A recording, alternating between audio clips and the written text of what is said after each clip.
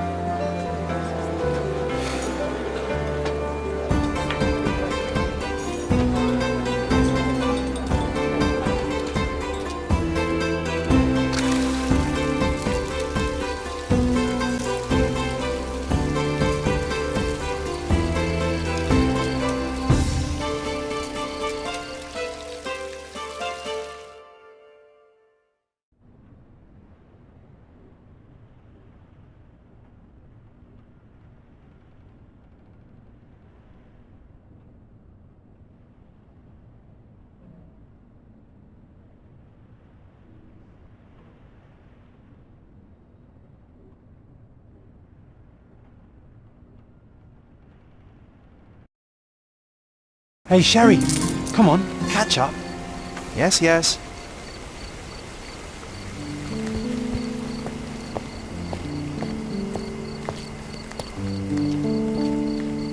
Sherlock, don't get lost in this huge garden. Follow the sound of my voice.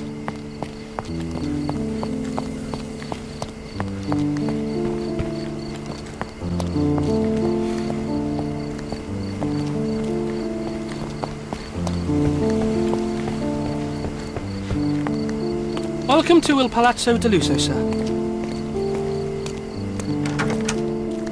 Welcome to Il Palazzo di Lusso, sir. We just need your signature. Would you kindly sign these papers, sir? There you are. Ah, Mr. Holmes. Yes, we have room 221 prepared for you. I see it was reserved for 2 people. Would you like a second key? Oh, no, I think we'll stick together. Very good. Rooms are upstairs, sir. Welcome to Cordona. Hurry up, Sherlock. I want to see our room. I hope there's a balcony with a view. Your room is upstairs, sir. Number 221.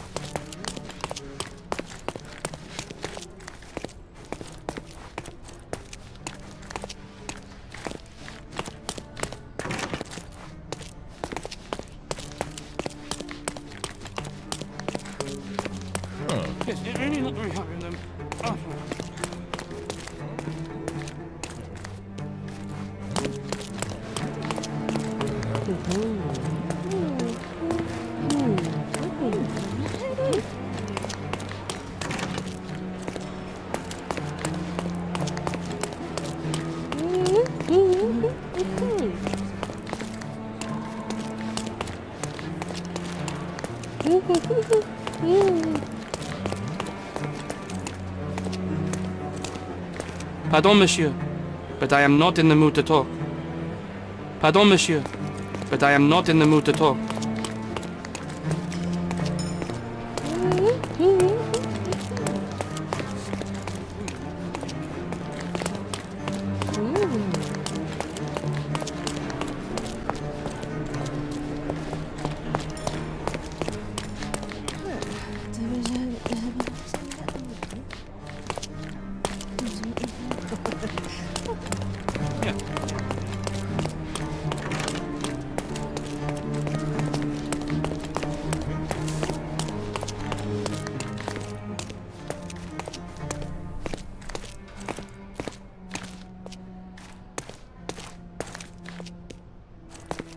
Those are the sharp eyes of a man with a bright mind.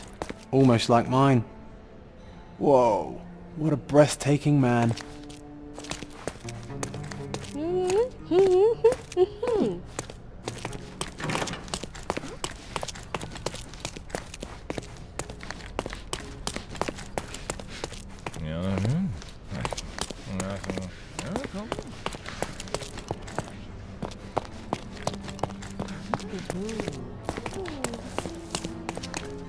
Your room is upstairs, sir. Number 221.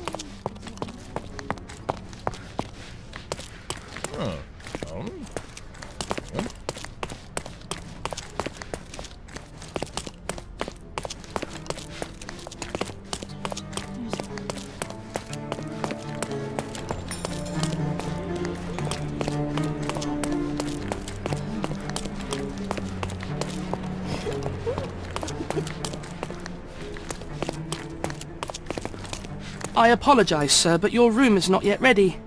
Perhaps in the meantime you would like to relax in the foyer? Tonight the restaurant is offering a complimentary marlin ceviche to all our guests. Let's check what they have on offer. Perhaps in the meantime you would like to relax in the foyer?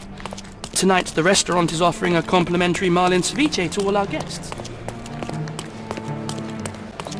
Hey, Sherry. Just our luck. If seafood's not to your taste, everyone loves Benedict's batch. Our poached eggs with hollandaise sauce.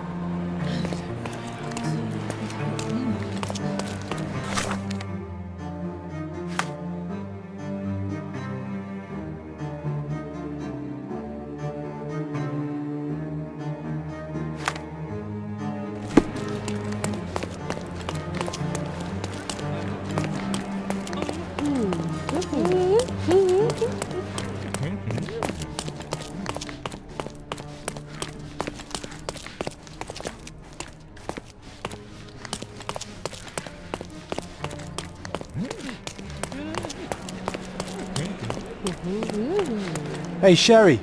Just our luck. A medium, John. Haven't we been through this already? Come on, it's not like we've got anything better to do.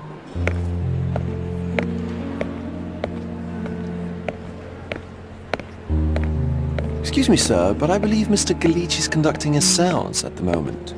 Perhaps you'd care to have your portrait drawn while you wait? Why? Pardon me?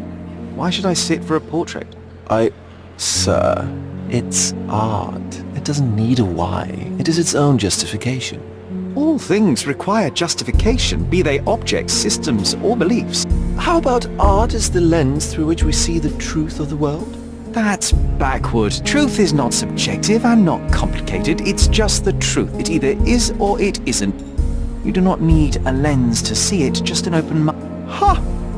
That seems rather close-minded. Truth, like beauty, is in the eye of the beholder.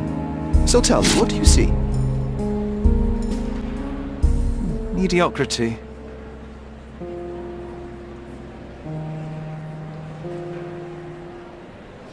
Come now, Sherry. What did he do to deserve that? The servant mentioned ceviche at the bar, Sherry.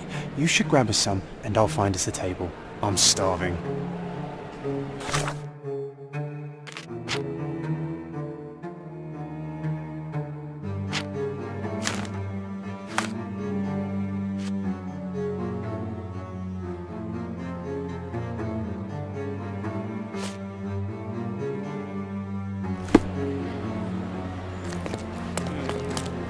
If seafood's not to your taste, Okay, time to everyone check if loves John Benedict's found us a nice batch. table for the Our evening. poached eggs with hollandaise sauce.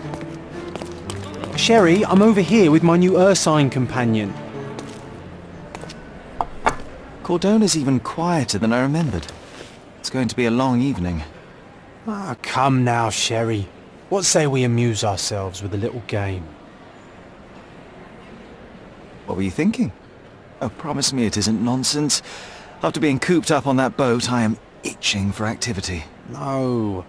As you can see, someone left a cane on our table. I simply thought you could identify its owner. So it is nonsense. It'll take me a minute, John, at most. Well then, you can deliver it to him as well. Deliver it to him? Then what are the staff here for? Aesthetics? Stubborn, Sherry, too stubborn. You wanted something to do. Slapping oneself in the face is also something to do. That doesn't make it worthwhile. But all right, let me take a look.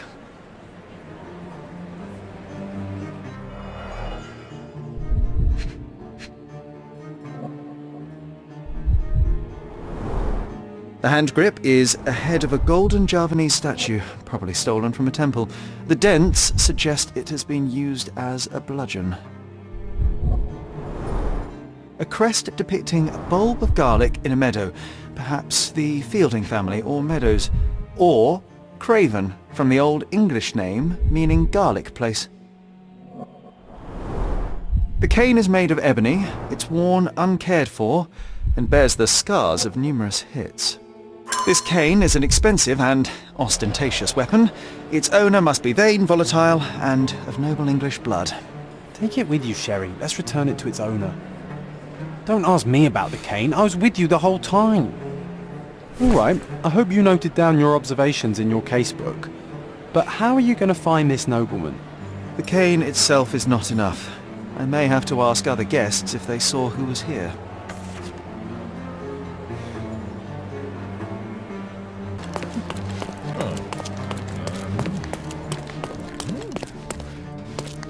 Someone left their cane at my table. Number I suspect he will 221. want it back.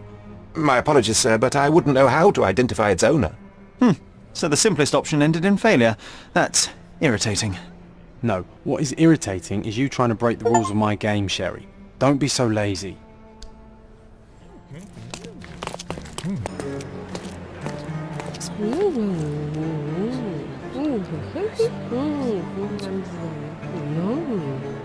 Excuse me, just one question. Of course. Stop me when you've had enough.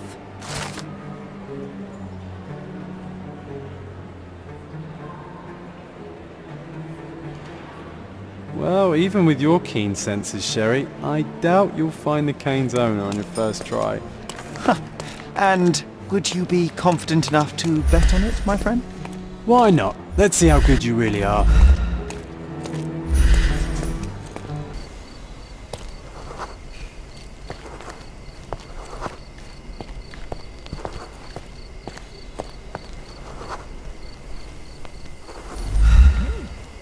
Can I ask you a question?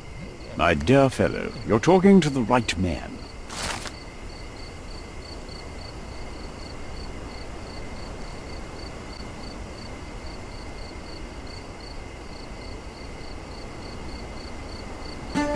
Hey, Sherry, don't we now have the perfect excuse to visit the séance? I'm just going to give the cane to its owner. You will not persuade me to take part in this show.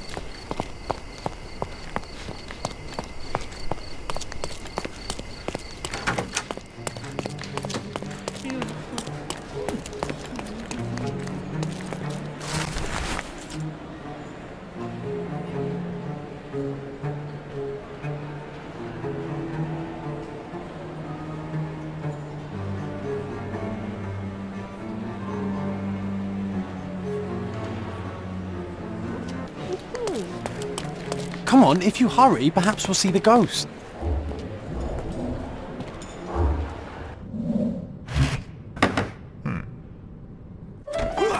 This hotel, this island, it's full of thieves.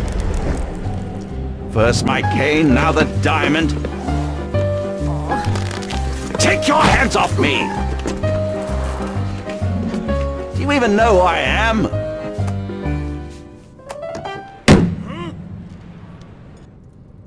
Hey, boy! That's my cane! I get that a lot. It's a very common design. What? No, that's a custom-made... A joke. A joke. It was left at my table in the restaurant. I thought it deserved to be returned. Well, I'll be... It is rare to encounter a straight-fingered true penny these days. What a gentleman. But I must ask, how did you know I was the rightful owner?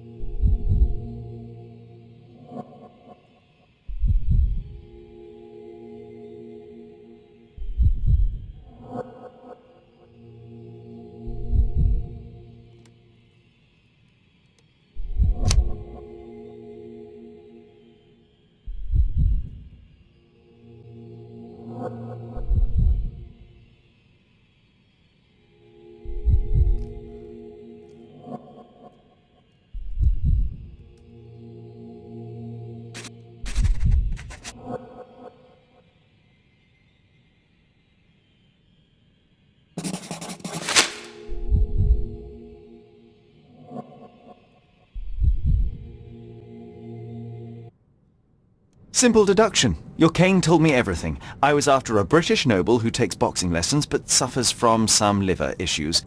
And if one were to go further, one may even be able to extrapolate your name from your heraldic symbol, Lord Craven.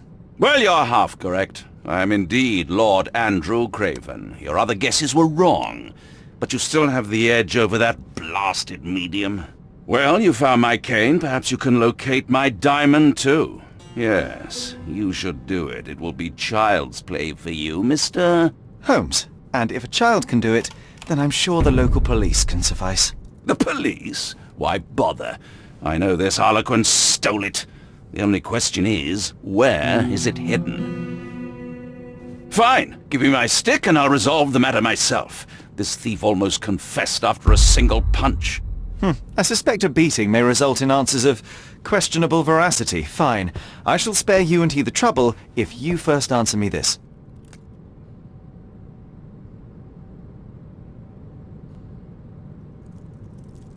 How does a priceless diamond become the subject of a séance?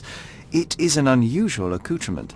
Emma wished to speak with its former owners. My grandfather told us it belonged to a Raja, an Indian king. So you were summoning long-dead Indian royalty and, pray tell, you were expecting him to converse in English? To be frank, Mr. Holmes, I don't believe in ghosts. But Emma was fascinated by the idea of meeting a real king, even a dead one. Well, a crown is a crown. Can you describe the stone itself? A yellow diamond, not less than 100 carats, and perfectly egg-shaped. There is not another like it. You insist the medium robbed you during the séance. But what occurred exactly? It was a dirty trick. We were sitting here in the dark, chanting and holding hands, as expected. Then something began to appear from the medium, like a cloud or a bubble. The swindler called it ectoplasm. Ah, yes. Common in the spiritualist trade, and quite the spectacle. Indeed, perhaps too much. My beloved Emma screamed in horror, and I stood to defend her, attacking that cursed ghost. How brave.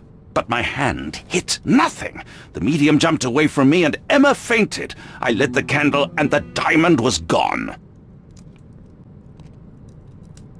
Stay here, and don't touch anything. I'm going to investigate further.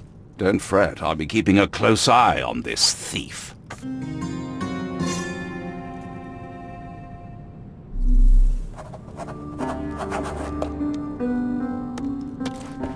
Find the stone, Mr. Holmes, and quickly.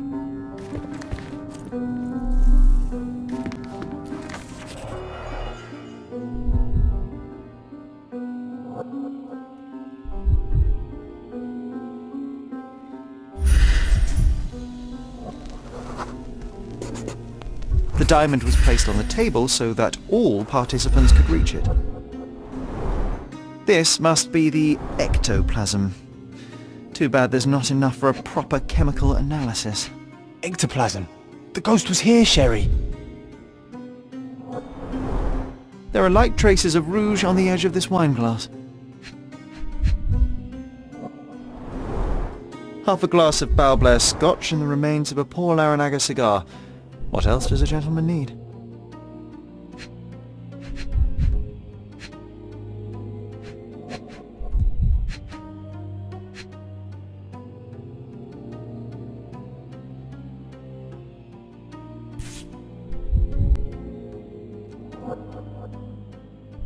This brooch is old and cheap, but the moth design has its charms.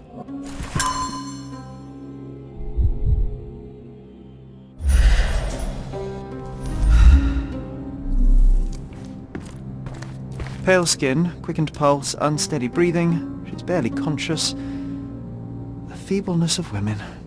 Really, Sherry? Poor thing. Was this covered on purpose? Of course. It is very dangerous to leave a mirror exposed during a séance. The spirits may become enraged. Or someone may notice the trick they should not see. Quite a display for the tremulous visitor. How can you not love this stuff, Sherry? It adds so much atmosphere to the room.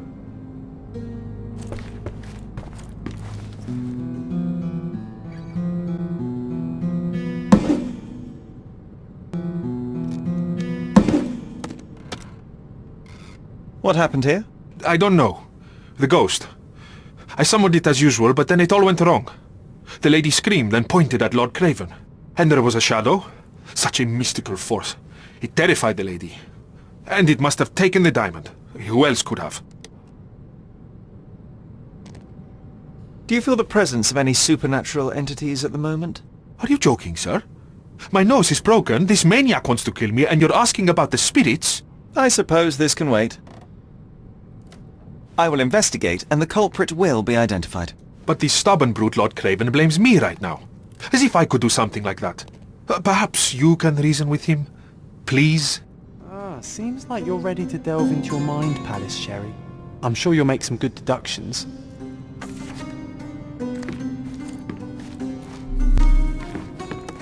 Thank you for helping us resolve the situation, sir. This hefty chair has nearly broken after hitting the wall. Could one man even lift it? At Cambridge, I was captain of the rugby team. It was no place for weaklings. Thank you for helping us resolve the situation, sir. Ooh, I love the ambience. Nice and creepy.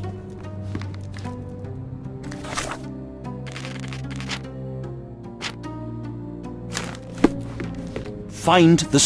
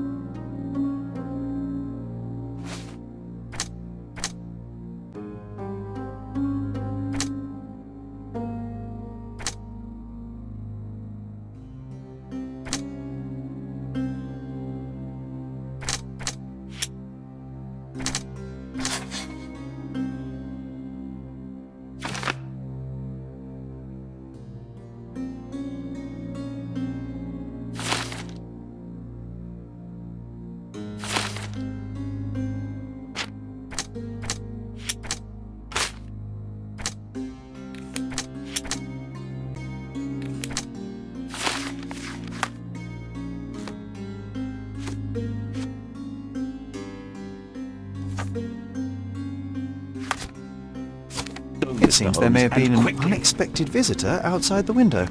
Ah, I hope it was the ghost of the Raja. Pale skin, quickened pulse... Find the stone, Mr. Holmes, and quickly. The feebleness... Find the stone, Mr. Holmes, and quickly. Ooh, I love the ambience. Nice and creepy. I didn't take the diamond, I swear. After colliding with the wall, this chair is all but in pieces.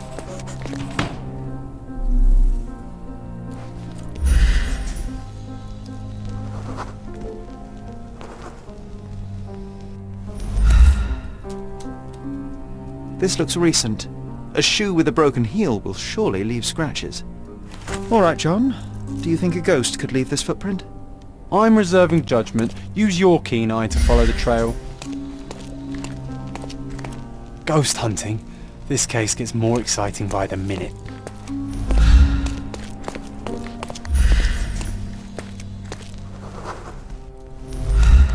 Help me, please. That's a question I can answer.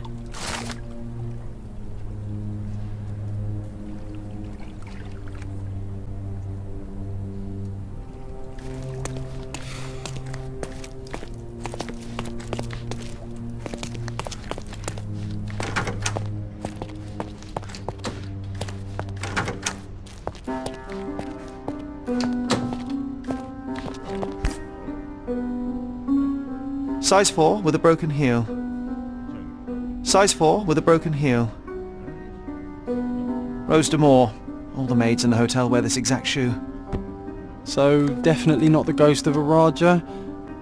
Unless... No, what a shame. Our witness was a nosy maid. Searching the entire hotel could be difficult. Perhaps the other maids can help us find her.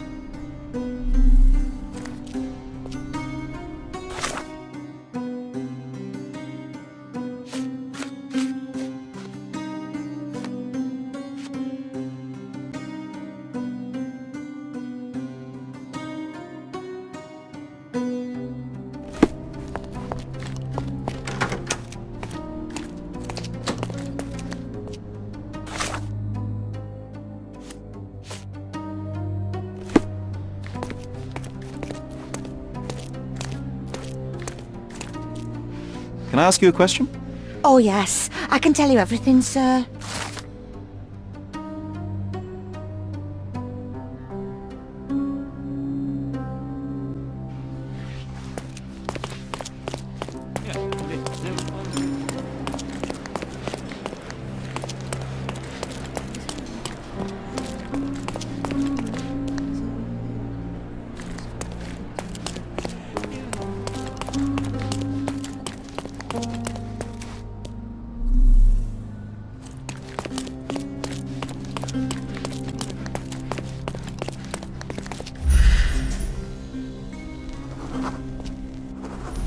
Are you able to help me?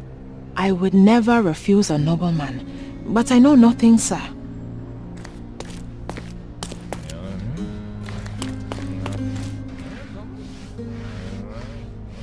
Excuse me, just one question. I would never refuse a nobleman, but I know nothing, sir. Everyone's looking at us, Sherry. You sure you know what you're doing?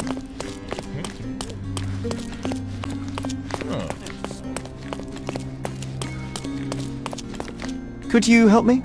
I can't help you with that, sir.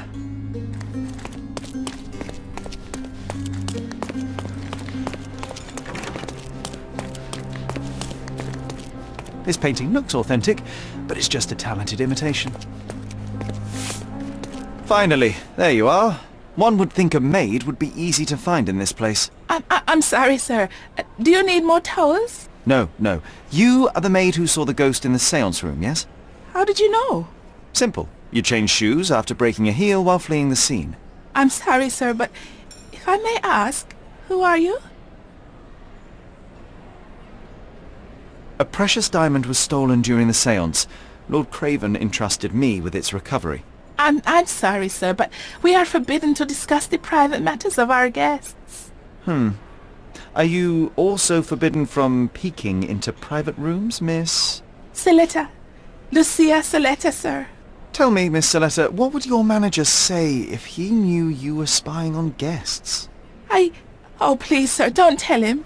I have a family. I need this work. I won't, but only if you answer my questions truthfully. And don't play coy. I can tell. Describe what happened during the seance.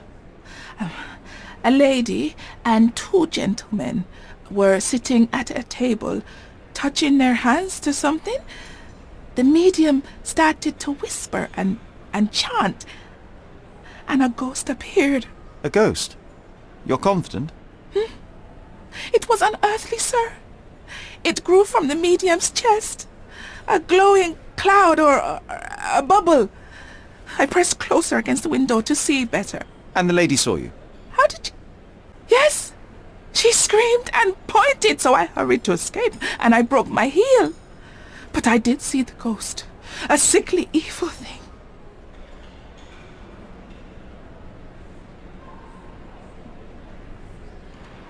And that's all you can tell me? Did you see any of what happened next? The medium, Mr. Galici, he was doing something with the ghost. He grabbed at it like he was trying to catch it. And then I ran. I suppose I should be grateful you endured these horrors for such a long time. All right, I have your account memorized. Good day. Oh, you scared the poor girl, Sherry. Did she really deserve that? We all got what we wanted. She talked. I stay silent. Oh, let's get back to the crime scene. I always love seeing you explain simple things to simpletons. Oh, let's get back to the crime scene. I always love seeing you explain simple things to simpletons.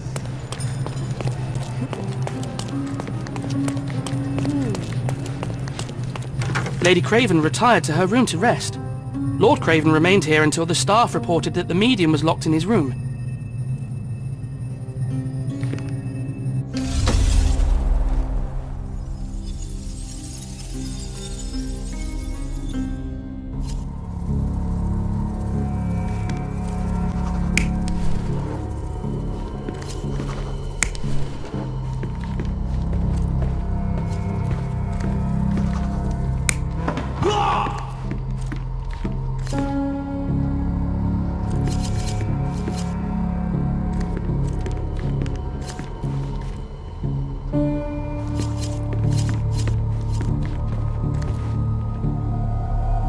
You're not even trying, Sherry. Concentrate.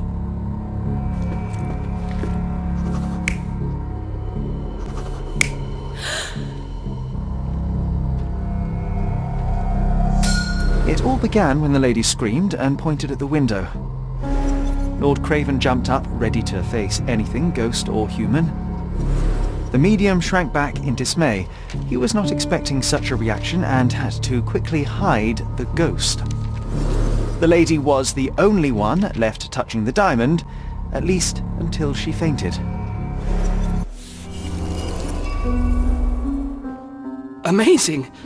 It's like you saw it with your own eyes, sir. Oh, I forgot that you were here. I guess I should discuss all of this with Lady Craven. The Cravens are upstairs in room 226. It is one of our finest suites. If the lady was touching a diamond, then she would have felt the ghost take it. What do you think it felt like, Sherry? A jellyfish?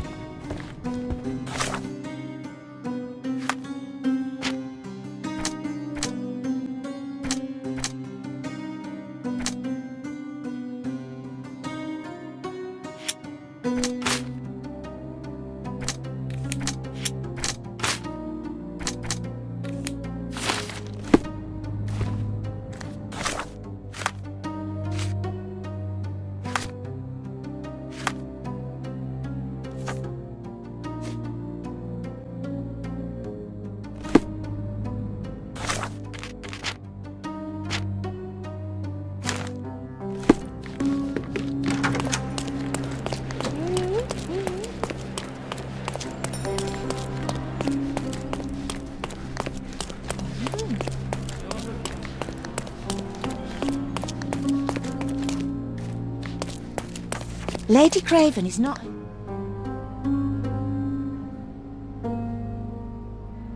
Can you satisfy my curiosity? Sir, I don't know. Try asking someone else. Lady Craven is not who she's...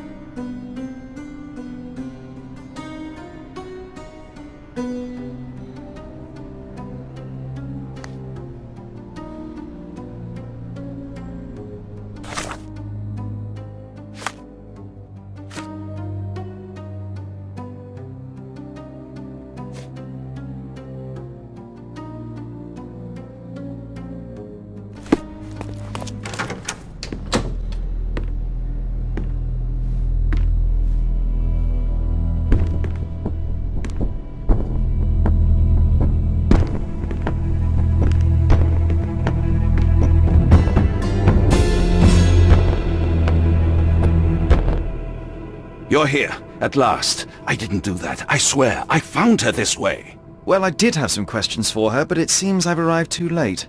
Now it's a matter for the police. Mr. Holmes, you said it yourself. They're children. They'll only make things worse. You promised me you would investigate. Investigate a theft, not a murder. Fear not. I will tell them all I've uncovered. Please, help me. The police will surely accuse me of Emma's death. You were the only one who can find the truth. Fine, but only because it's slightly more interesting than the walls of my room. Tell me what happened. Look, after you left, I waited in the seance room until the servants locked up Mr. Gallici the medium. And was your mistress there too? Oh, so you know? I suppose I shouldn't be surprised. Regardless, the staff took Emma to her room. She was still feeling dizzy. So you didn't follow her. Interesting. Is Mr. Gallici still being held, and where did the servants secure him? He's in room 225, but that pigeon-livered man at the reception desk refused to give me the key. Well, I will have to visit reception myself then. Perhaps he will listen to reason. Where did you go instead? To the bar. It had been almost an hour. I see. And how long did you stay? I partook of a well-earned whiskey or two before retiring upstairs. Ask anyone there. Now we arrive at the tragedy at hand. So what transpired after your detour to the bar? I headed up to my room to find Emma on the bed. I didn't pay her much attention at first. I was still preoccupied with that damned medium. But when I realized she was silent, I drew closer and discovered she was dead. What's more, the diamond lay right there beside her. Oh, well, that is splendid news. Splendid? The return of the diamond will be cold comfort if I live out my days in a jail cell. You must help me. Let me see what I can find. Barely an hour has passed and you already have yourself a murder mystery, Sherlock. Why am I not surprised?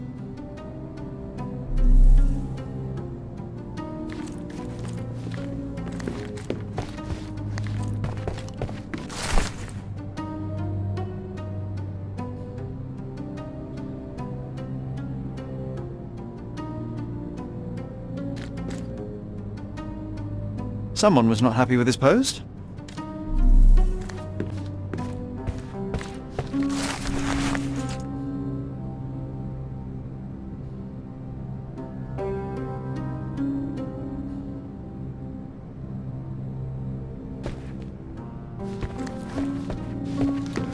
Do something about it, Holmes. I did not do it. You know that.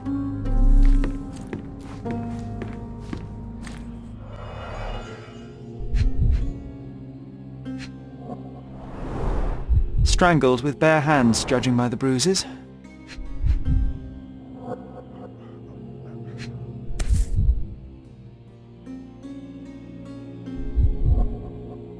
This must be the missing diamond. A tremendous specimen, now forever tainted.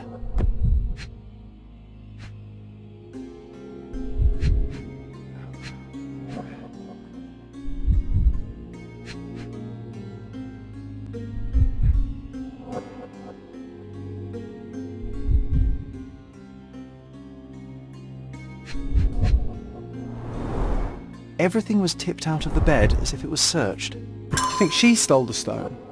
It's certainly possible, but we won't get her confession now. Well, there is a professional medium right next door.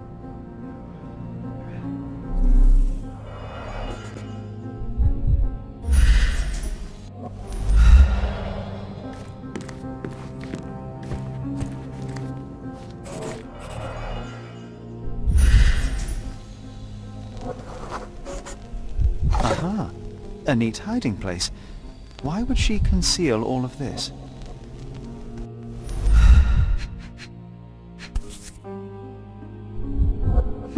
This ring looks out of place among the others, and the design is familiar.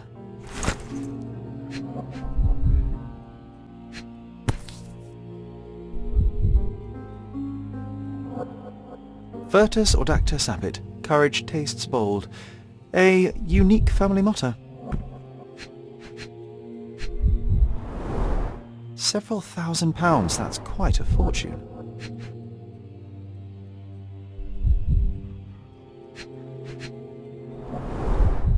Fard rouge, calomel mascara, a real altar of beauty for the travelling temptress. The mystery deepens. A victim with a checkered past and poor taste.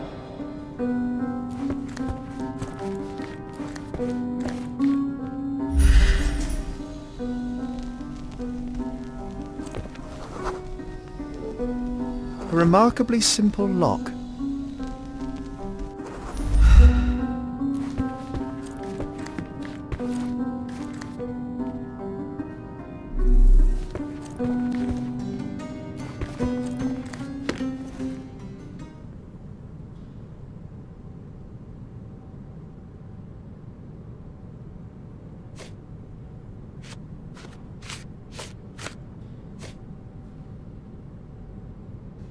Get to the point, Mr. Holmes.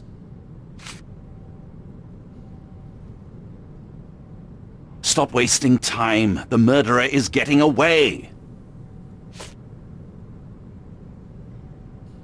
Get to the point, Mr. Holmes. Stop wasting time. The murderer is getting away. Get to the point, Mr. Holmes. I doubt I can help with this.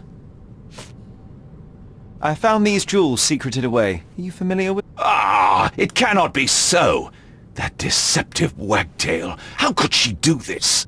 That sounds like a yes. These items were supposedly stolen from us during our trip. I must have spent hours reporting it all to the police. And it turns out she had them all along. The trollop!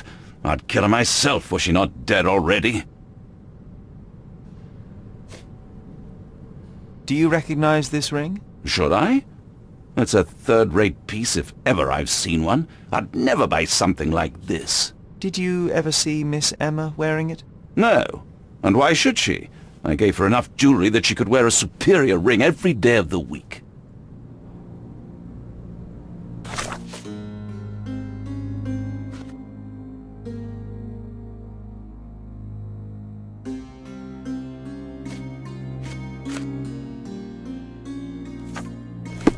Do something about it, Holmes. I did not do it. You...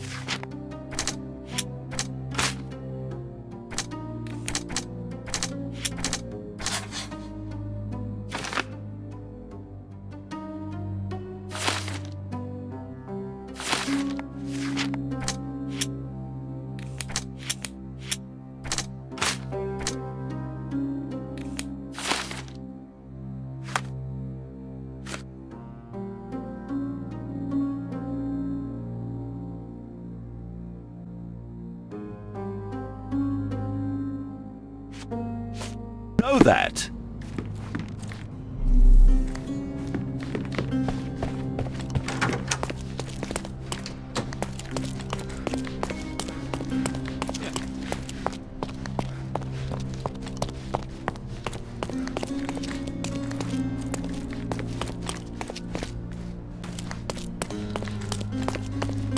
Excuse me, just one question. Don't take it personally, sir. But I know nothing about this.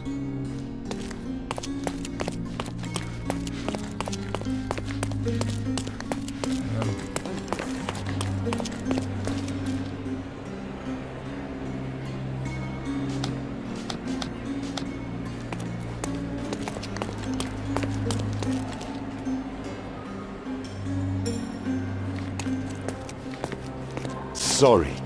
Maybe a guest noticed him.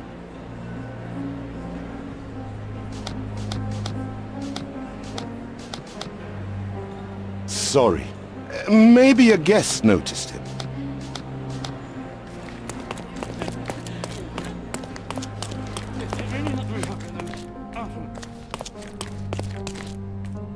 Give me the key to Luka Culpable's room. I need to talk to him about the events of the séance. I suppose you are an impartial outsider. All right, but please do not give it to Lord Craven. We do not want to see our reputation damaged further. Awkward. They still don't know what a nasty surprise awaits upstairs. Hush! No need to cause another ruckus. The last thing we want is the police to come meddling.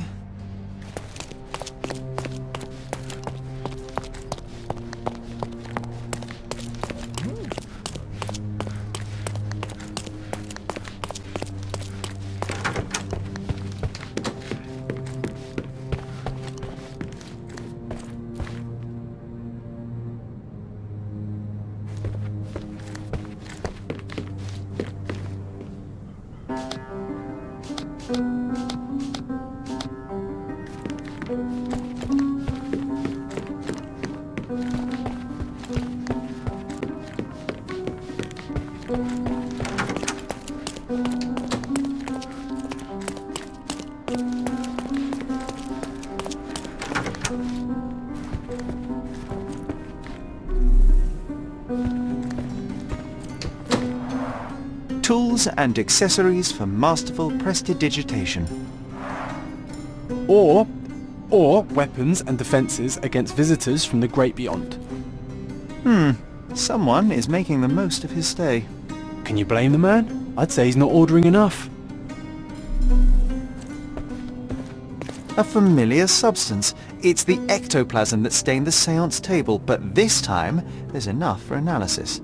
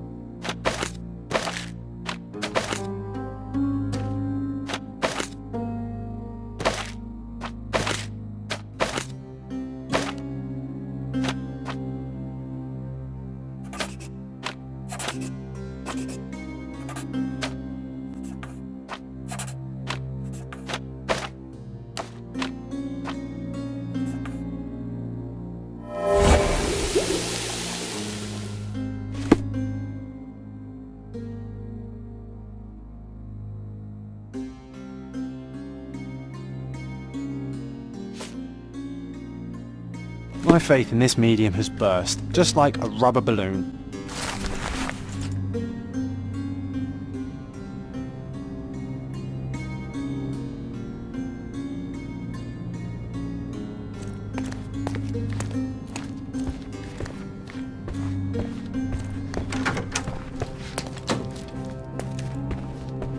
Do you always travel with your books, Mr. Galici?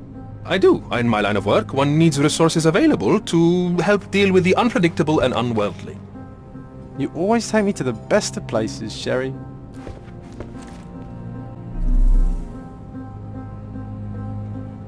You always take me to the best of places, Sherry. I'm afraid I can wait no longer to hear your account of the séance, Mr. Galici. So please, tell me what you saw. Lady Craven wanted to meet the spirit of the Raja. My conjuration was successful. Perhaps even too successful. I am sure the spirit was the only one who could have taken the diamond. Lord Craven needs to leave me alone. Do you think the police will believe you? Of course. I didn't take anything. And spiritual phenomena are beyond their control. Or should I summon the ghost again so they may attempt to handcuff it? I think I would prefer to begin my investigation in the physical realm.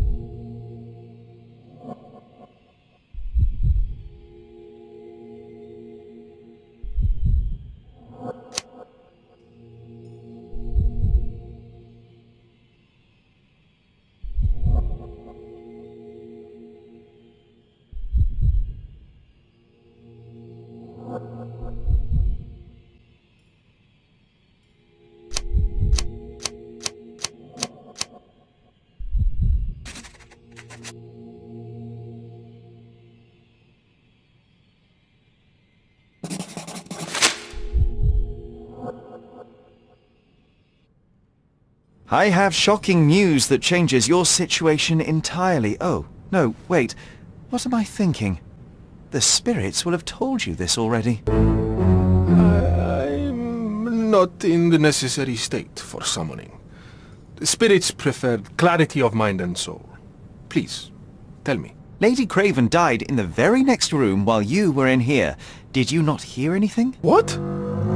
How? In fact, I did hear noises. That Craven is a very loud man. But I never thought he would do that to his wife. Well, you claim to be a medium. Perhaps you could ask her spirit why. What? No, it's too dangerous. Oh well, at least I can make the dead talk. Those scratches on your hands look rather painful. What happened to you?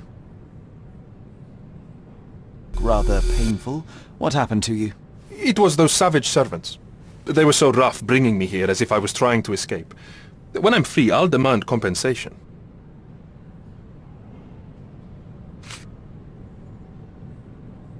Do you realize just how dangerous it is to hold phosphorus in the mouth? I beg your pardon? I'll bet it makes your rubber balloons glow impressively in the dark, but you'll regret it when the hypertension and vomiting sets in. You mock my talents, sir. You shouldn't be so flippant about things beyond your earthly understanding. How ignorant one must be to compare a spirit's ectoplasm with balloons. It was merely a word of caution. We both know how match factory workers look after several years on the job.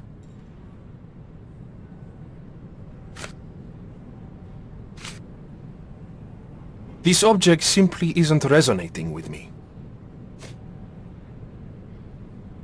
That's a remarkable pin of yours, Mr. Galici. Does it have any meaning? The butterfly? It's a reminder of a time in which I was truly happy. What a coincidence. Lady Craven had a ring with the same design. A coincidence indeed. I suspect it is a common theme in jewelry.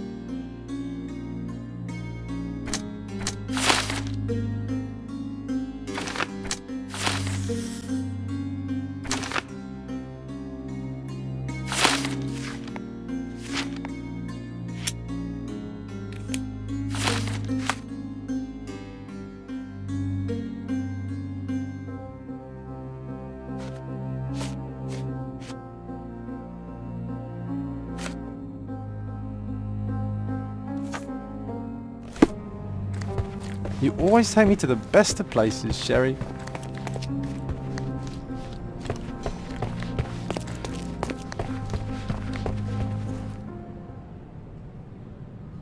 Luka Culpable, I know you murdered Lady Craven, and I can prove it. That would be a grand story for the newspapers. But where's your proof? I was locked in here and could not hurt a fly.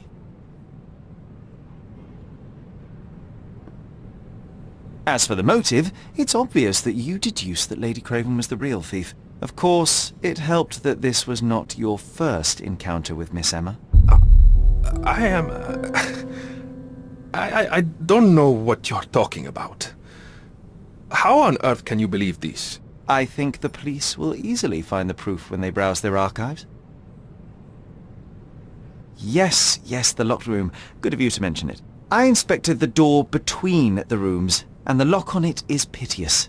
You could open it with a penknife.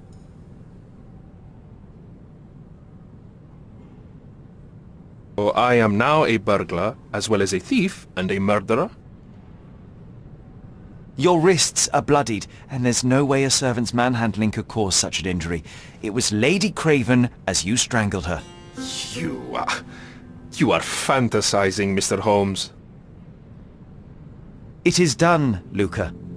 You will be arrested. Your best strategy now is to confess and hope your reasons were justified. I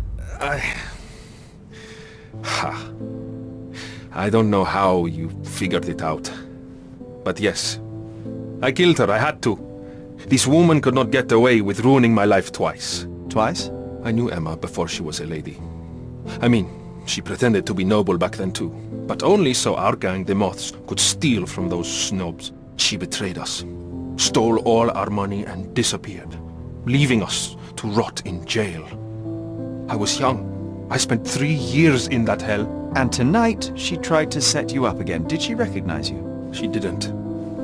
I came to her afterwards, pleading that she drop this farce, but she laughed in my face. I just remembered my time in the clink, all I suffered while she indulged. And I grabbed her throat.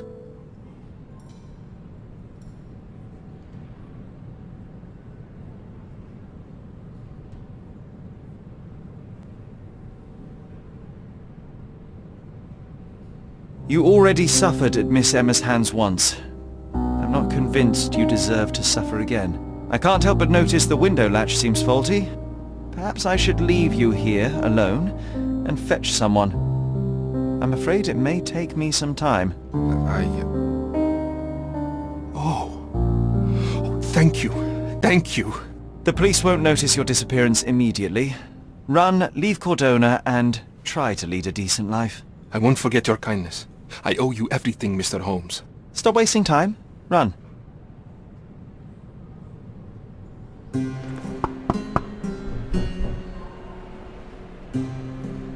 Open the door, Mr. Culpable. Don't make it worse. We know you're in there. Imbeciles, why are you dawdling? Step aside.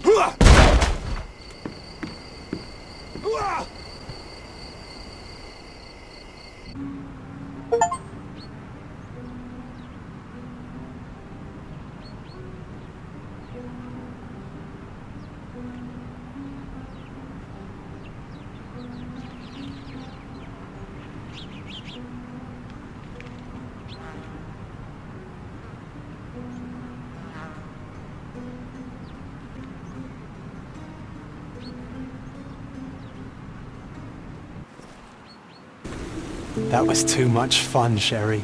I'm buzzing. Buzzing. Wasn't it fun? A woman died, John. I was too slow to the truth, too hesitant to intervene. How can you... Oh, lighten up. Those people made their choices. If you swan about with a diamond in your pocket, that's what happens. Wealth is a weakness. So we must blame those who covet it. With enough money on the line, Sherlock, a man will do just about anything. Even murder. And then we get to solve it. I suspect you perhaps cannot grasp the true horrors of mortality, John.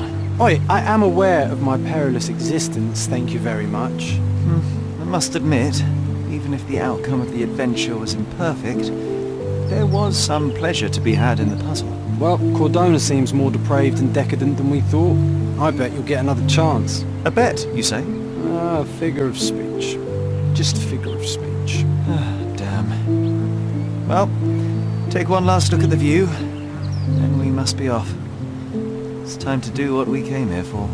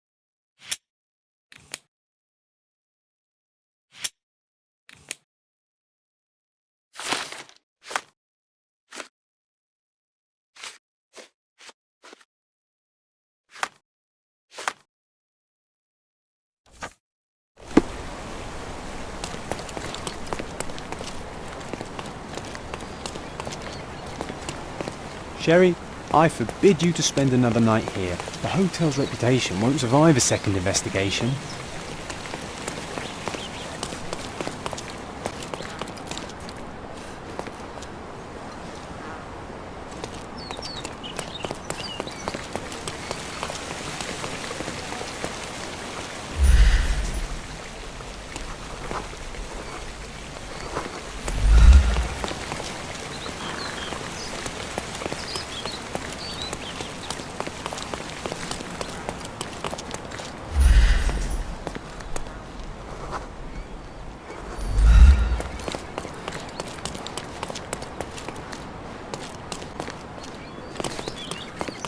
Come on, Sherry. Why walk when we can ride?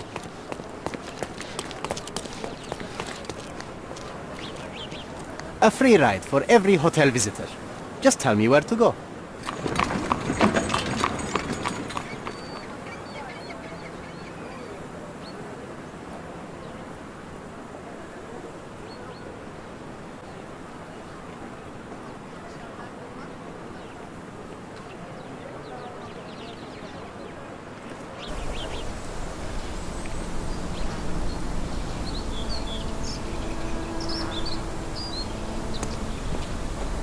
Is everything alright?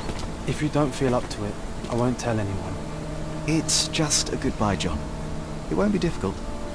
I've already come to terms with my mother's passing. So you really don't remember? To what do you refer? The funeral. Sherlock, you were distraught. At first, I thought this visit would dredge up those feelings, but you've been remarkably level. John, I think I was too young to understand. I couldn't fathom why she would leave me. Perhaps that pain is best left forgotten. On the contrary, it's why I'm visiting her grave. To remember her. I thought you wanted to remember, Sherry. Concentrate, and I'm sure it will come back to you.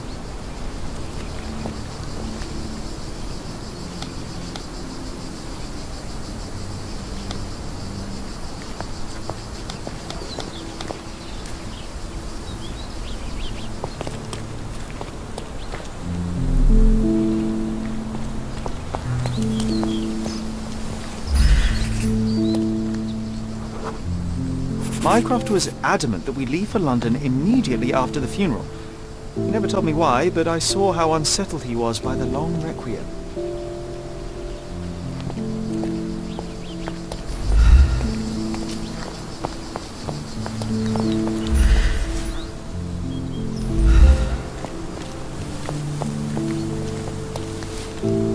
Don't mind me, sir. I'm just a loyal servant of my crafts.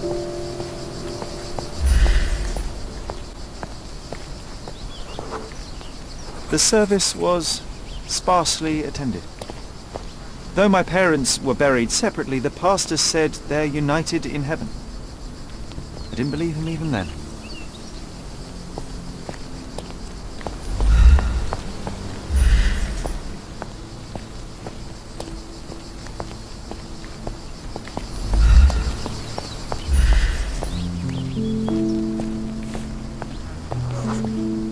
I wanted to see her one last time before the coffin was interred and say how I loved her. The chance never came. I feel rather faint. You're fine, you're fine. It's over now. You remembered everything. It will get easier soon.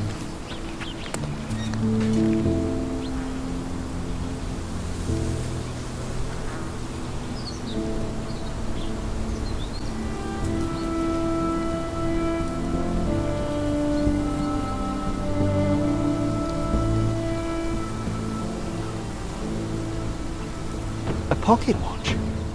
It seems familiar, John. Why is it here?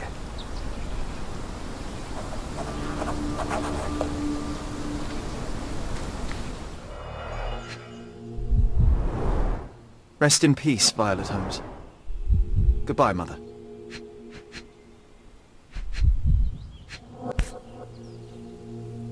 This watch was a gift. My mother's initials are engraved on it. The piece is in good condition. It must have been placed here only recently.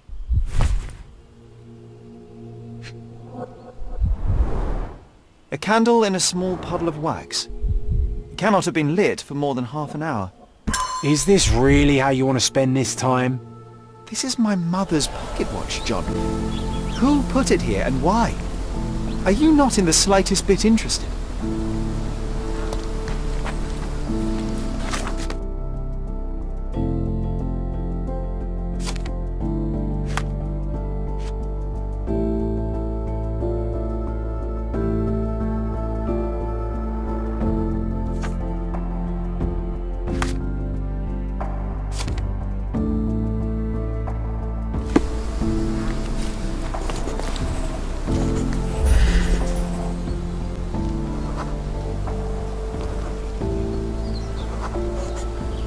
A man in fashionable shoes stood near the tomb.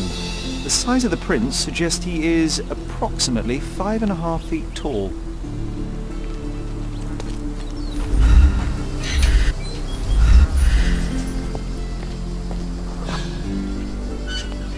You were about to tell me the make and model of tyre, but let me assure you, I do not care.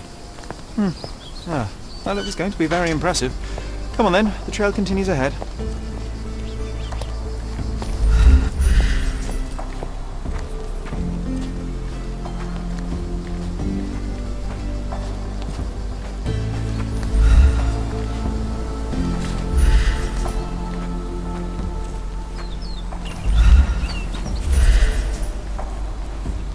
He mustn't be far away to leave it unattended. A portable easel was kept there.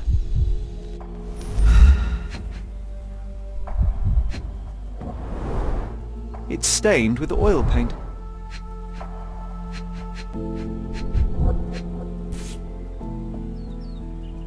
The Hospitaller crypts. If memory serves, they're located at the far end of the cemetery around an old tree. The Hospitaller crypts. If memory serves, they're located at the far end of the cemetery around an old tree. I hope that inspiration strikes upon visiting these beautiful vaults. At the very least, you'll enjoy the view. Yours, Mercurio. An artist working in a cemetery? Do you think he'd paint my portrait?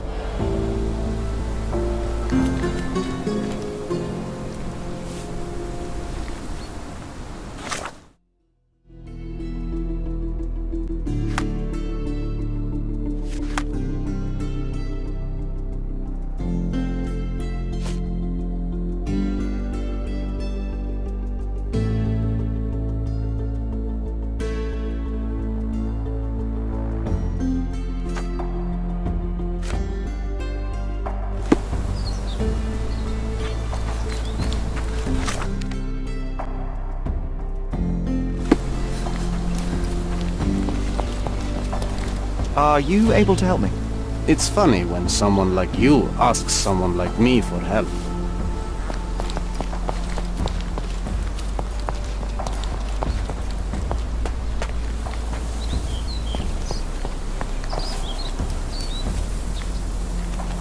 Oh, it's that ridiculous artist from the hotel.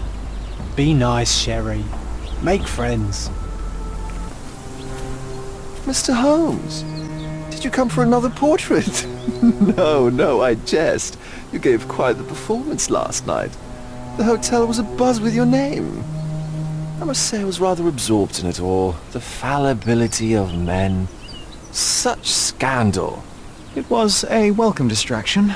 Oh, my manners. I am Werner Vogel, art enthusiast and gallery proprietor. Mr. Vogel, I was perhaps too curt when last we spoke. Speak no more of it. Travel takes it out of any man, never mind when this is your destination. Once I learned who you were, the pieces fell into place.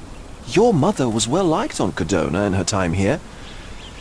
I was sorry to hear of her passing. Does your gallery feature more than just portraiture?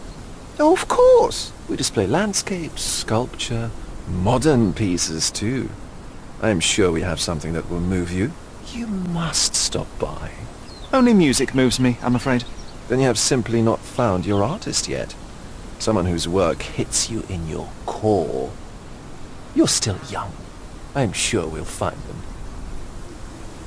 How did you come to possess my mother's pocket watch? Oh my! It is quite something to witness those powers of deduction firsthand. Yes, I left you her timepiece. After her death, there was an estate sale. All of Cordona's elite picking of her remains. I couldn't let such a lovely thing go to those vultures. When I learned your name, I could no longer keep the watch in good conscience. It is yours by right, and I knew you'd find it here. Thank you. I'd forgotten all about it, but the moment I saw it, I knew it was hers. Amazing what the young mind forgets and the older can recall. Rather odd, loitering in a cemetery. I suspect you'll win, but I'm here for my art. There's beauty everywhere if you look, even in decay. A little darkness brings out the light. Now, a diligent observer might note that you too are loitering in a cemetery. What brings you here? Closure answers penance? Closure, I suppose. And what is closure? Mere proximity? Understanding.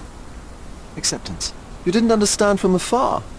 You had to come here to accept the truth of her death? Of course I understand. She died of consumption, drowning in her own blood. Your mother?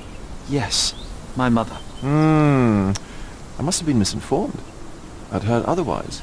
Otherwise than consumption? No, you'd know better than I.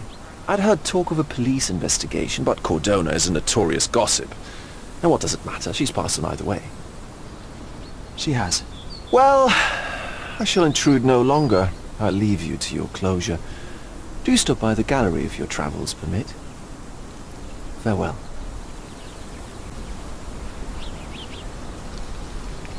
Are you all right, Sherry? Take as long as you need. Whatever I need, it isn't here. We should explore Cordona. Perhaps there are archives that may shed further light.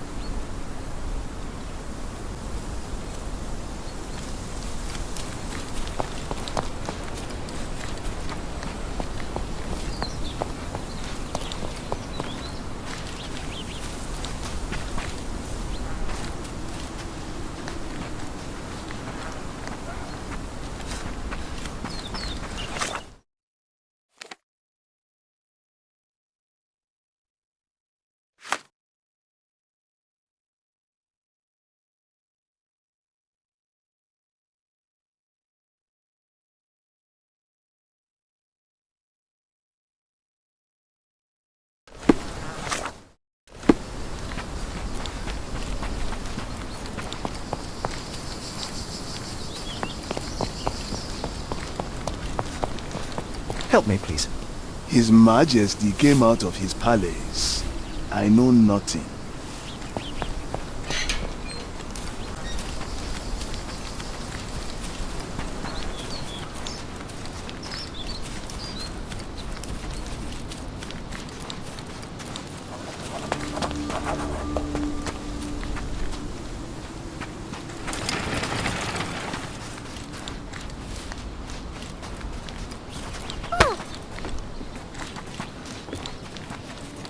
Is this familiar to you?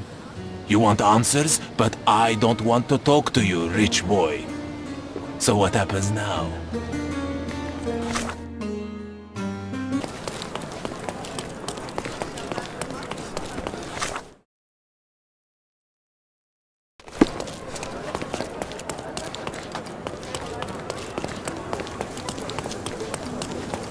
Extra, extra! Murderer on the loose! A reward offered for any information as to Mr. Galici's whereabouts. Interested in some Cordona news?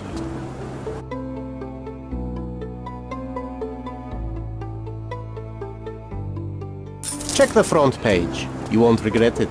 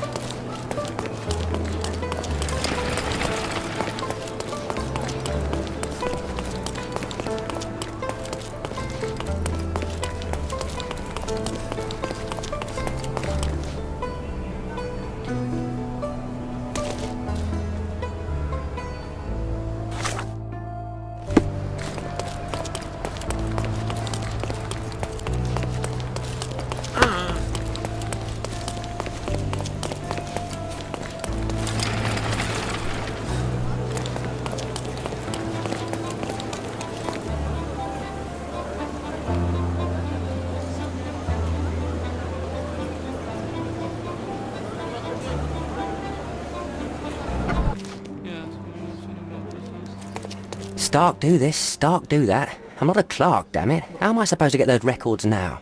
Yes? What is it? Would you like to report a crime? No, I wouldn't. My name is Sherlock Holmes. I want to use the police archives. Wouldn't we all? I'm serious. So am I. Officer Logan locked himself inside and he's not letting anyone in. But why the archives? Won't that stall everyone's work? You bet it will. He's looking up all the thieves in Cordona over the past decade. Say one thing for Logan. He's persistent. What happened exactly? A tailoress from Scaladio's been robbed. Logan spent 2 whole days at the shop sketching the thief, and she still insists that it's all wrong. That shrew drove him up the wall, she did. Would you mind if I talk to this tailoress? I could get you the sketch in no time. Get off your high horse, mister. You think you're better than our sketch artist? Actually, I'm quite certain I am. Let me prove it. Well, I see no harm in it, as long as it gets Logan out of there. In fact, I need to look up some records too. Here's the address. Good luck.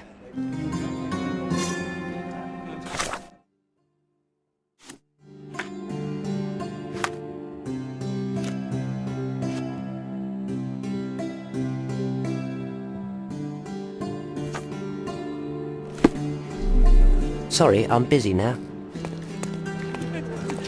Could you help me? A solid question, sir, but I don't have the answer.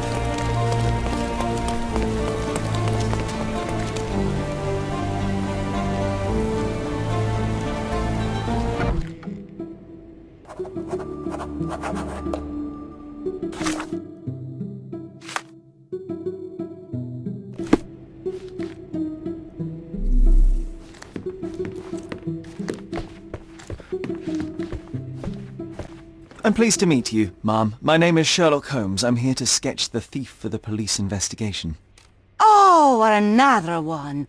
I hope you'll be more patient than the previous sketches, signore.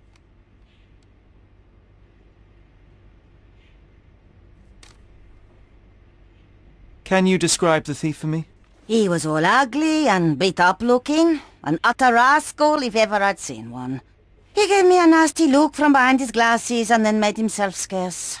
And that's it? Could you be more specific? He was a total villain, I told you.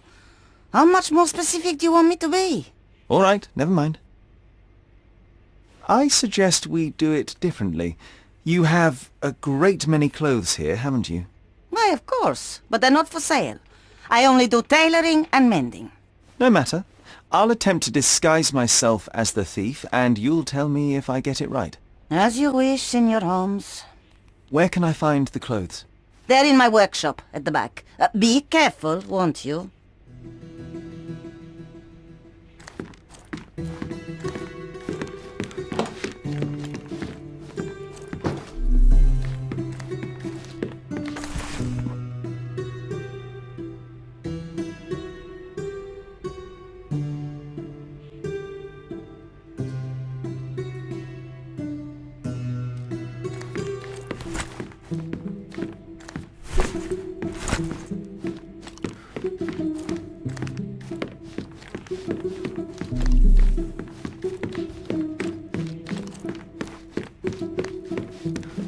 Oh, look at this old chap putting on airs like some Italian doge.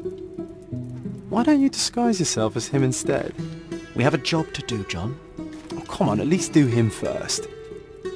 What can I do for you, Sherlock?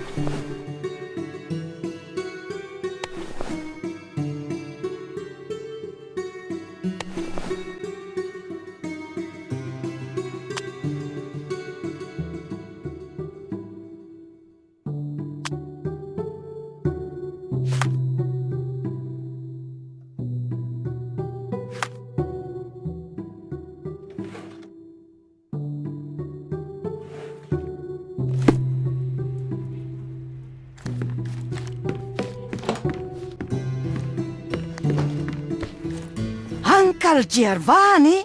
Oh, signore, you look exactly like my uncle. He's the grandson of the Doge of Venice, you know.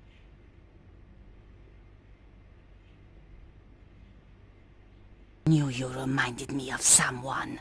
You are as alike as two peas. Perhaps you have some royal blood in you too. That is flattering, I suppose, but I sincerely doubt it, Mum. Told you, he's a doge. Now that's a deduction. He's not an actual doge. If you say so, my lord, the doge.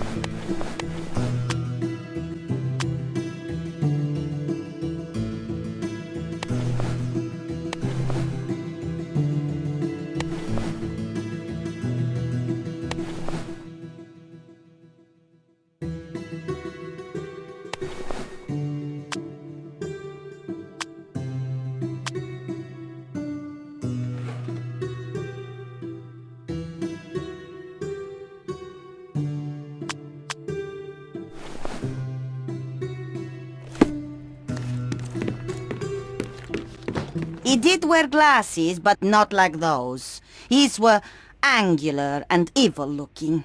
All right, I'll try another pair.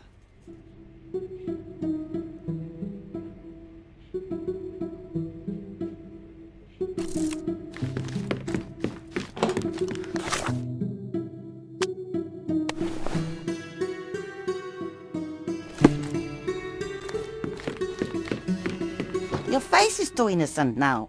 What do you mean, too innocent? There was something evil about his face. Like a moustache. Yes, the kind that all villains twirl as they plot their evil plans. I'd say that not all villains wear moustaches, but I get your point, Mom.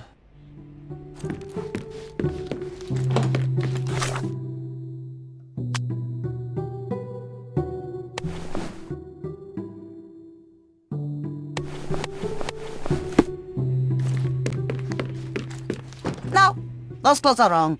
He was dressed in a very fancy beige suit. Must have stolen it from someone. No doubt about it. All right, I've got it.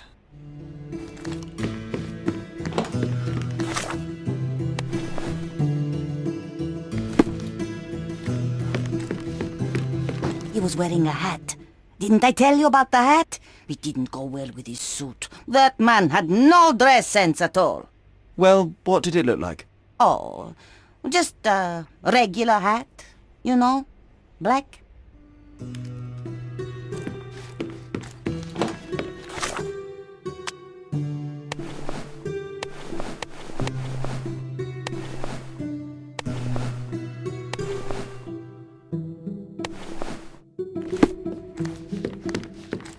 Ah, it's you! I mean, it's him! It's him! Excellent. Now I can make a sketch and take it to the police. Yes, sir. Please do. That rascal is still on the loose. I hope they are better at catching than sketching. Before I go, Mom, are you quite certain that you don't have any clothes to sell? Well, I suppose you can take the police uniform. An officer forgot it here years ago and I don't have any use for it. If you want to buy clothes, visit the outfitters. You can find them all over Codorna. I hear they even do free rentals now. Let me show you where the nearest one is. Thank you very much.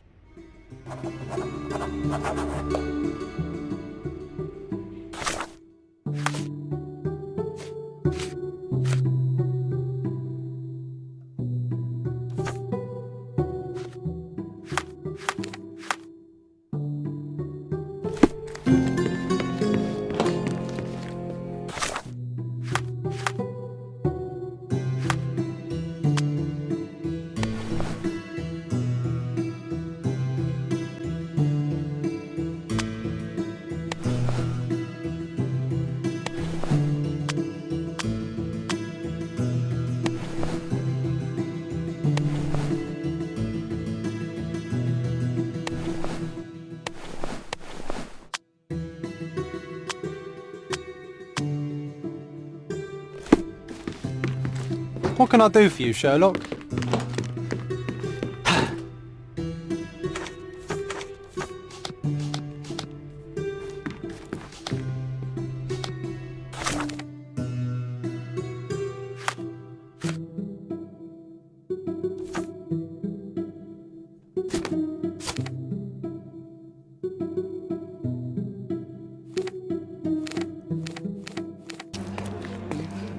Hello again, officer.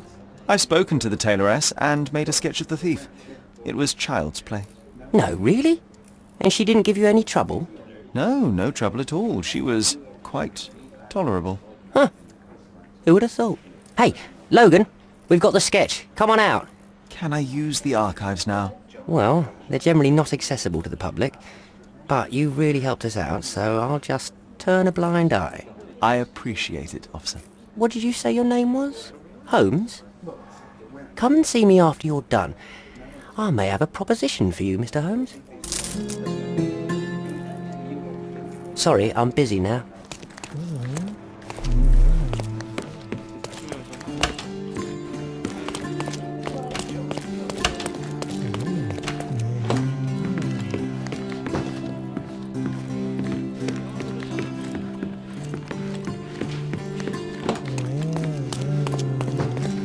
Oh, I need a day off. This area is restricted.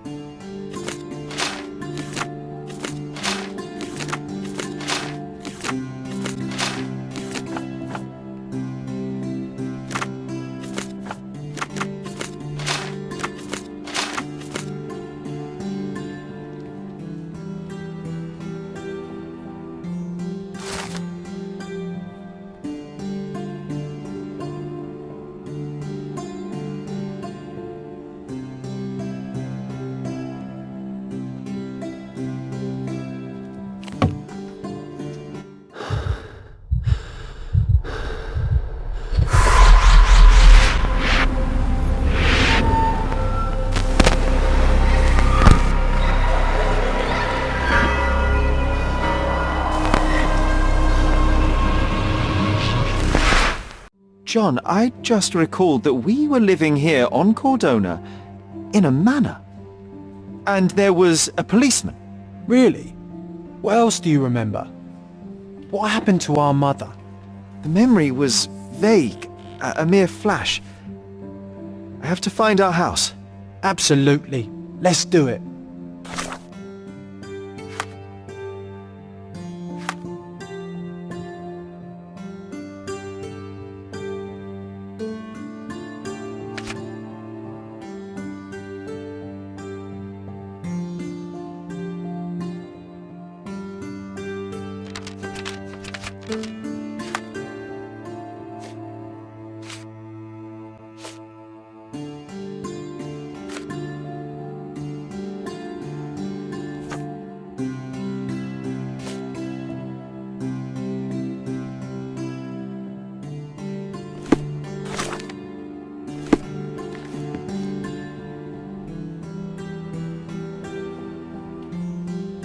Can I ask you a question? I'd tell you if I knew, but unfortunately, I don't.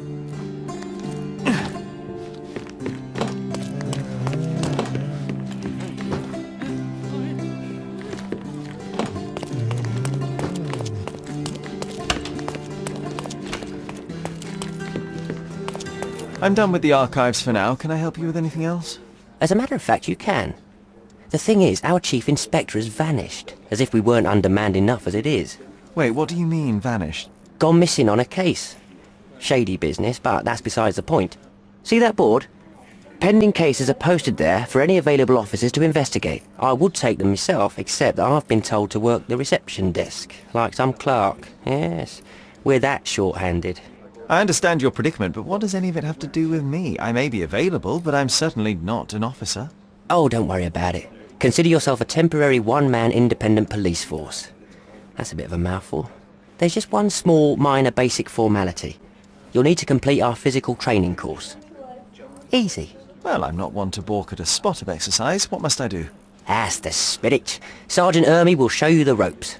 Follow me.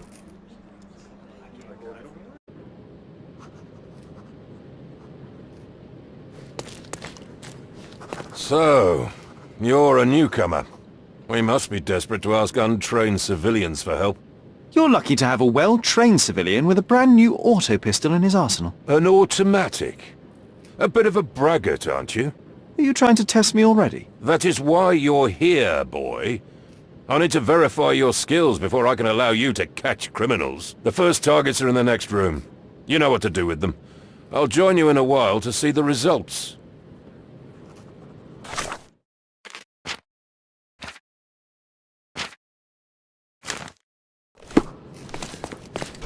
Concentrate, Sherry.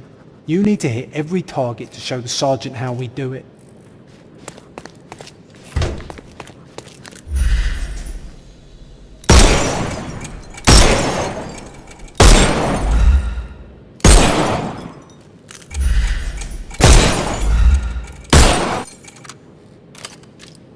Hooray! Proceed to the next room. Meanwhile, I'll fill out the paperwork. Move on to the next room, new boy. Come on, Sherry. It's just like in childhood.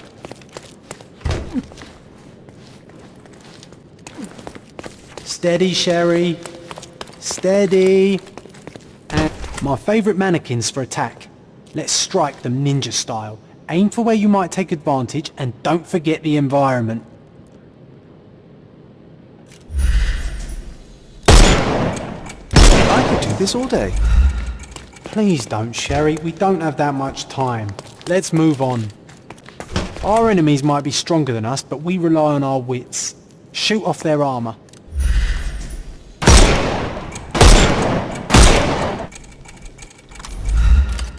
Hooray!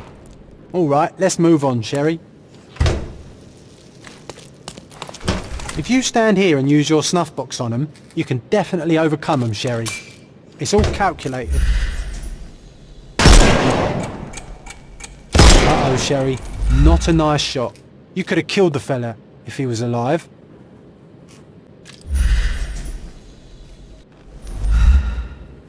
Ah, Sherry, you've guessed that you can't use the powder when he has a helmet. I've been sending you brain signals.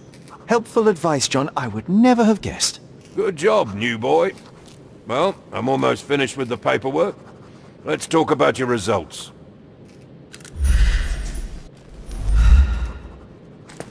Well, I must say your results aren't as bad as I feared. Perhaps you're not completely hopeless, but true combat is quite different from shooting stationary targets. I'll handle it just as easily. Well, that's what we're going to find out. Now, we'll test you against our men. Your task is to detain them, not to kill them. So don't go shooting anyone in the eye. That goes for in the field as well. Even though you'll be working with the police department, that doesn't mean you have a license to kill. Here, take these. They are blank rounds. So, are you ready? Always ready. Then let's get cracking. Worried? Not at all. I can hit them all with one shot. Good luck, Sherry, and remember, the surroundings are your playground.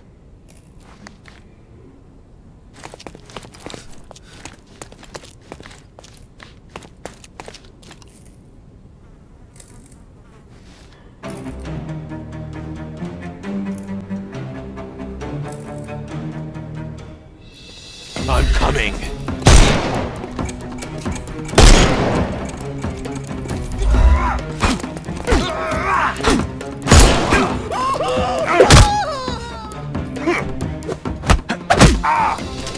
Don't bother moving.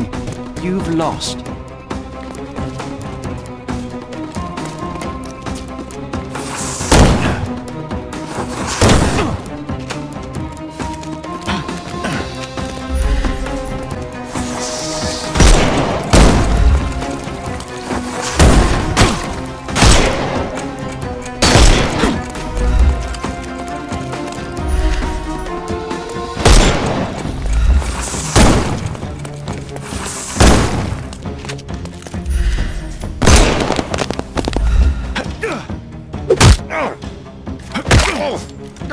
Take a rest, my friend. The snuff's ready.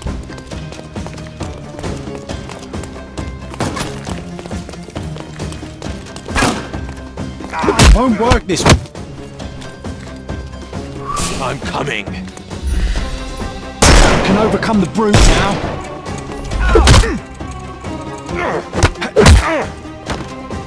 No more crime for you until next month.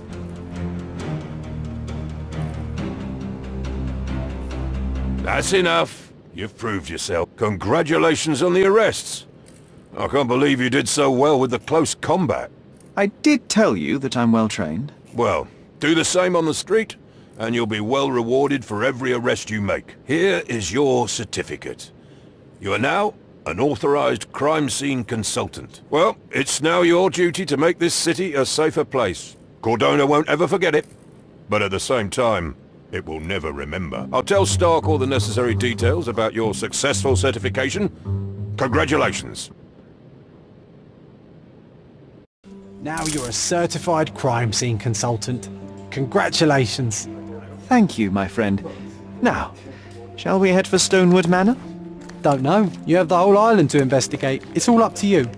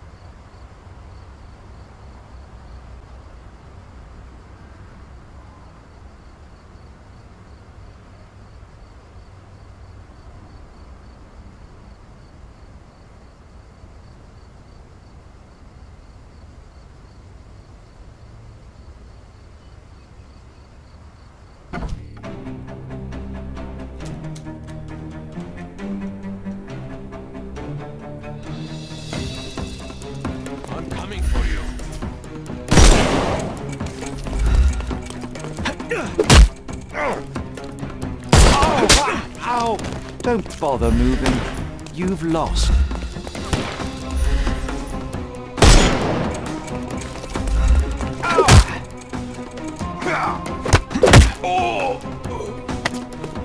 Don't cry, you'll live.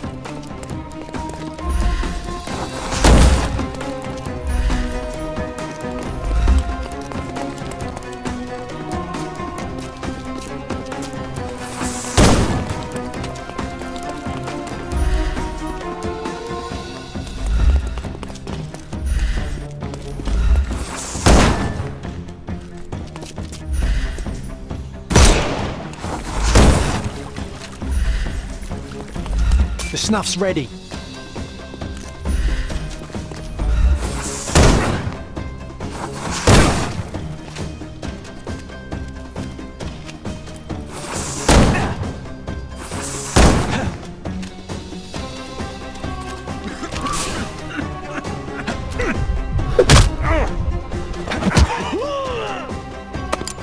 Too simple. I'm coming for you.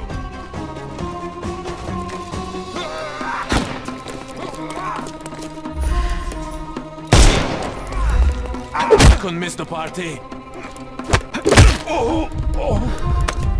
Don't bother moving. You've lost.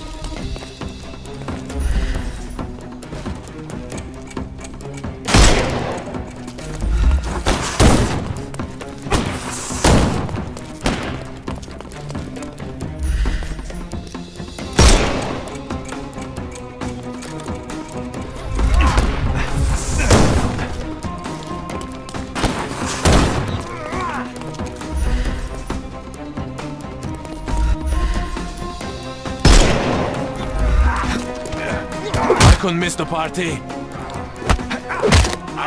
I'm coming for you. I couldn't miss the party. I am invincible.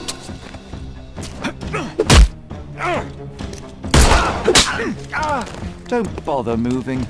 You've lost. You can overcome the brute now.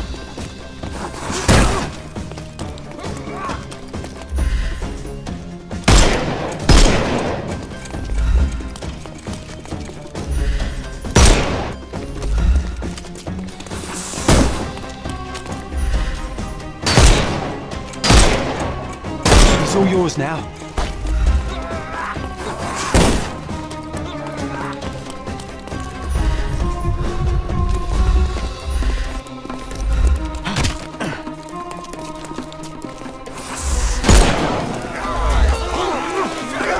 I couldn't miss the party.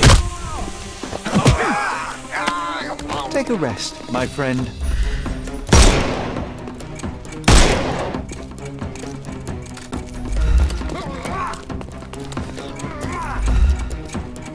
Give him the pepper snuff.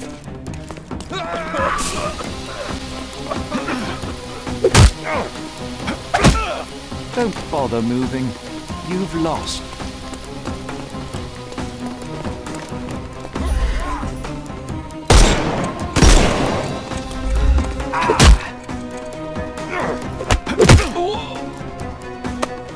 No more crime for you until next month.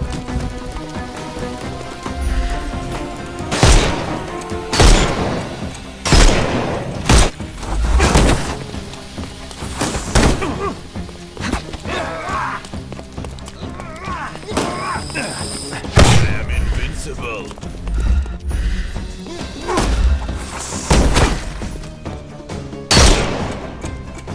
Time to knock this guy out.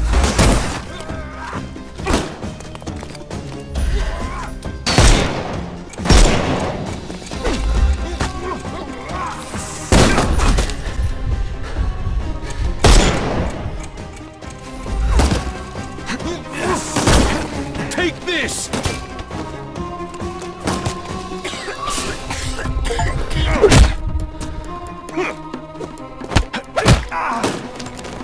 Don't cry, you'll live.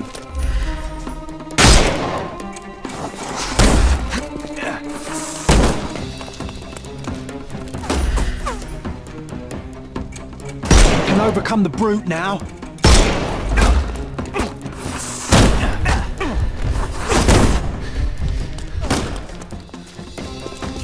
I'm gonna hurt you!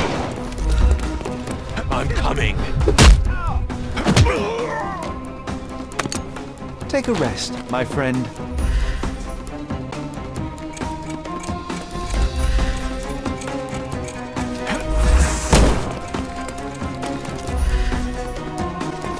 I will end you!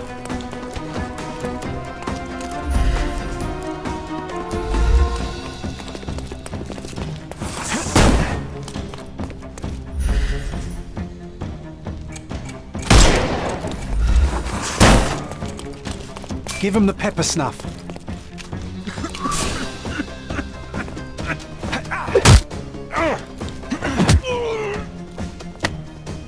Too simple.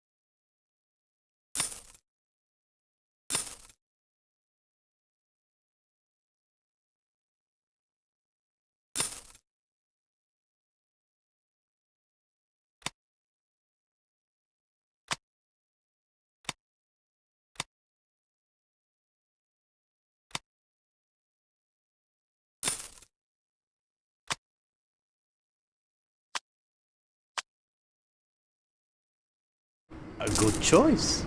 A good choice indeed. Nice affordable clothes.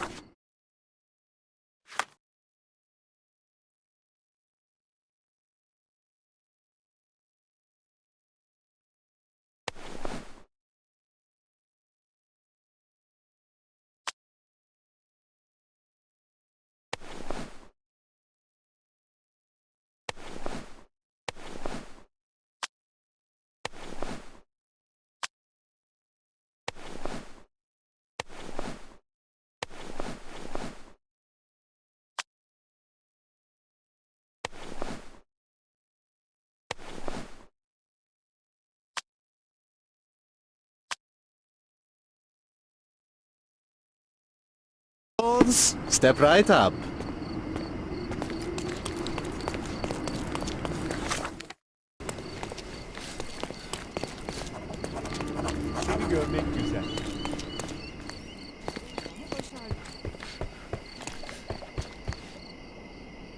Wow, things really got out of hand here.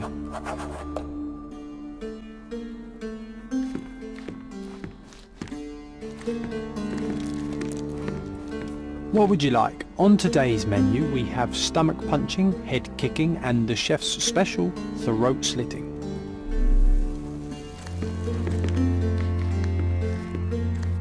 Solid oak. It took quite a blow to break it.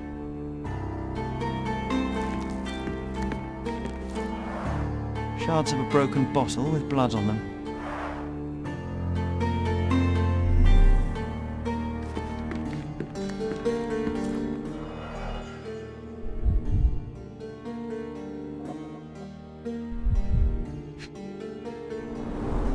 Someone must have landed hard on it.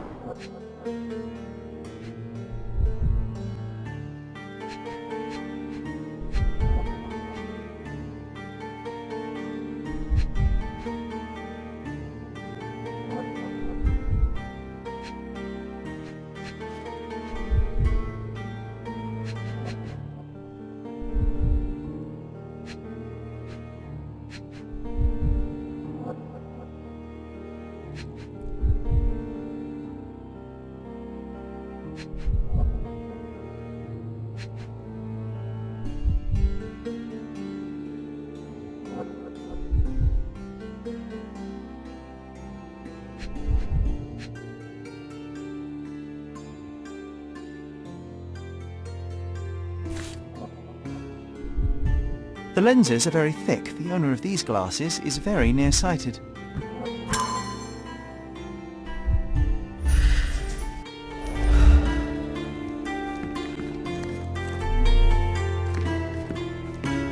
Spilled beer led to spilled blood. An unfinished bottle of rum.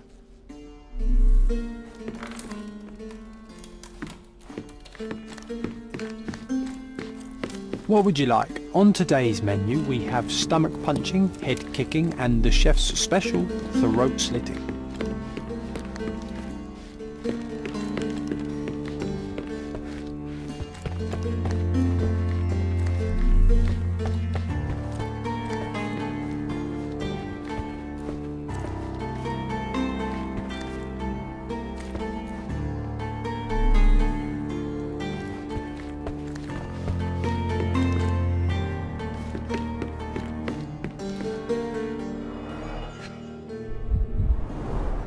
That's a lot of blood. The victim was stabbed several times.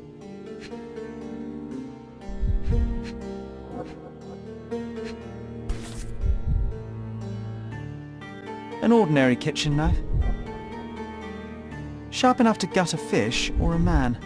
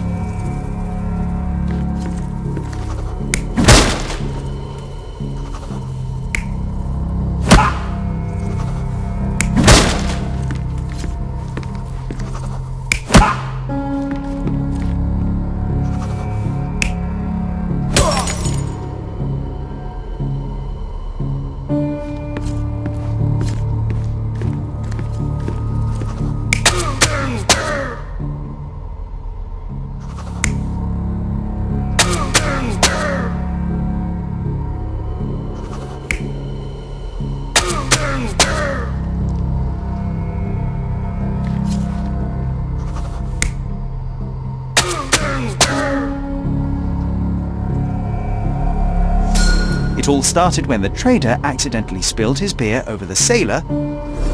The trader punched the soldier who came crashing down on a table. The worker smashed a bottle over the trader's head, then the sailor knocked the worker out with a chair. The soldier is the real killer. He wanted to knife the trader but killed the sailor due to his poor eyesight.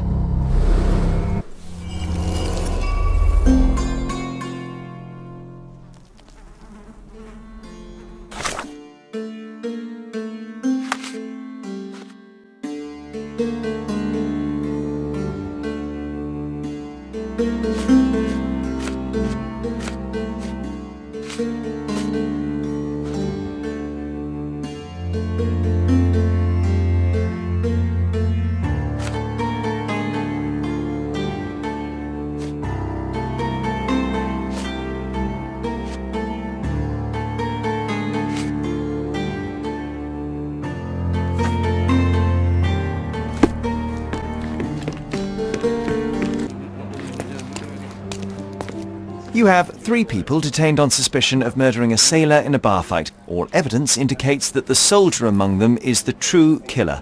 He was the last man standing. Very well. Soldier or not, he'll get what he deserves. I'll see to it personally. Nice work. Try solving another case. It seemed you have a knack for it. Any progress with the case, Mr. Holmes?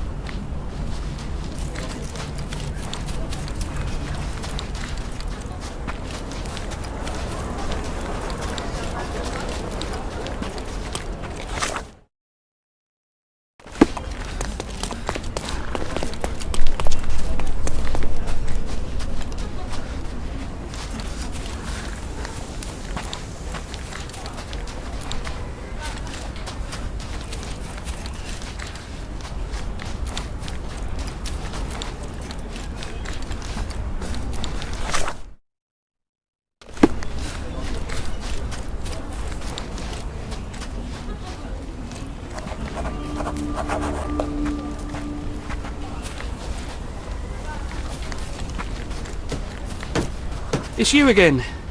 Be sure not to miss any clues. Stark will piece them together, you'll see. Interesting place to shoot one another. There's mess everywhere.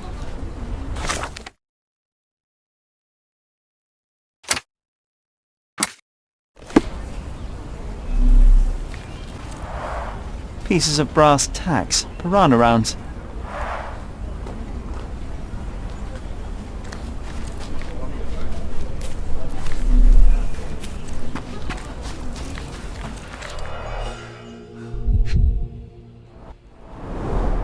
Two bullets hit the cart, no traces of blood though.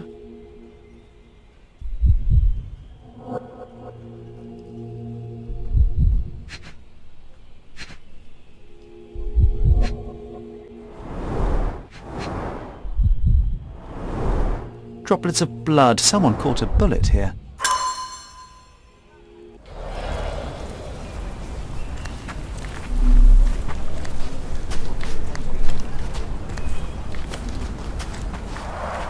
The man with the shotgun fired only 2 shots. Seems he was too busy bleeding to reload. Stuck deep in the wood.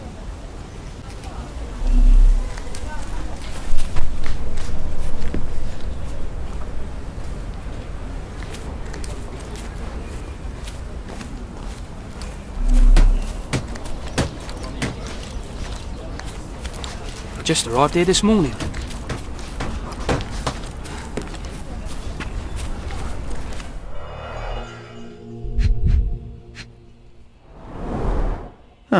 Some loot has been left behind.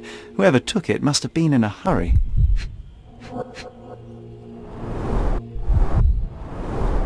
Greed and booze got the better of them. No wonder it ended in violence.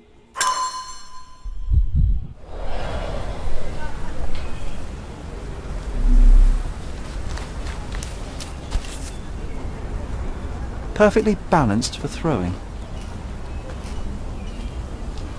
The blade is very sharp.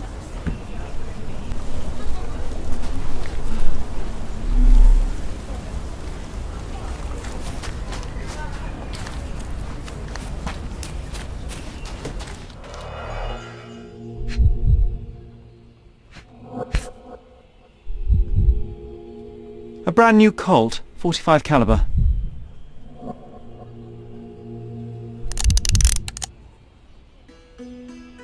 The shooter fired 3 rounds.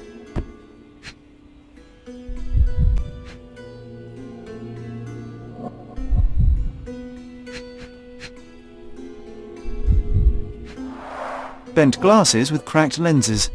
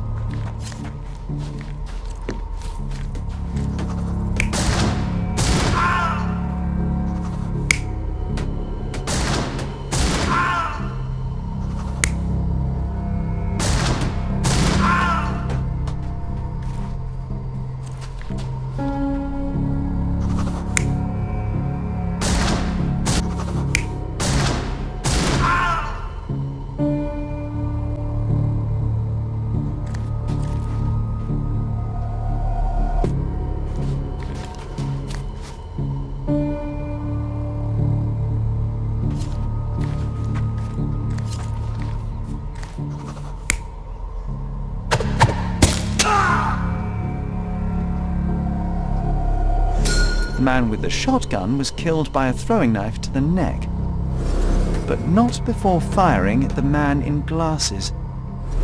The man in the hat took a bullet to his leg, but 2 other bullets missed. The report mentioned he was shot in the heart, but how? There's something I'm missing here. Who could have finished him off?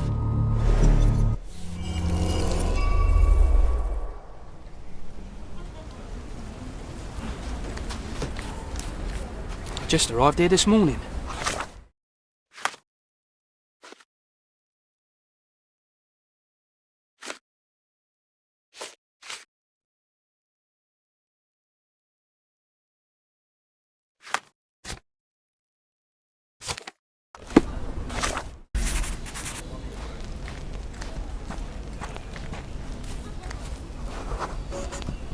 A police boot print. So that's how it ended.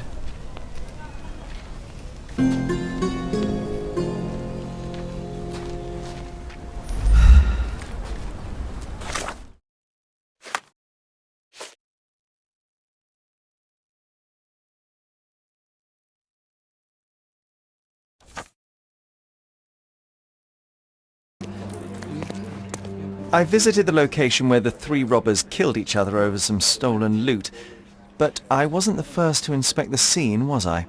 No. Officer Schmidt arrived there first, just hours after it was reported. Poor Schmidt. That same day, he received news that his dear old grandmother in Austria had died. He had to leave for the funeral immediately. He is anything but poor. I doubt he'll be coming back. It was he who killed the last robber and took the loot for himself. Blast it. I knew he was acting suspiciously. He may be beyond our reach now, but I'll be sure to expose the little weasel when I write my report. Nice work. Feel free to take another case. We make a great team, you and I.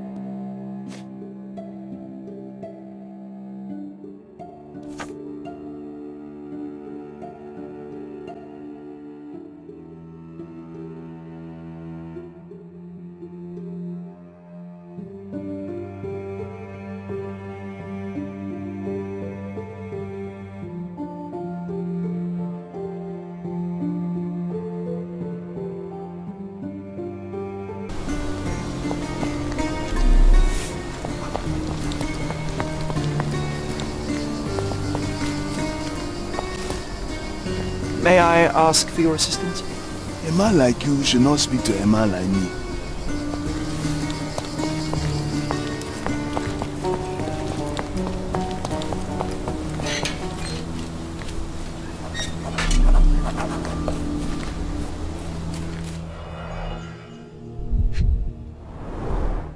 This is a somewhat neglected and dusty hat.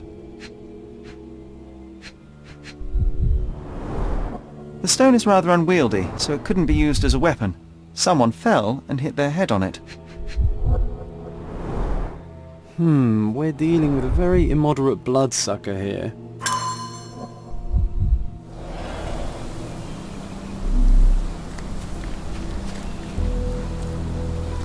Shouldn't we have brought some wooden stakes with us? Or at least garlic?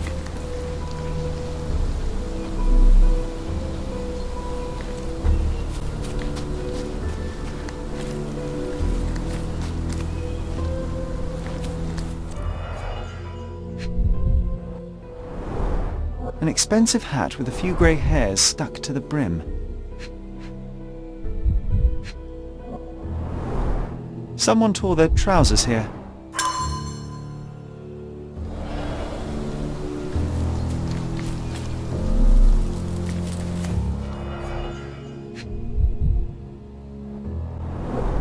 The blade is bent from the impact.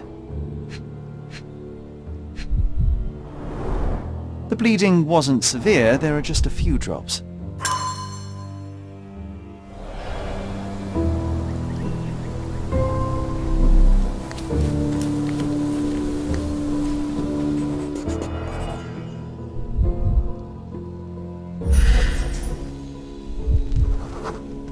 Looks like a set of surgical instruments. One is missing. The label is illegible.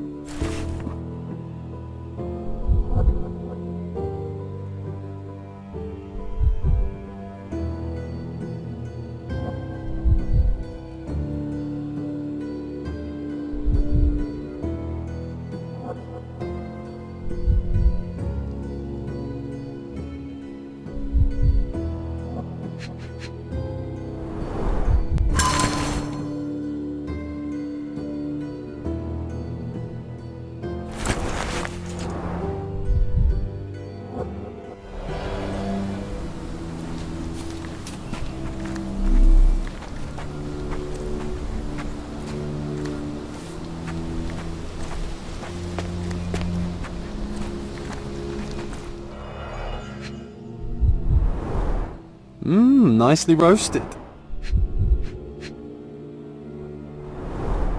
I wonder how even the most destitute always somehow manage to scrape together enough for a drink.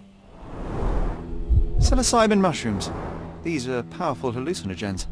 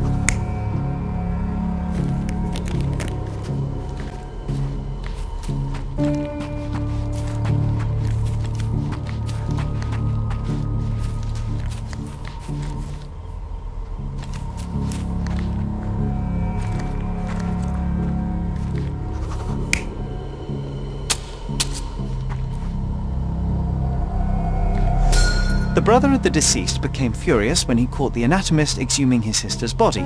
He killed him with a shovel. The graveyard keeper took to his heels, but didn't get far. He fell, hitting his head on a stone, which rendered him unconscious. With the murderer gone, the reporter who was hiding punctured the neck of the first victim to imitate a bite. But when he did the same to the second victim, he killed an unconscious man. So we have 2 murders and 2 murderers, but no vampires. Vampires are not so scary when you have grave robbers and journalists running around.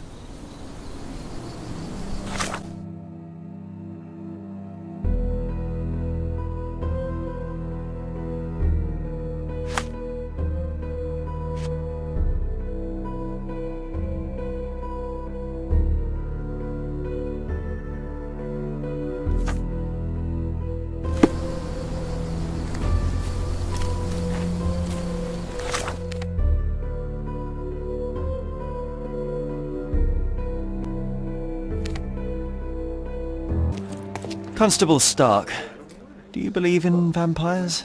Eh? What do vampires have to do with anything? Oh, that's exactly what I thought while looking into the murders at the cemetery. The primary suspect is indeed the murderer, but he's not the only one. The reporter who so easily fooled everyone with his vampire stories killed the other victim. But why would he do that? He believed the unconscious man to be dead and decided to concoct a thrilling story for his readers. Oh, thank you, Mr. Holmes. I'll have the conniving little scrub taken in immediately. There's only one case left. Don't let me stop you.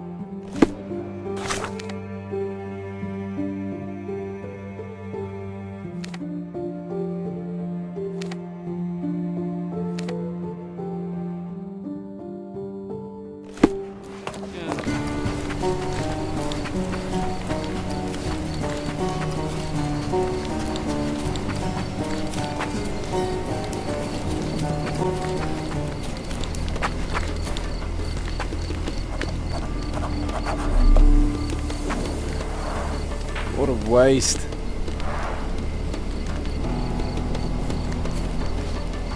My gut tells me some dark magic happened here.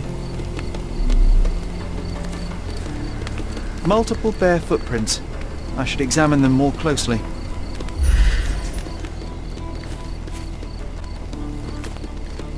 Multiple bare footprints. I should examine them more closely.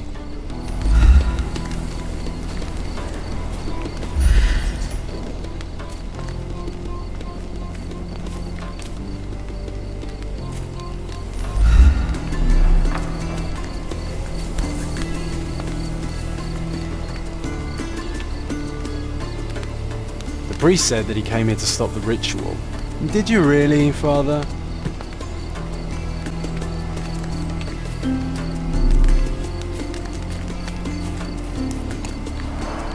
The robe is soaked with wine.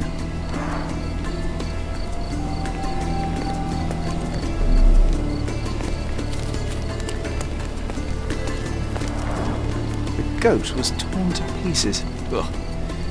Savagery.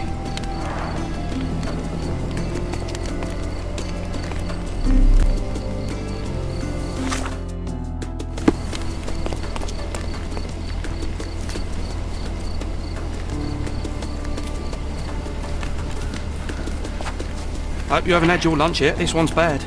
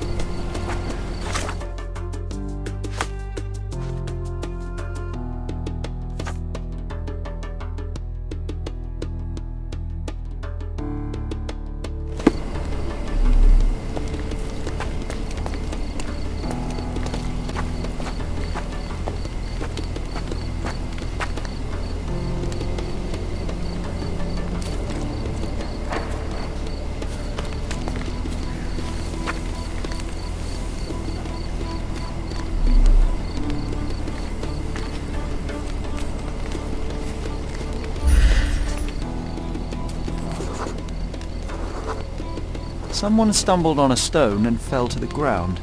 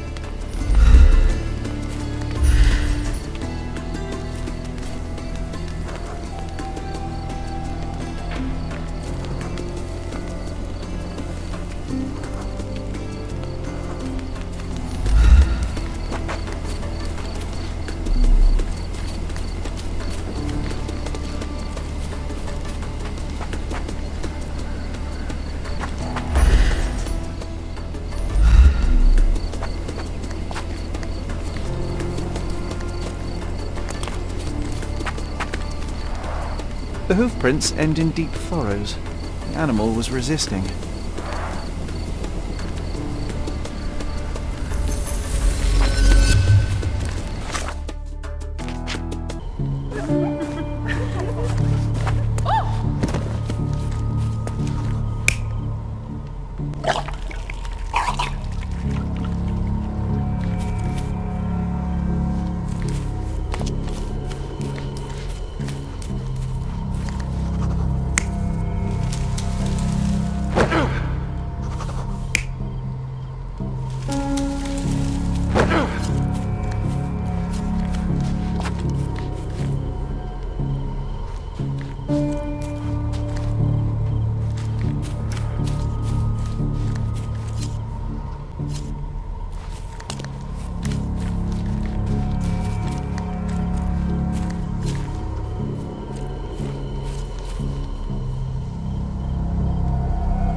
So, we have 3 lusty women engaged in a ritual. They're drinking and dancing when suddenly they hear a noise from the bushes. Their ritual seems to be working. There's a man they can get drunk already. While 2 of them are busy with the priest, the 3rd one leaves. She is the one who stole the goat and brought it to the ritual. The poor animal smells trouble and charges at the drunken woman with the amphora. Still, he couldn't break free, and at the end was brutally torn apart and eaten alive. Well, they attracted the attention of men. The police, at least.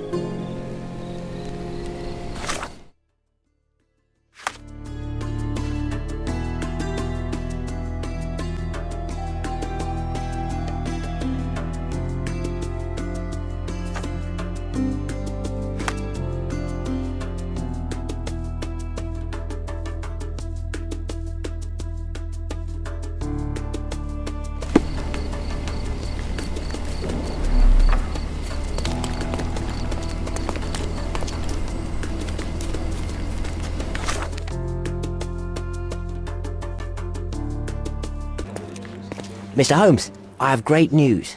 Our recent accomplishments have earned me a promotion. Sergeant Stark. It has a nice ring to it, hasn't it?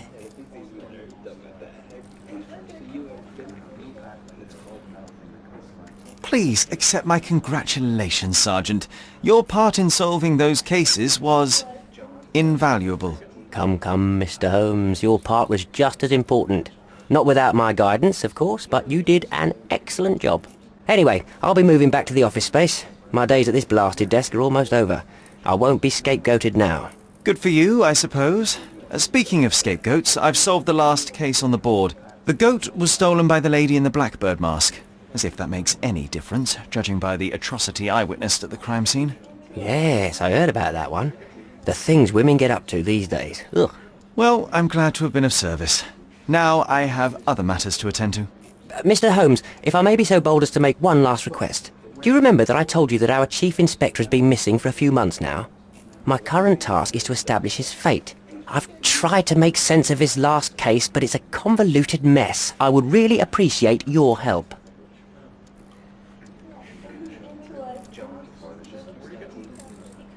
Why don't you do it yourself? I'm sure there's nothing in that case a police sergeant can't handle. You're simply much better at it than me. There, I said it. I won't argue with that, although much better is still an understatement. Fine, you have me intrigued. Thank you awfully, Mr. Holmes.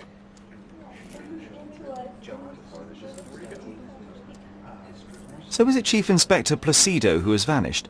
From what I've gathered, he was a good detective. Ain't that the truth? He was solving cases like shelling peas. Without him, things have gone downhill. He was a crotchety sort, always grumbling, fussing, taking his snuff by the handful, but I, for one, miss the old boy. Tell me everything you know. I don't know much. Just that it's connected to a gang called the Hive. Placido has been after their leader, the Hive Master, for years. But otherwise, I can't make head nor tail of it. Here, take the key to Placido's office. You might find some leads in there. Very well, I'll see what I can find out. One thing is certain. It's a dangerous business. Be careful, Mr. Holmes.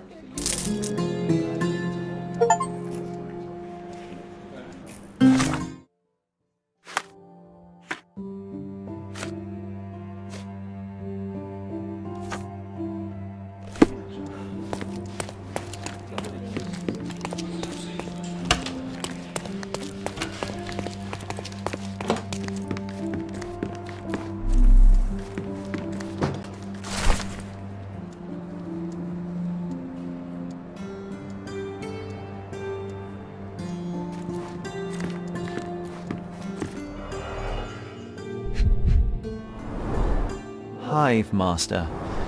Crime lords just love catchy monikers.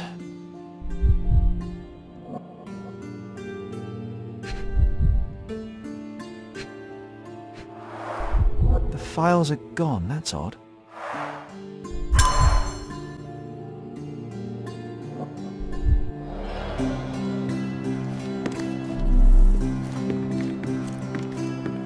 I can almost picture you as an inspector, Sherlock. You'd lie on his sofa all day and still solve more cases and arrested the police. This must have been an award for long and faithful service.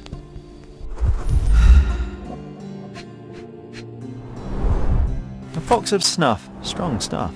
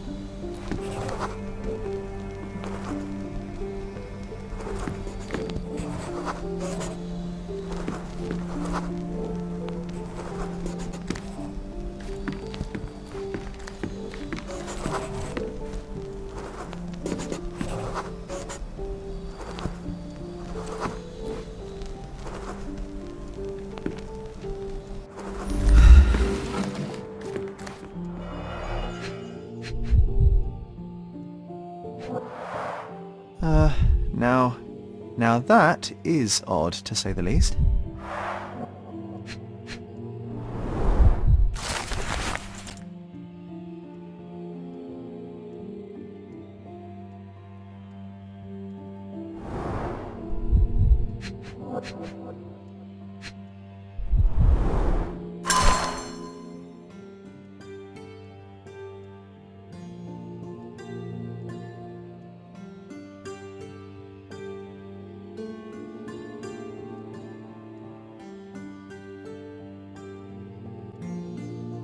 Let's take the ear, Sherry.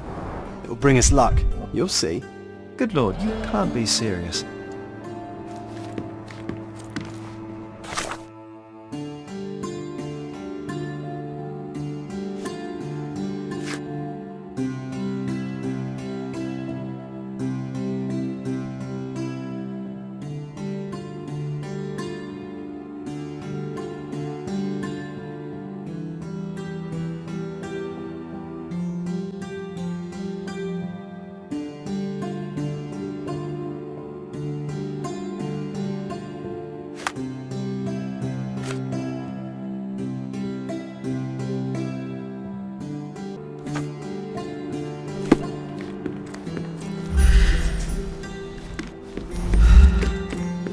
Nice. Always play it by ear, pal.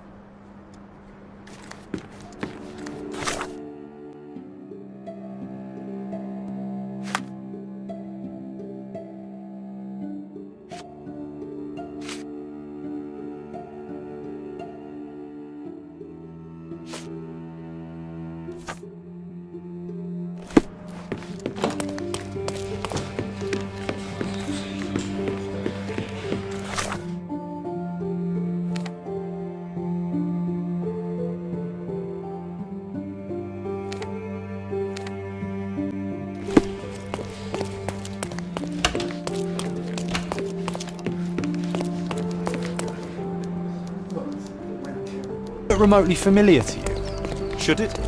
Concentrate, Sherry.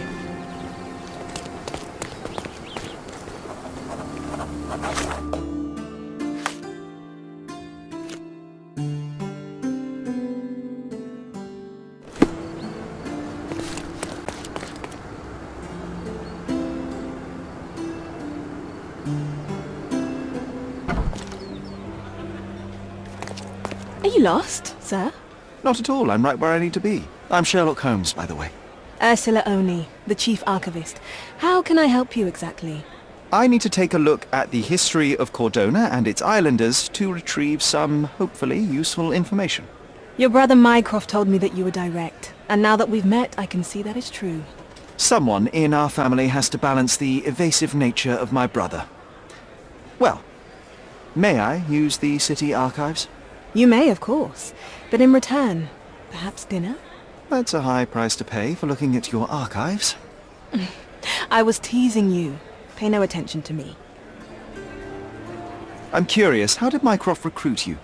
I doubt you're a field agent. I imagine you work with intelligence. That's correct. Your brother noticed me when I tracked down a spy at the archives. That's how our cooperation began. And you? Did Mycroft force you into this?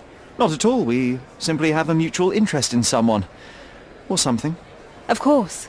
A fruitful and willing collaboration, I'm sure. Well, I'm his younger brother. I have to accept the consequences of being a close relative of an official figure.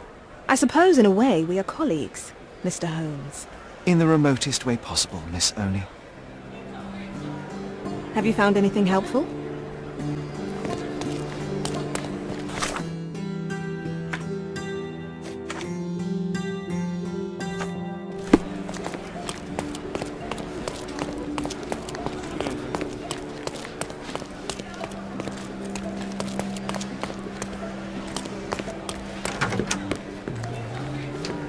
I'll be right here.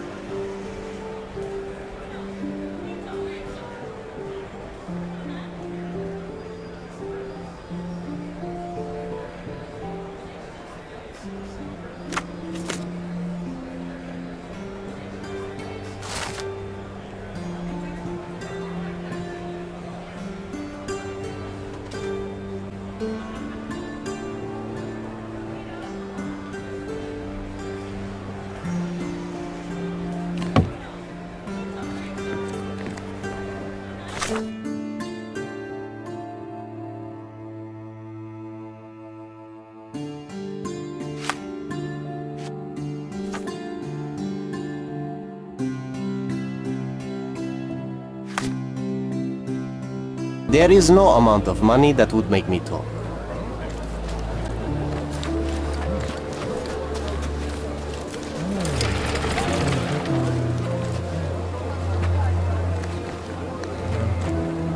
May I ask for your assistance? There is no amount of money that would make me talk. You obviously haven't thought this all through. Or are you just annoying these people on purpose? Help me, please.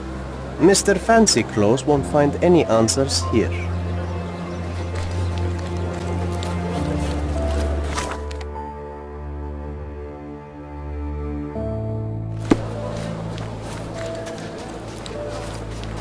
The worst clothes at the best price. Step right up.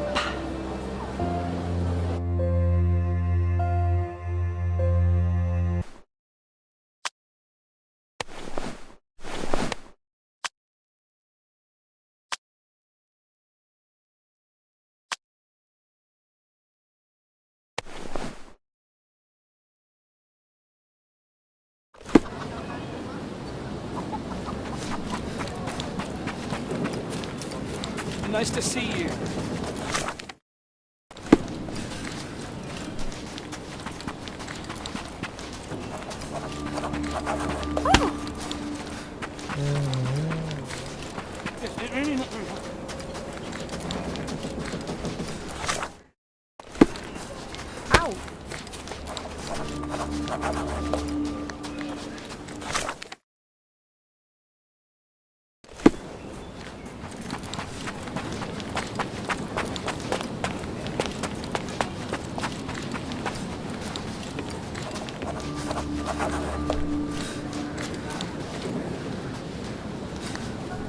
There are some chaps inside, and they're armed.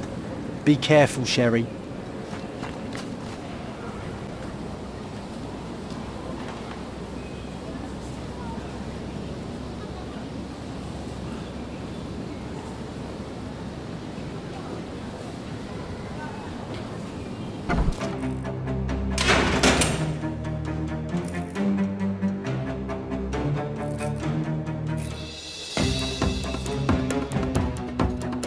Hey, this is Hive territory. Shoot him, boys.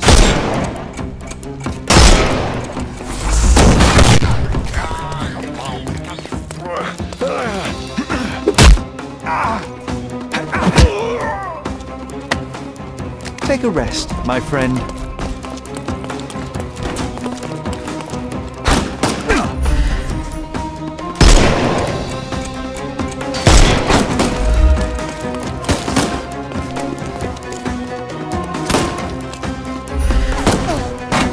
Can overcome the brute.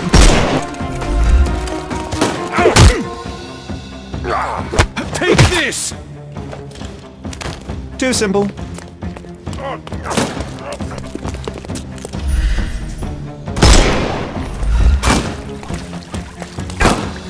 Not that easy!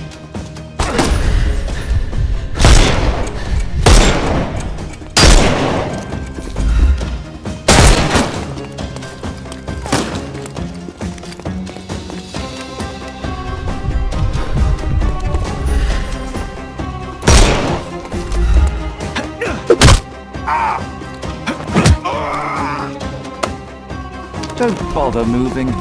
You've lost.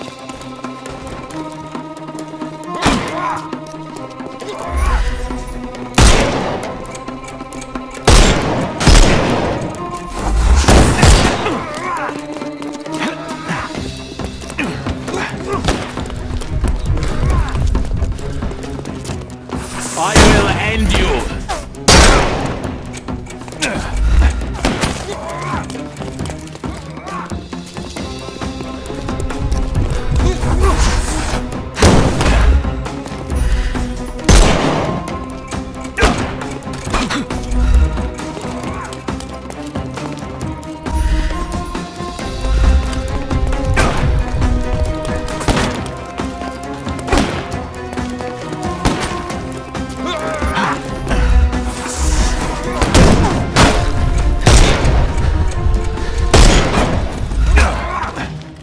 I couldn't miss the party.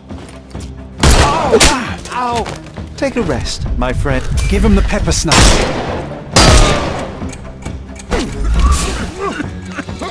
I'm coming for you. No more crime for you until next month.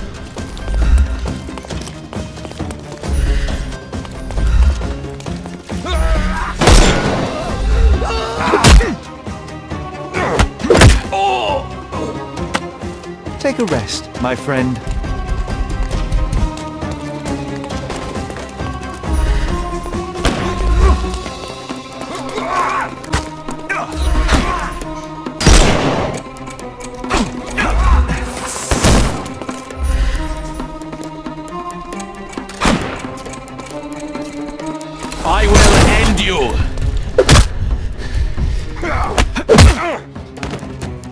No more crime for you and... The snuff's ready.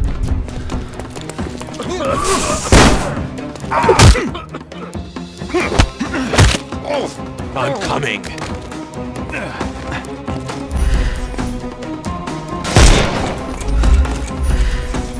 Time to knock this guy out.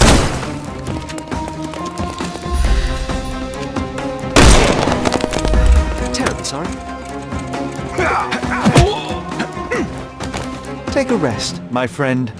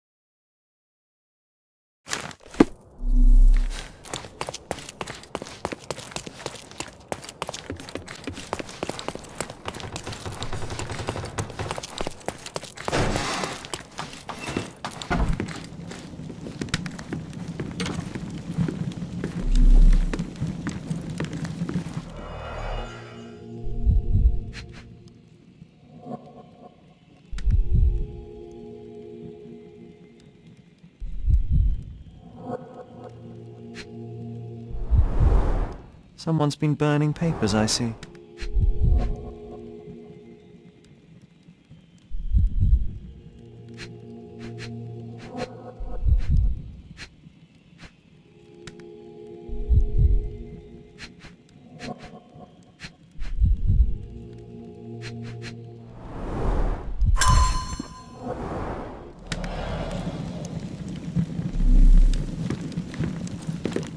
Smells of burnt paper. Just another day in a smuggler's office. What a convenient way to pull the wool over the eyes of the customs house.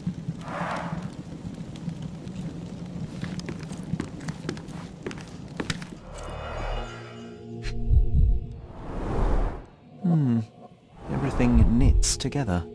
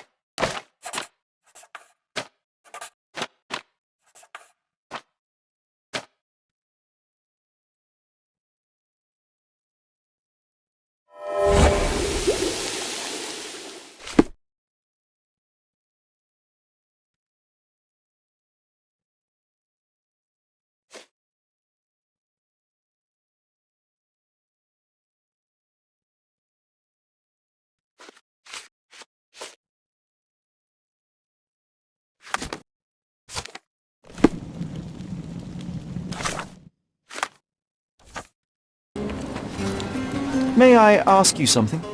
You'd better think of your safety, madame.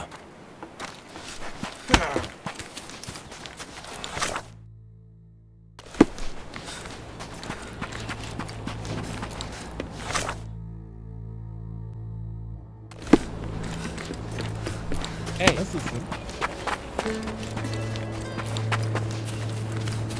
May I ask you something? I'm small, but I know big things.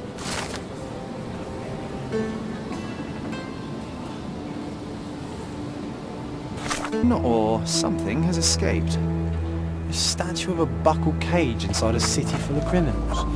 Let's take a closer look, Sherry. A statue of a buckled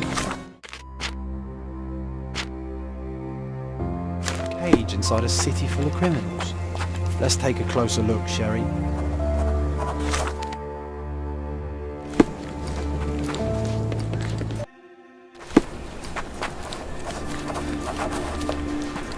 Get off me! Sherry, don't even think about breeding these nasty things. Ugh.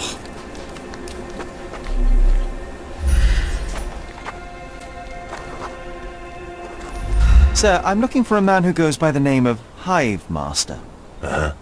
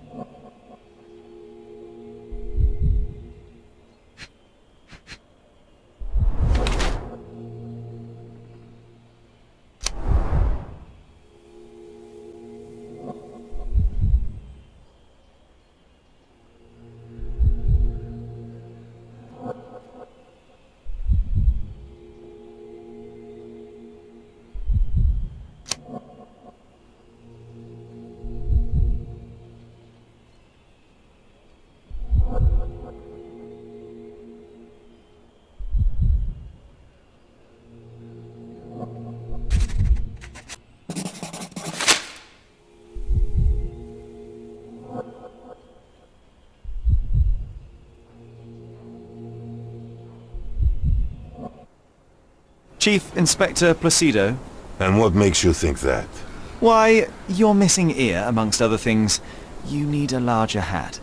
I've been investigating your last case on behalf of Sergeant Stark, and now I think I understand what happened to the Hive Master. Humor me.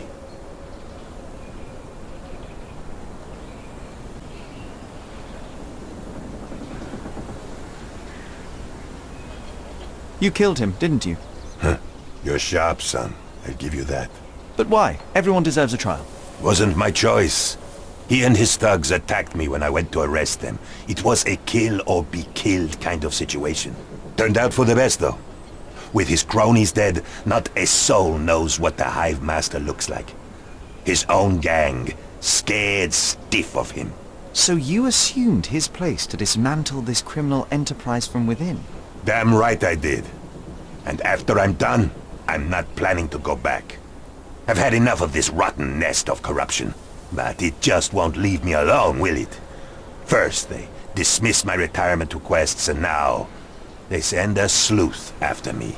It's not like that. I tell you what it's like, son. This is not the first case you've worked on for Stark, huh? That amateur promoted to a sergeant for his merits?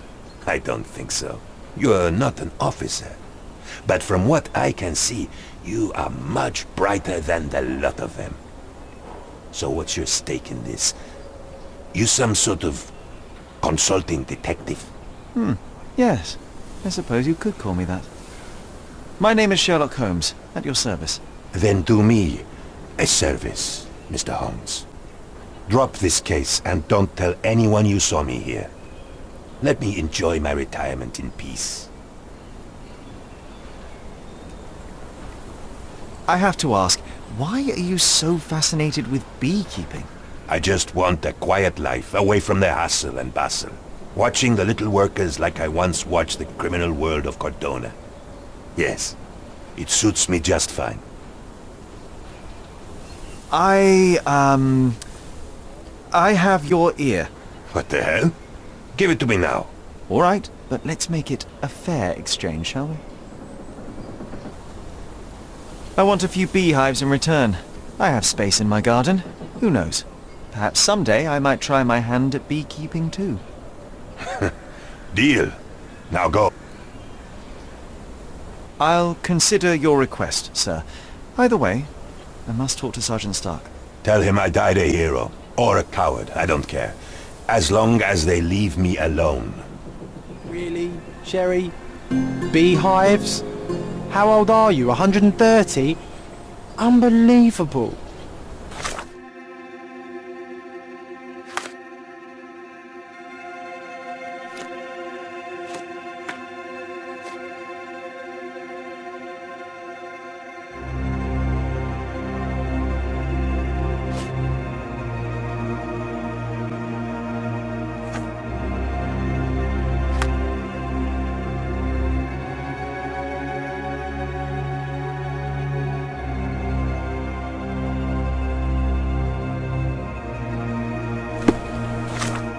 Sergeant Stark's back at his desk, across from the Chief Inspector's office.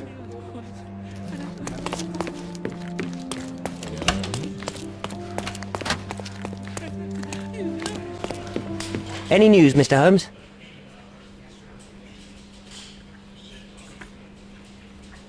Chief Inspector Placido can be presumed dead.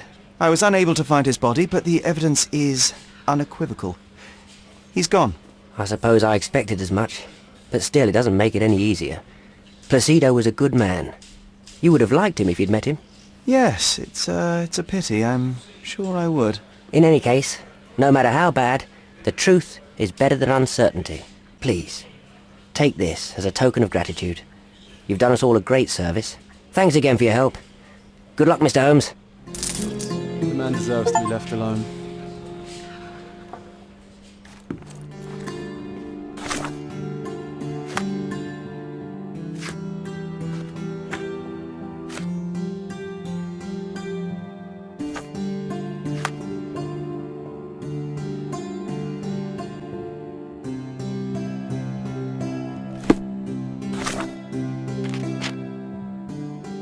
Come back for more.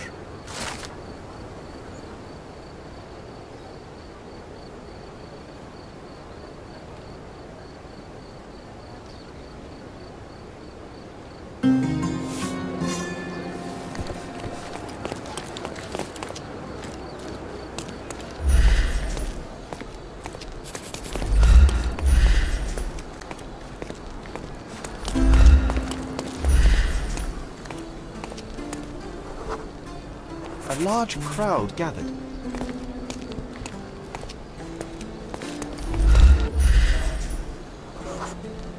I was here, young and passionate about the truth. Mycroft stood close to me. He was keen on my attending every official event, that I might prepare myself for the Crown service. Lucky for you, that was the... Concentrate, Sherry. There was a stage here, a tribute.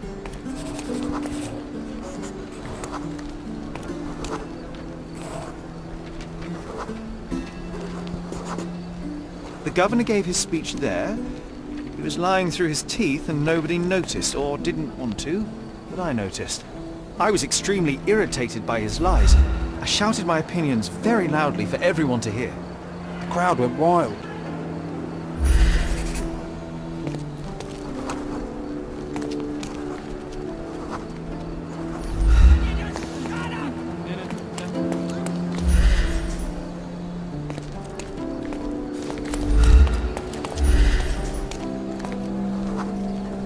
Mycroft was angry but calm. He led me away from the stage.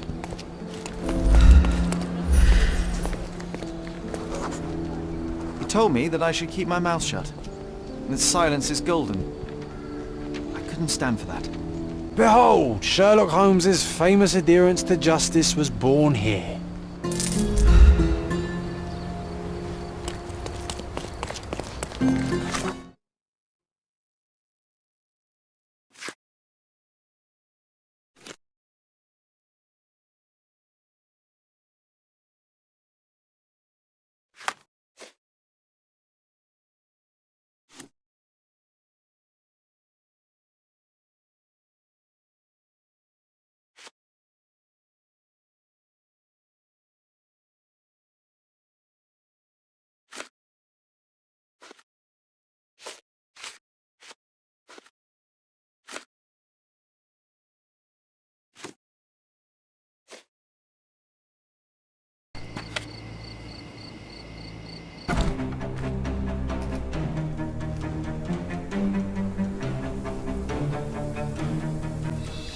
I'm coming for you.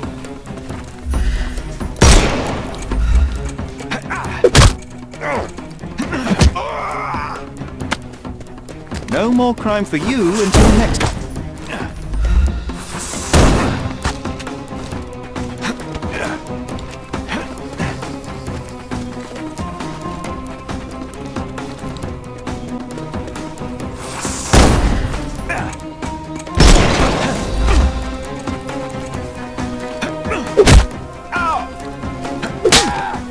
Too simple.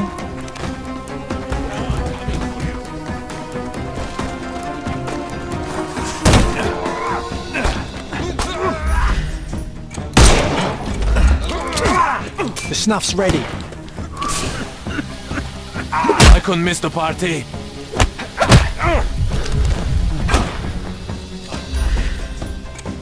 Eat lead.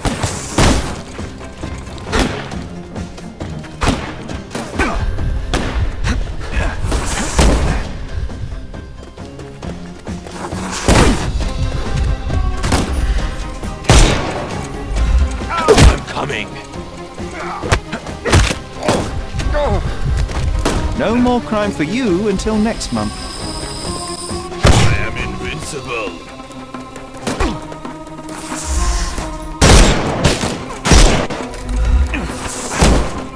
Dodge this!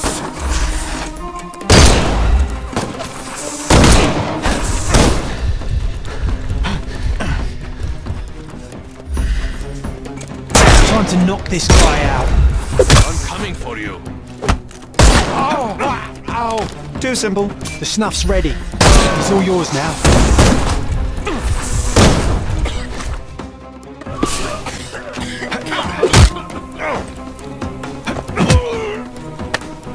No more crime for you until next month. Don't bother moving. You've lost.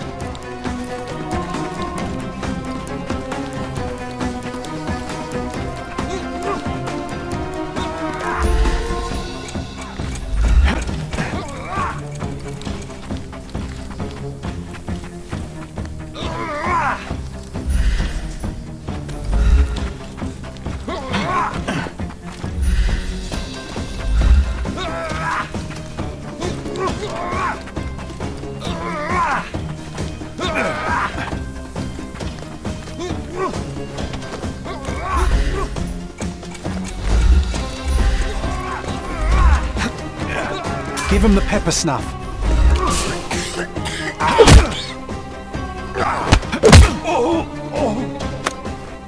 Don't cry, you'll live.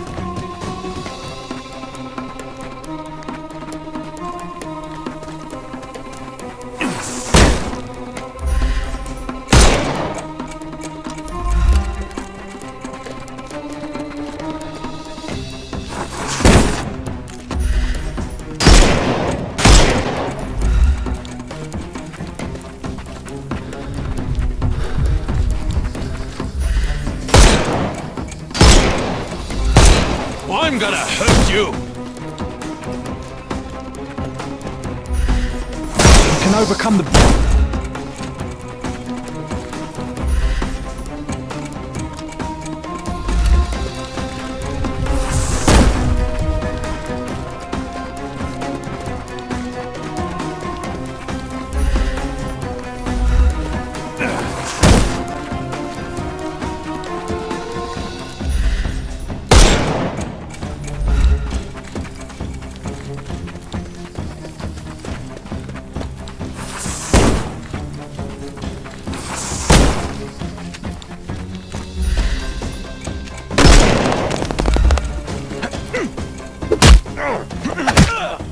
Take a rest, my friend.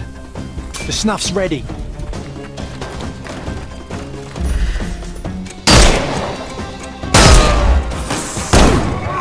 Just die! I'm coming. Don't cry, you'll live. Eat lead!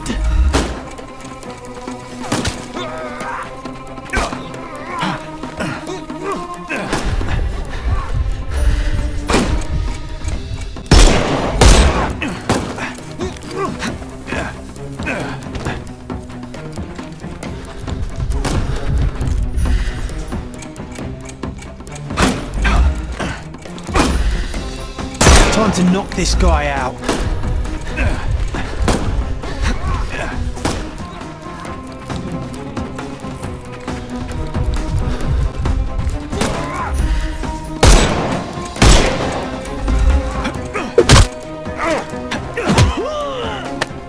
Don't bother. Give him the pepper snuff.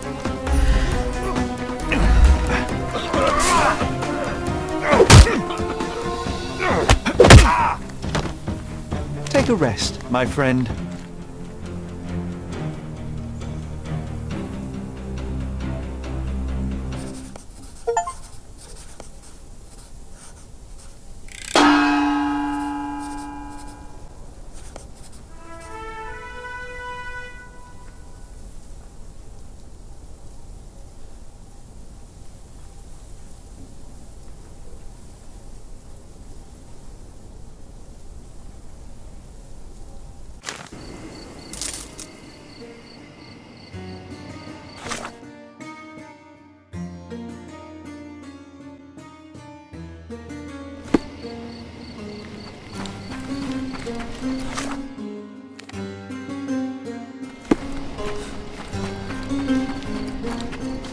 Look who's here.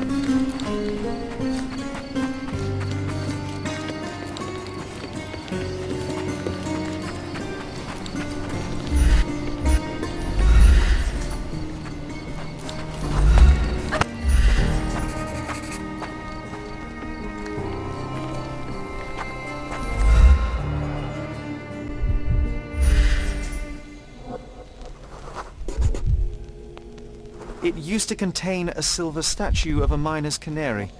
They were often used by miners to detect fire damp.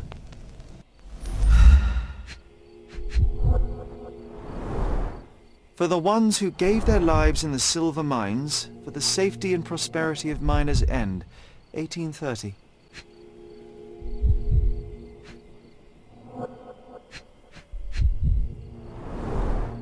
The lattice work was bent a long time ago. A gloomy picture. But quite poetic. A symbol of safety and prosperity has vanished from Miners' End, and now only the cage is left to remind the residents of their past glory. The canary was stolen a long time ago. There's no hope in finding it now, but perhaps someone might know at least something about it. We should ask the people around here. Can you satisfy my curiosity? Oh, miss, you are fortunate. I'll help you.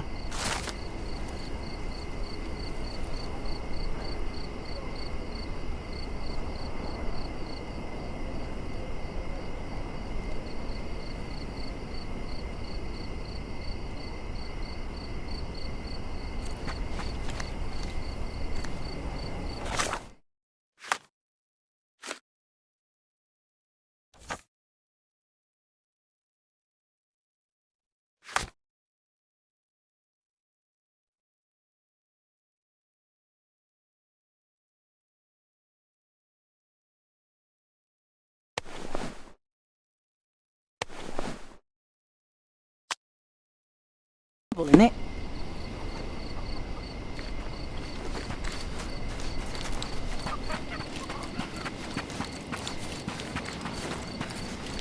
Extra! Extra! The hive gets stung! A substantial police... The cheapest news on the island.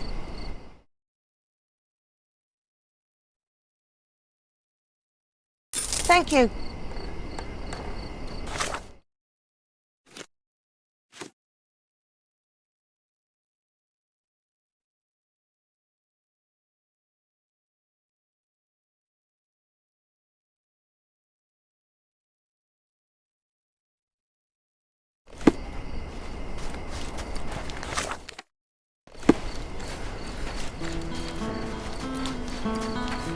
grandma, God.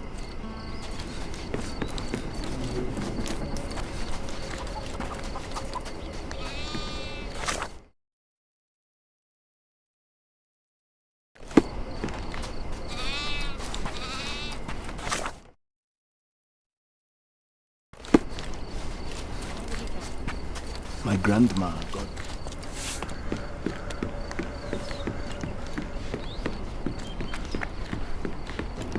My grandma, God bless her, had known the man. Is this familiar to you? All. Why should I care about your troubles when you don't care about mine? My grandma, God bless her, had known the man who has doomed us all.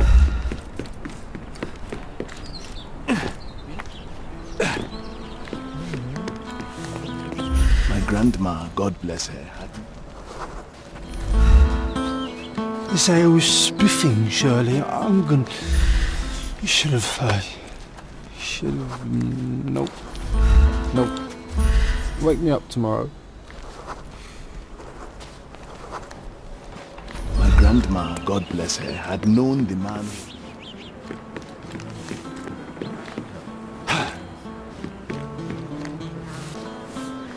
My grandma, God bless her.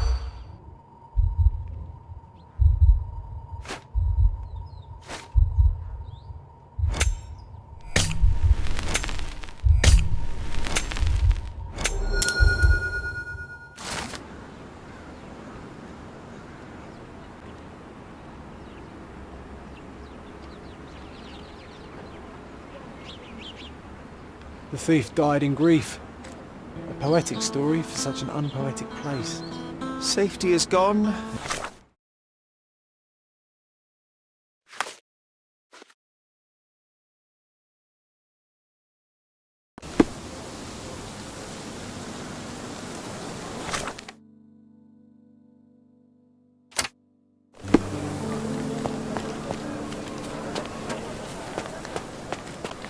Hey, Sherry, there's post here, and it seems as if the letter was delivered recently.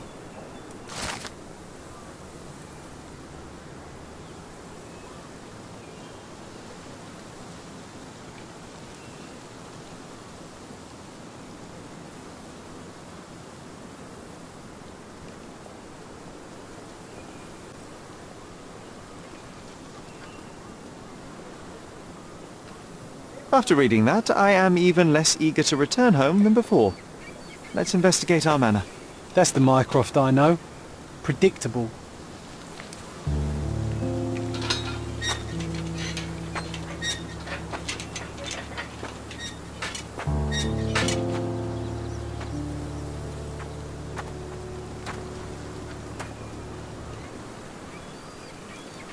There she is.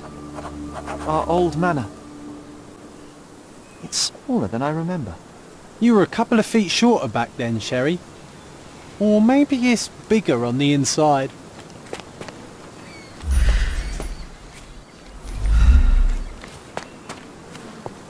I should write a book about the behavior of bees someday.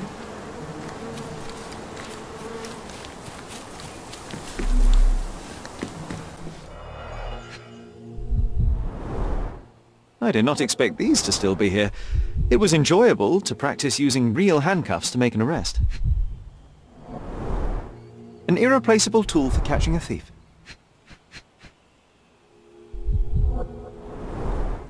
Hey, that's Wooden Joe. He was always the best at playing criminals.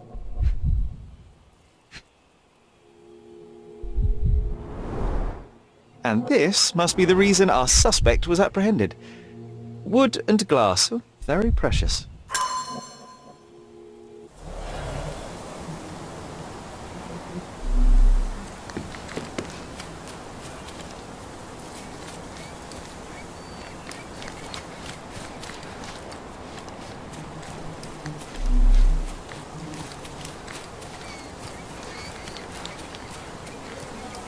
Look at the ash all over the door. I don't recall hearing of a fire. We don't have to stay here. You can afford another night or two at the hotel. It's stuck. Oh well, let's just head back. They probably haven't even stripped our room yet. Come on. It must be locked. Move aside. Let me have a go. Seems fine to me, Sherry. This barrier, perhaps it's mental, not physical. Or perhaps the rest of us are simply constrained by reality, John.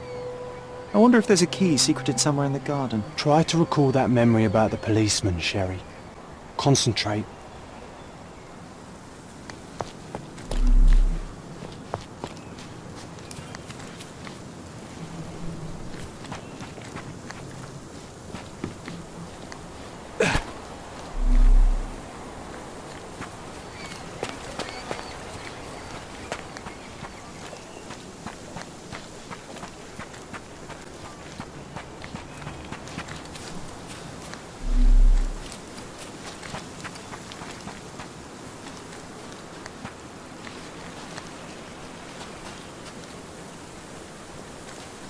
Why does this barn give me such an unpleasant feeling?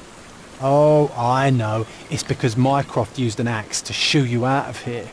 It scarred you for life, but I enjoyed it.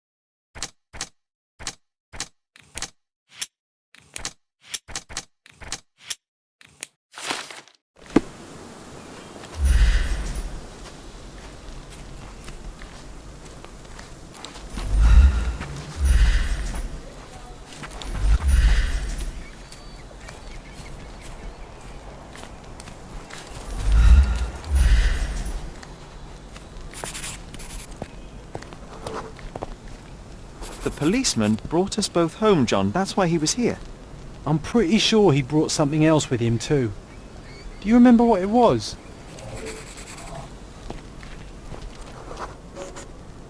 I bet it was our reward.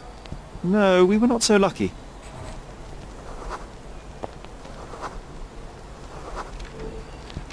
It was a set of lockpicks that we had used to sneak into someone's house. That's why we were arrested. Did someone come out to investigate all the commotion?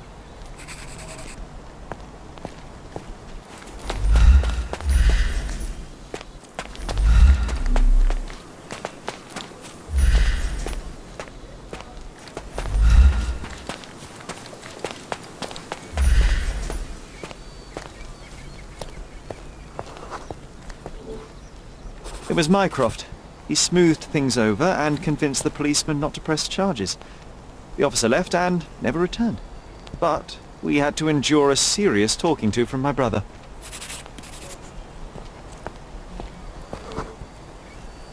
Mycroft wasn't happy about the fact that we were arrested. It felt like he lectured us for hours. Did we give him something afterwards, Sherry? Oh, yes. Yes, now I remember. It was a letter. That's why we snuck into the house. Mycroft asked us to. He wasn't angry we stole, but that we got caught. Oh, that's right. It must have been only a couple of months after we moved to Cordona. Ugh, the good old days. Whoa. How very odd it appears that memory stood between me and the manor. It's as if my mind palace had seeped into the real world. This deserves further investigation. Perhaps there's more to discover inside. As long as there is a comfortable place to put my feet up, I'll be happy. Maybe a chaise longue. Aha! In we go.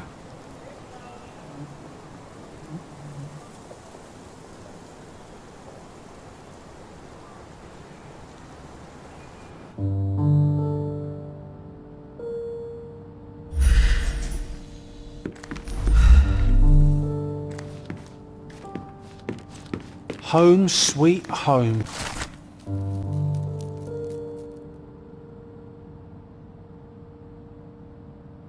And I was wondering why it's so empty in here. There may be a small chance that some of our property could be found among local traders' wares. It is worth a look, wouldn't you say?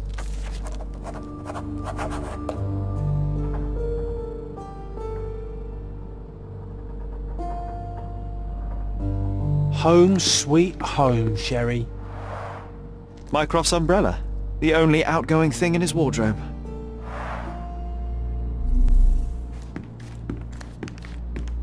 Hey, this is the luggage we brought from London, isn't it?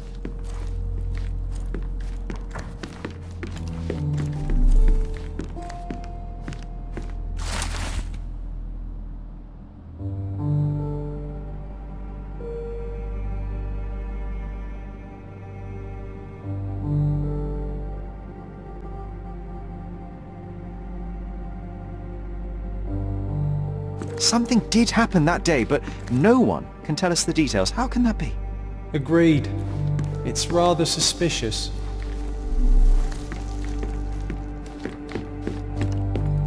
One of the first things I saw when entering this house as a child. It's like déjà vu. Another memory incoming, Sherry. Strange. I struggle to recall anything about the day we moved in. The only detail I'm sure of is that it was raining early that morning.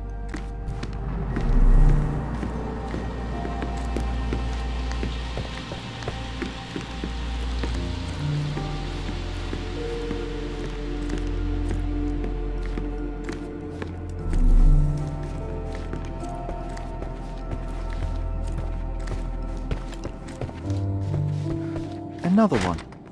There must be something important behind it. I can feel it.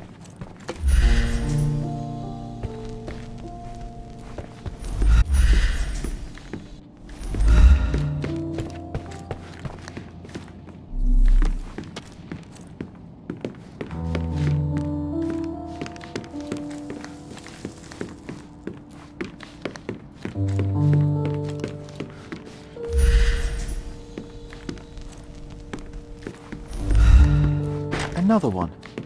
There must be something important behind it. I can feel it. Hey, this is the luggage we brought from London, isn't it? I remember how angry Mycroft was about these marks. He called it a frivolous, childish endeavour.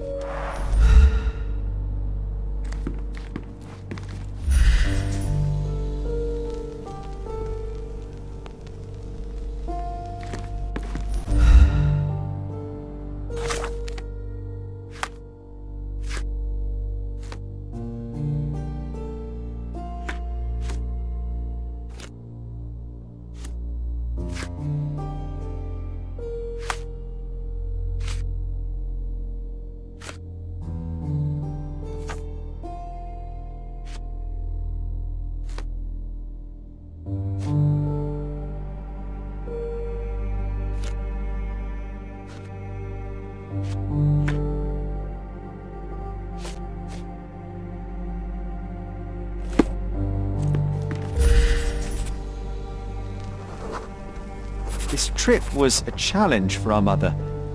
I tried to help her.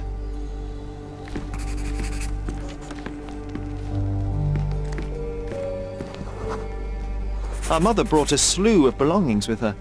She refused to leave a single thing in London. Mycroft had to spend the whole day dealing with it. There was always a hat on our stand, but I'm sure it did not belong to Mycroft. Do you feel it? Is it the air shimmering, or is it my imagination?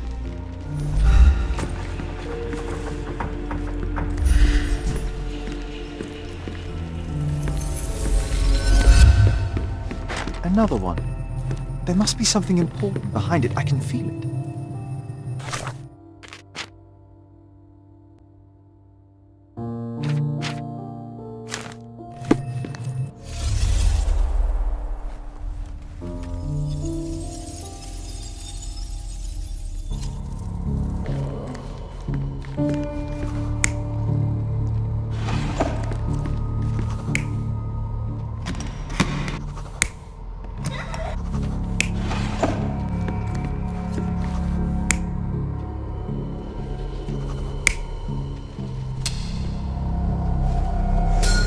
Your neighbors will be told that Mrs. Holmes is suffering from tuberculosis. It is common to move closer to the scene in such cases. Thank you, Dr. Richter. No, Sherlock, step away from her. Upstairs, go to your room. Lean on me, Mother. Take your time. Actually, I never heard her coughing. I remember now.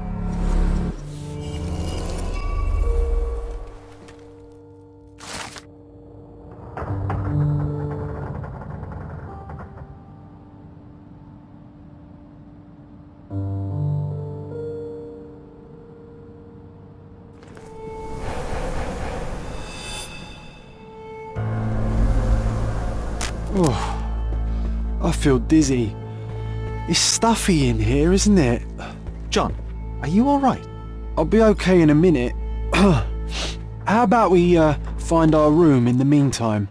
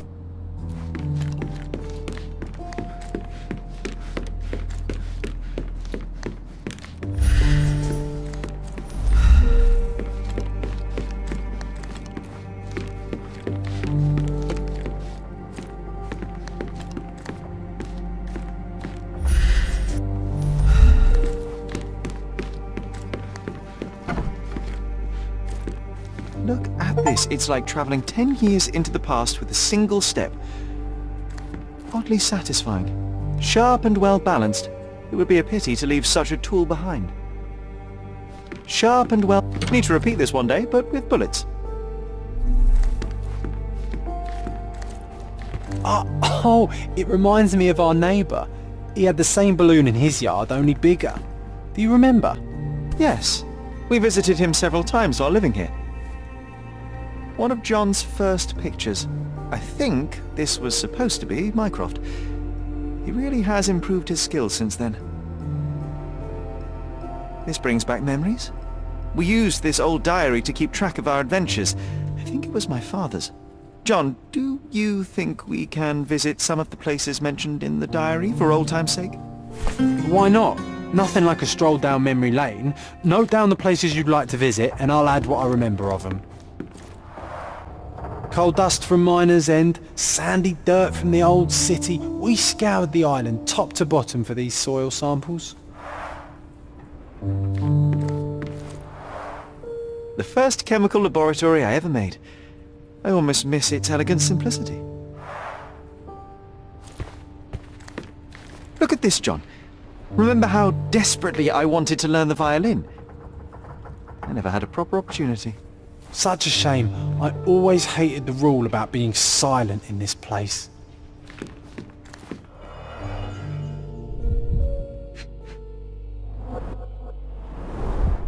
So many pleasant evenings were spent here with the Encyclopedia Americana. The only fiction book on my table. I can still hear my mother reading it to me.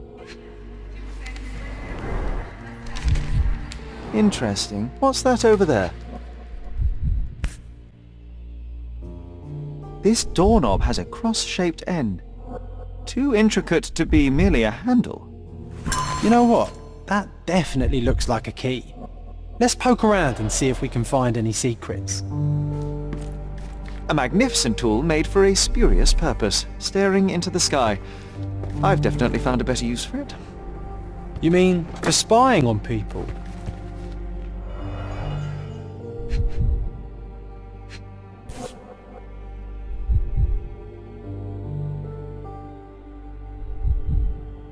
An artifact from Palau carved out of bone and claimed to be 300 years old. My mother proved it was a fake. My very favourite plaything. It was the perfect pirate treasure. Cannot believe all my toys are still here. Hey, they were not just yours, they were half mine too.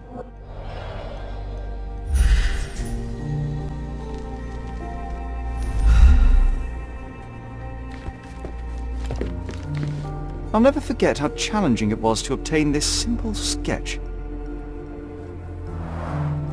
Oh, these must be the notes of my earliest observations. We wanted to locate a particular dog we'd spotted, and we met it, didn't we?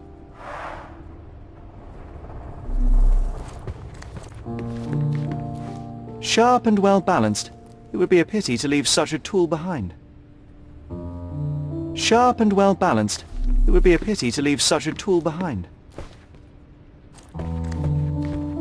This time I was first to pick beds.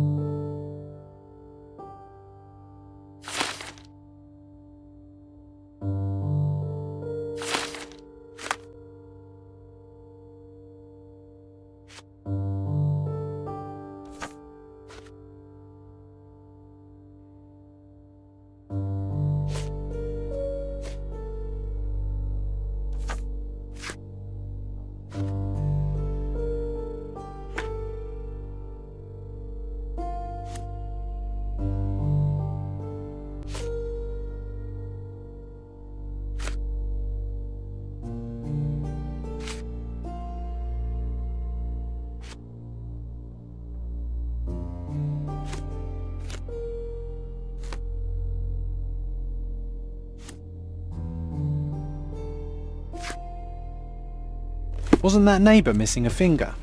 That does sound vaguely familiar. Wasn't his name, Theodore? Theodore Gilden, perhaps? It's the perfect time to investigate.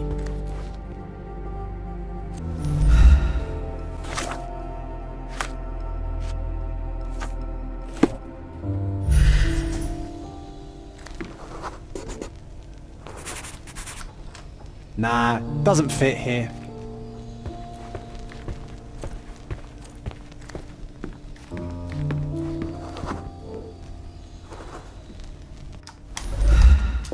Perfect match.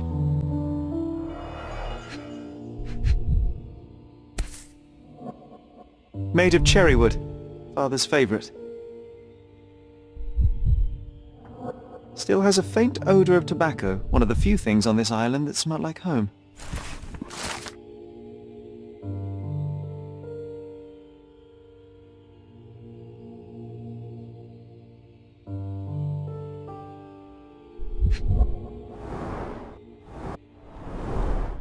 My small archive of crime clippings. Maybe I should pick up this habit again. I knew you'd find it in no time.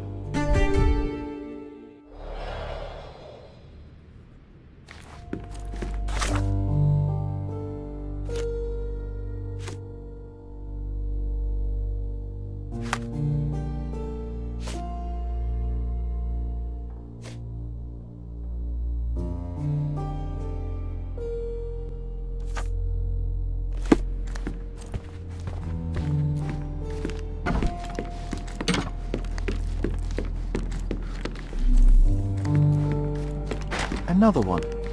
There must be something important behind it. I can feel it.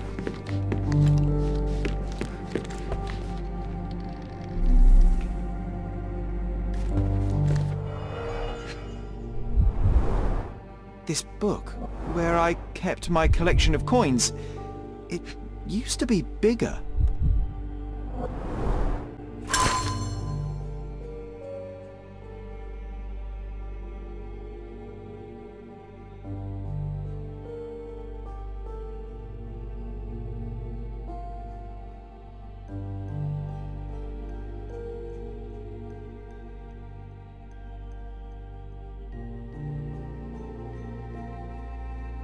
Oh, no. We won't let this stand, right, Sherry? I want to find my coins. It's going to be difficult. The sands of time, you know? Some things may have changed, But you're right, we can't let Mycroft win.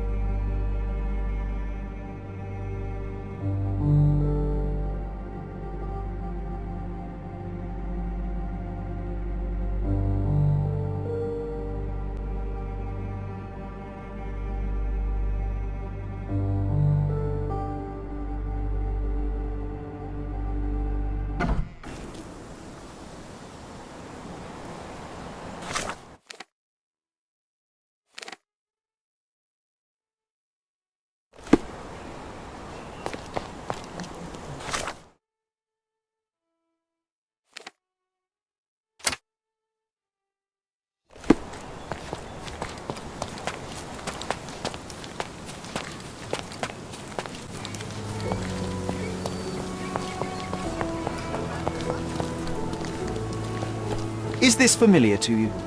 I can't help you, friend.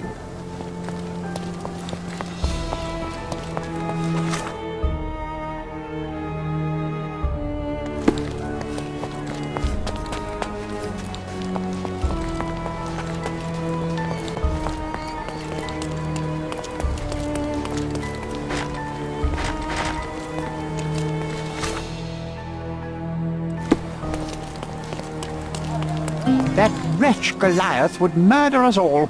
Mark my words. What's that?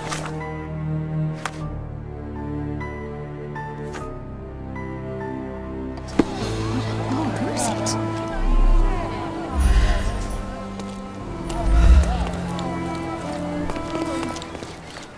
It's as if a storm went through here. Destruction and trampled ground.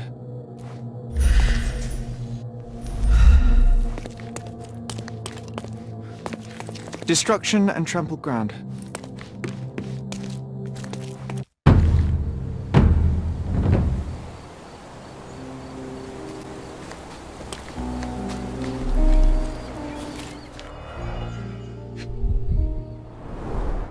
A coal gas tank, enough to pump up an airship.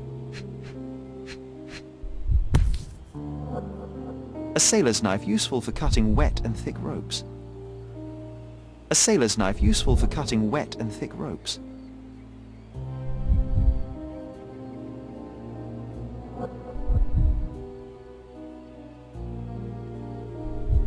A sailor's knife useful for cutting wet and thick ropes.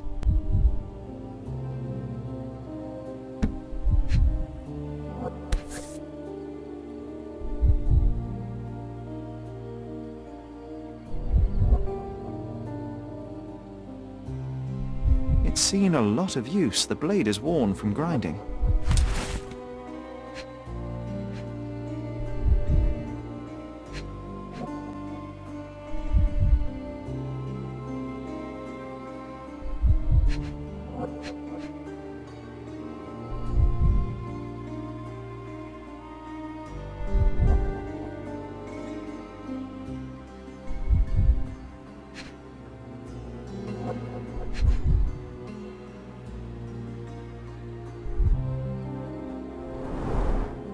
fresh signs of impact. A rough landing led to an altercation with this shed.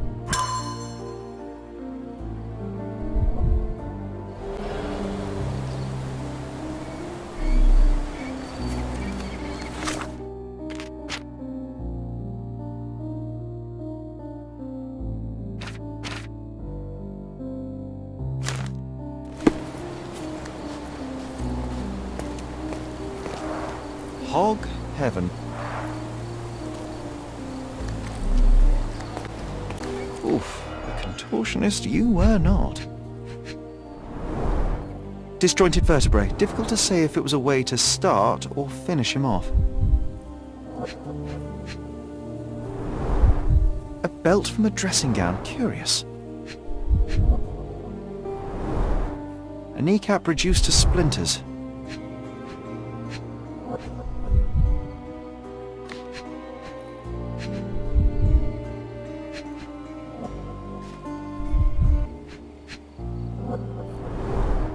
A missing pinky, middle-aged. It's none other than Theodore Gilden. Oh boy, Sherlock. Another death means another question. And we shall answer the question. It's far too interesting to give it up to the police.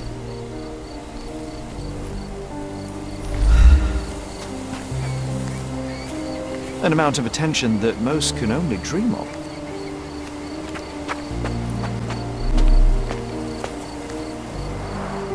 Didn't we get to fly in it as children? I doubt it could hold my weight today.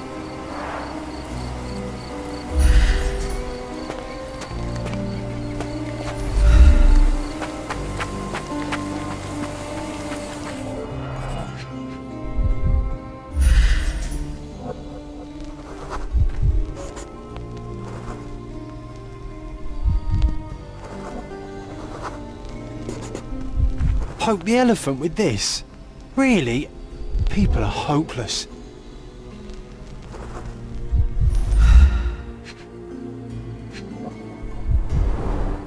A pool of blood and saliva, possibly as a result of impact.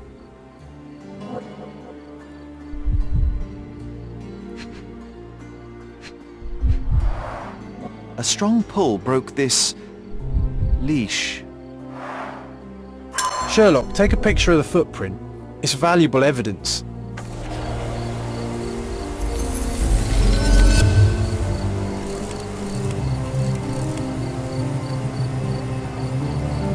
This photograph can help us find the old article about the elephants. The front page was fascinating. It was hard to believe as a child. True. We may need it in our investigation. A royal suite for a favourite pet. Plenty of food to satisfy even the most fastidious. This is quite comfy.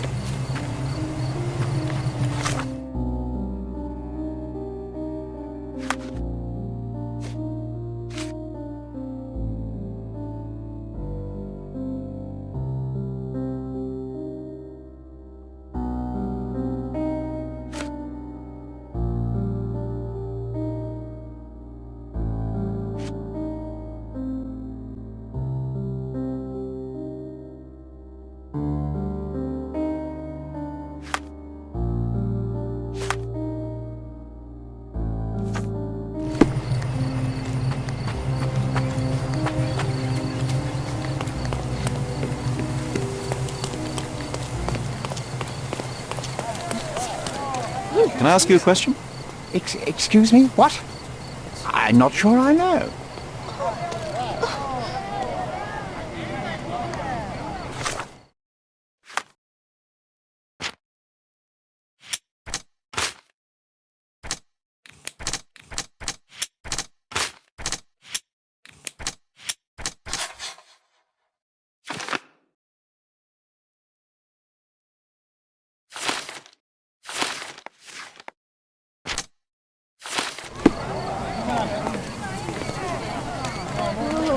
Excuse me, just one question.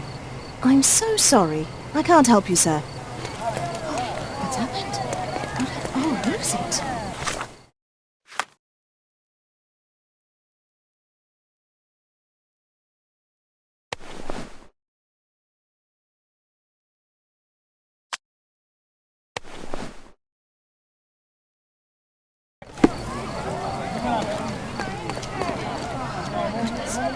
Do you know anything about this?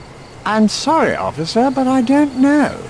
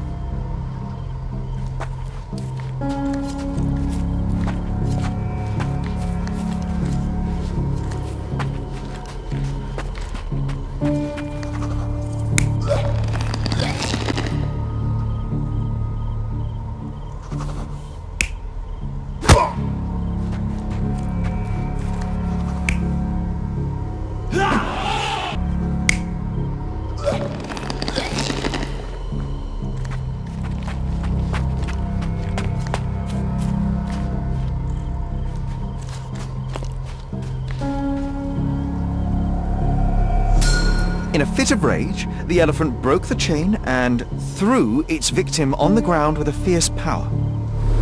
Escaping the scene, it pulled the body with it, but dropped it at the gate. At least some of this was witnessed by a third party who was hurled against the shed. The elephant can't have gone too far. I can still track it. Well, suppose you find it. Then what? Push it all the way back to the manor?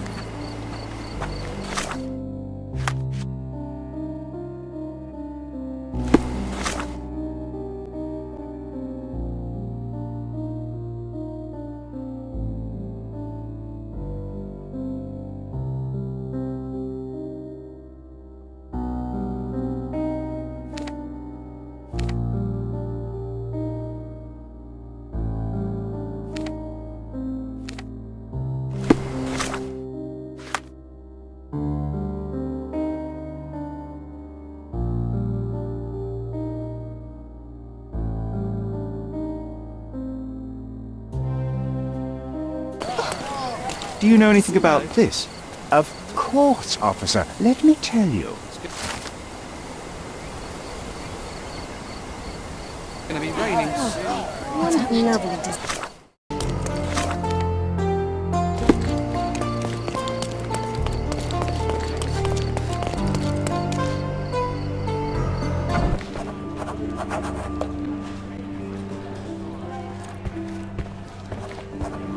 Stop the presses. Who is Cordona's handsome stranger? Or nosebagger spurns local life? Wait, no. Foppish foreigner hides dark past. Oh, you've made quite the impression already, Mr. Holmes. You care to tell your side of the story? I am quite certain I have no idea as to what you refer, and I am further certain I have no interest in indulging your gossip. Gossip? The truth will come out, but will only be heard if told well. Scandal, daring-do, romance. These are the tools of every good journalist. Nothing travels faster or lasts longer than a great story. Young man, your tale will be told with or without you. My readers demand it. You already knew my name and seem aware of my doings here in Cordona. I presume this newspaper is your little endeavor? Yasmin Sertel, editor-in-chief of the Cordona Chronicle. Advocate of the free press, voice of the people, scourge of the silk stocking. Charmed, I'm sure. As an advocate of the free press, I trust you'll permit me to consult your archives? There are gaps in my knowledge of Cordona. Oh, so my work does have merit. Well, I think we can strike a bargain. I shall provide you access, and you let me keep writing about your exploits.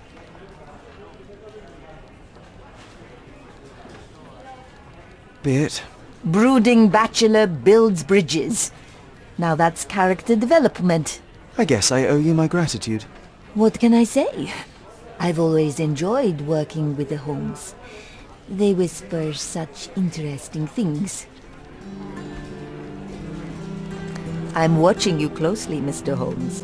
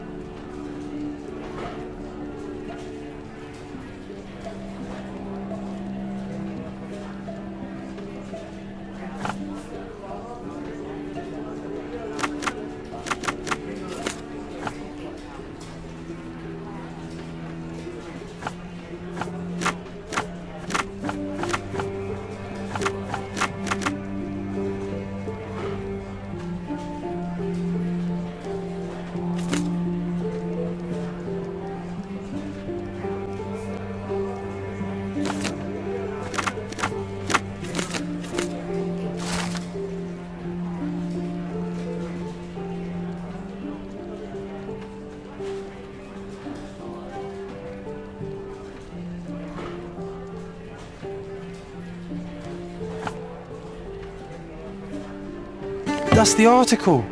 Feeling old already?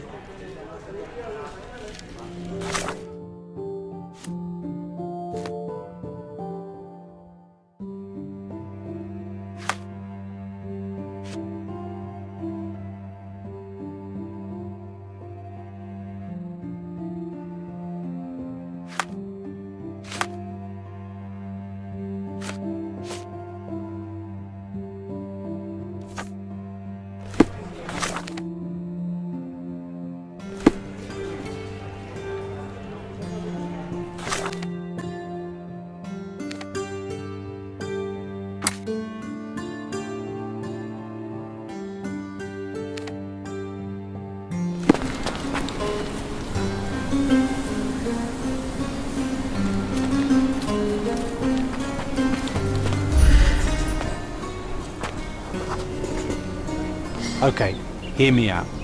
If an elephant falls in the forest and there's no one around to... John, no. Oh, you're such a killjoy.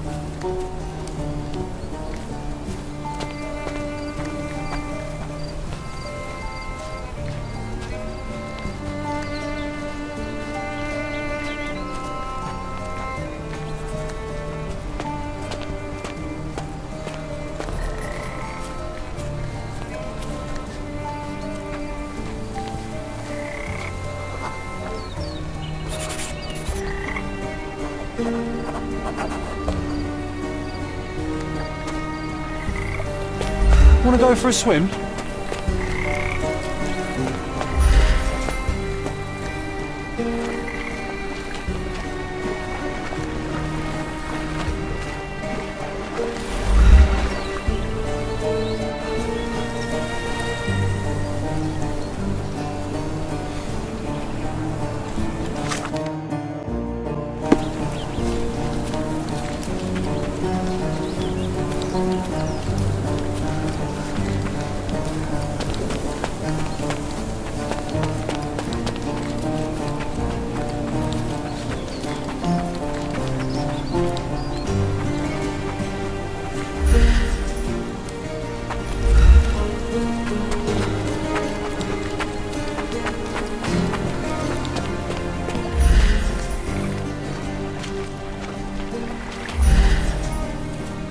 strange.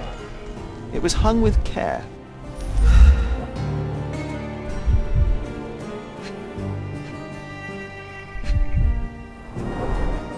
The game has escaped us, for now. We'll find a solution to the elephant problem later.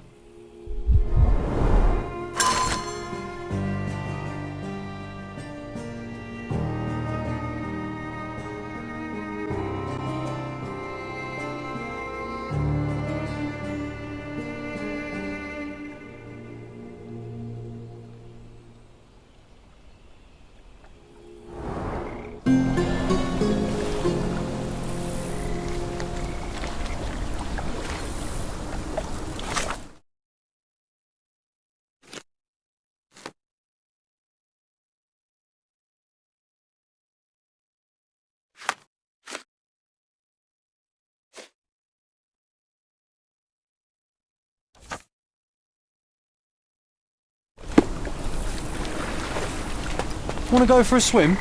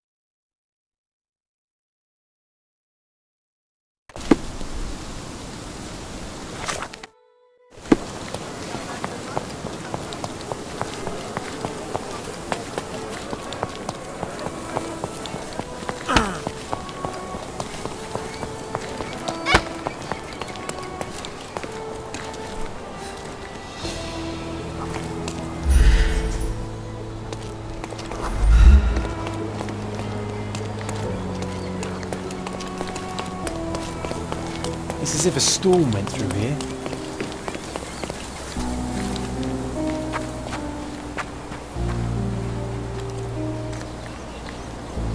Oh, why do I get the worst jobs?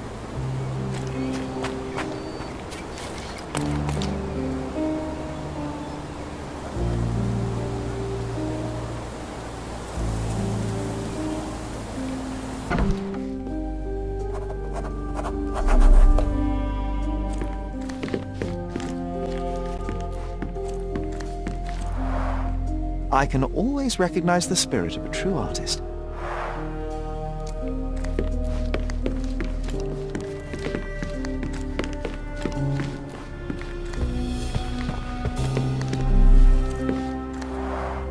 This young lady has a childish interest for her age.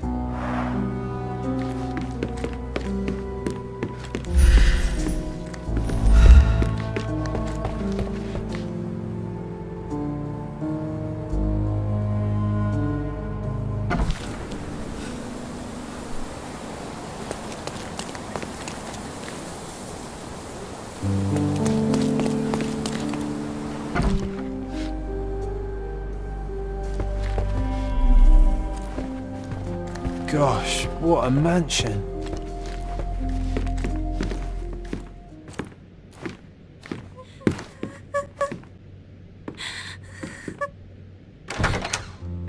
You!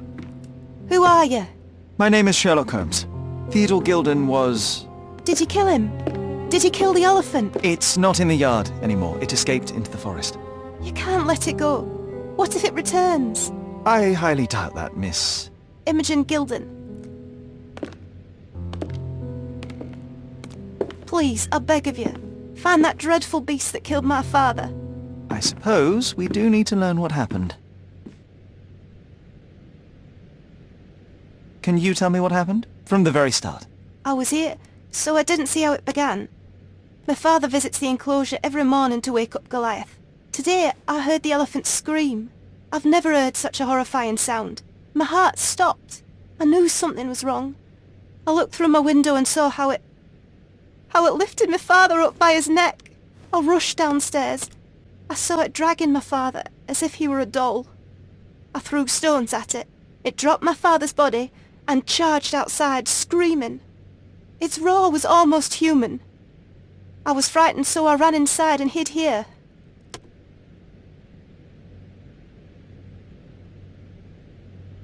That is a terrifying experience, Miss Gilden. I'm sorry you had to go through it. Thank you. Goliath must be caught, Mr. Holmes. Well, thank you for the information, Miss Gilden. I did have some questions for your father. Perhaps you might help me with them? I wasn't privy to much of my father's life, and it's very hard to think of anything at all with Goliath still loose. Please, Mr. Holmes. Very well. Do you mind if I ask you more questions if I find anything that might help? Anything to catch that monster.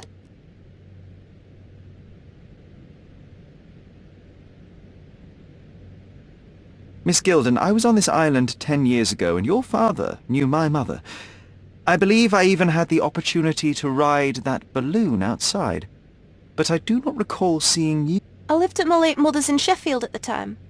I'm in no spirit to reminisce right now. The elephant is out there. You've never heard the name Violet Holmes before? Perhaps your father... Please, Mr. Holmes. With that beast roaming free, I can't think of anything. Very well.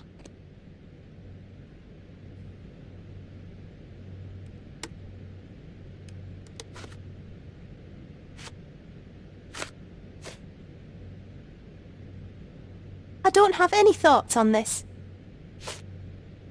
Did you observe anyone else in the yard? Any of your servants, perhaps? Servants? Do you imagine that we would have any with Goliath? No one wishes to work in this house, even for double pay. I didn't see anyone else. Only my father and that diabolical beast.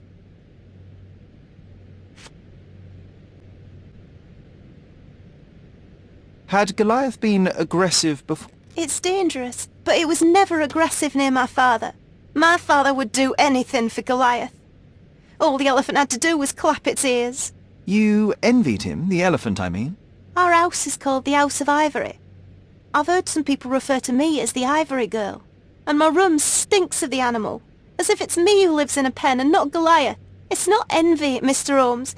It's just incredibly difficult to live like this. I can't think of anything else right now.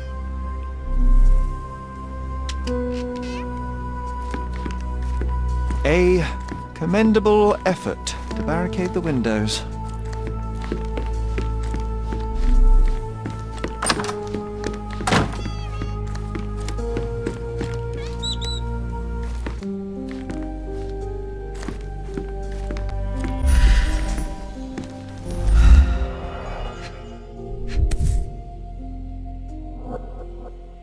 False idols? Oh, sounds utterly dreary.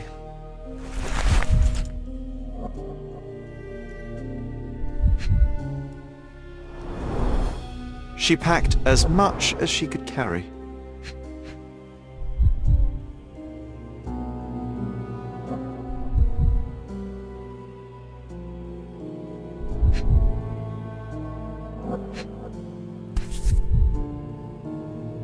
The same dull poses on all romantic photographs.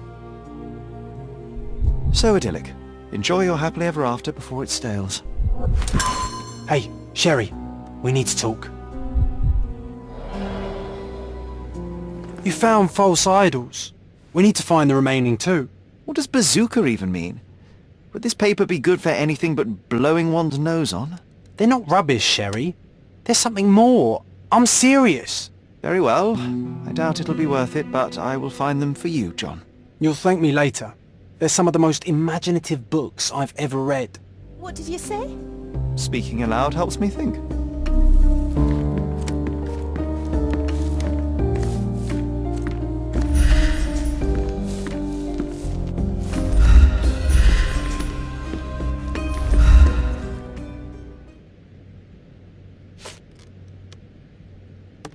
These bags of yours, it looks as if you've packed your entire room.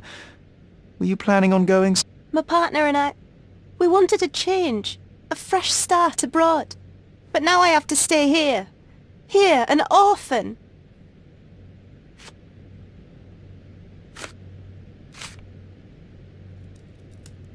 Paul, he's my pirate. He's not really a pirate, I just call him that. It probably sounds very silly. Your secret is safe in my hands. Does Paul work somewhere? What is his surname? His name is Paul Perks. He and his yacht Whirlpool are the champions of the Salacia Yacht Club. He sails there. I'll show you where it is on the map, if you need to meet him. A yachting champion? Oh, well, that will be a first. I prefer dry land. And so does my suit. I've nothing to say about this. I'm afraid I can't add anything useful. How can you read something like this? It's hard to swallow, and that's not due to the hard... You're hardly serious. Any library without Nabe and Laura is incomplete. If you can read, then these books are an absolute must. Love and adventure. They're about life. Oh, I wasn't aware that exploding pyramids were a part of daily life on Cordona. You haven't seen life, so you might try reading about it at least.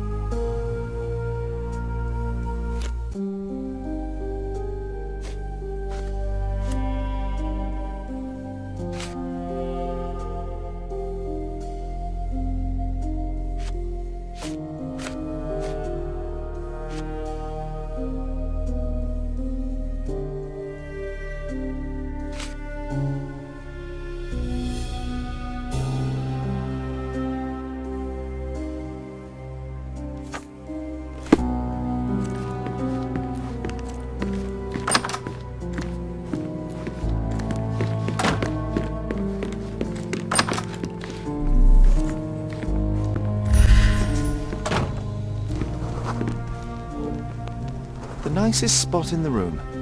Mr. Gilden spent hours of his life right here. Staring at an elephant's backside.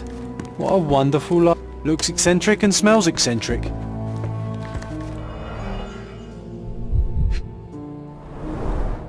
A relatively functional choice to replace the finger. Oh, the pungent stench of an animal. Did Theodore seek some pink elephants with this?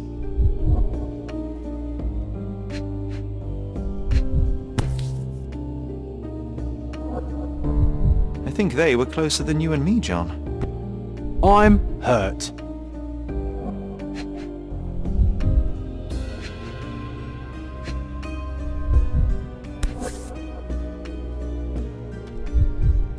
I think Miss Gilden has barely matured.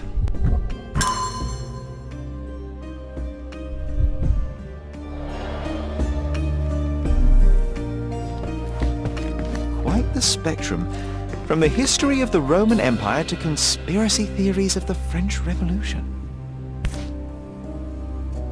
From before Mycroft was born, our family loves to prod at the past. Mother.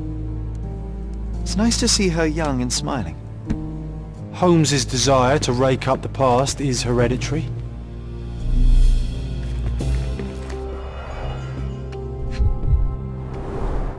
What's so special about this place? Another elephant? A partnership annulled with a single stroke of a pen.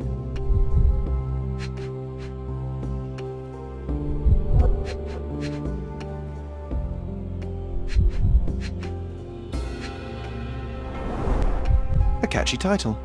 I should take a photograph of the plans. I don't want to carry them around.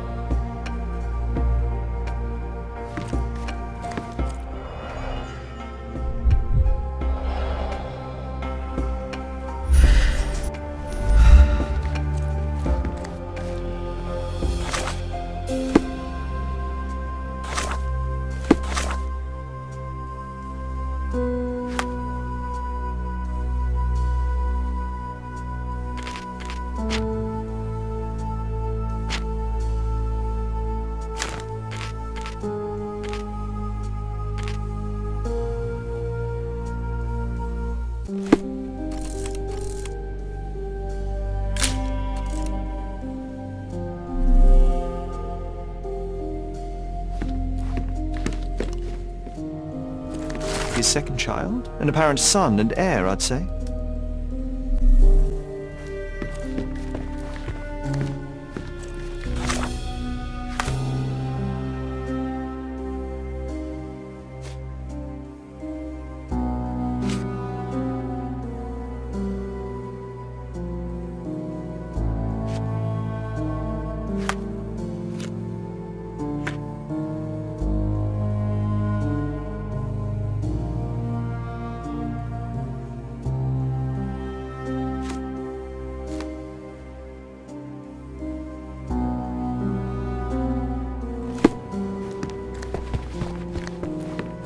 Quite the spectrum, from the history of the Roman Empire to conspiracy theories of the French Revolution.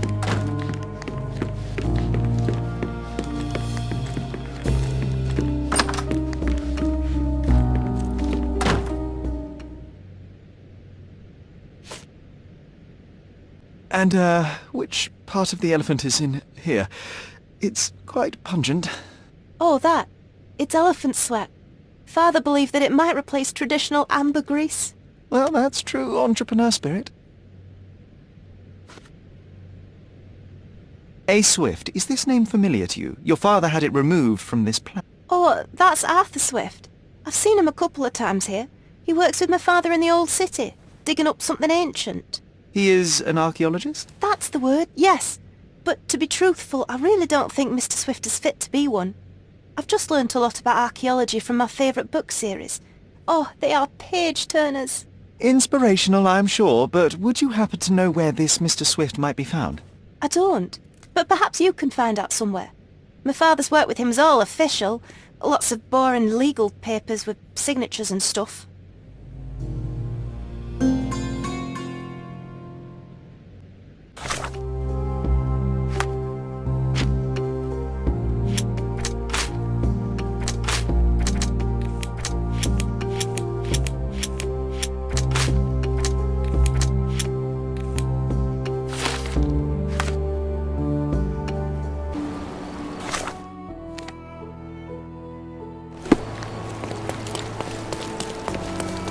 All the newspapers are sold out.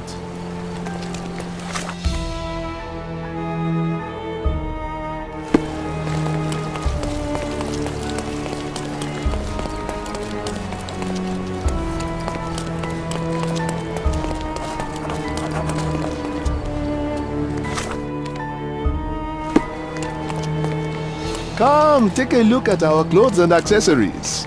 The finest clothes for the finest citizens.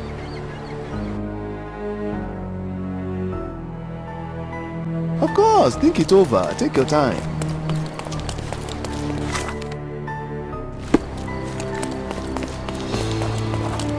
Landscapes and portraits. Find the one that your house is lacking. My goods will brighten up your house.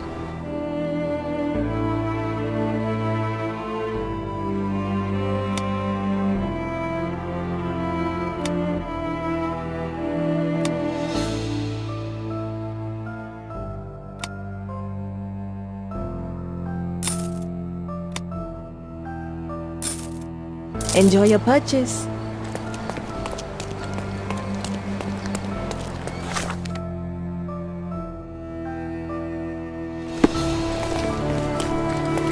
Tired of your garden view?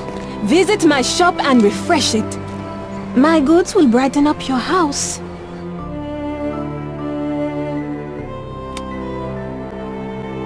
You always know where to find me.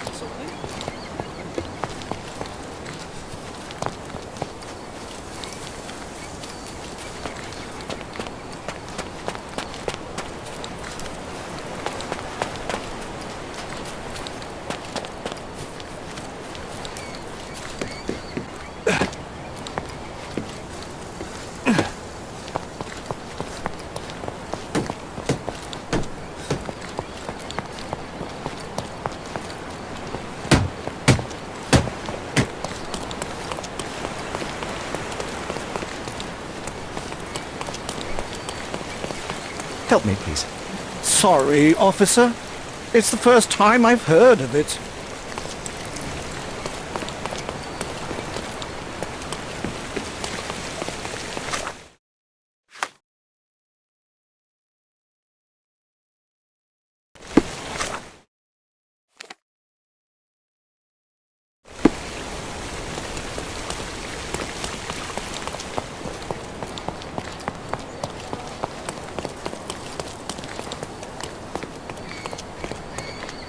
Do you know anything about this? Of course, officer. Let me tell you.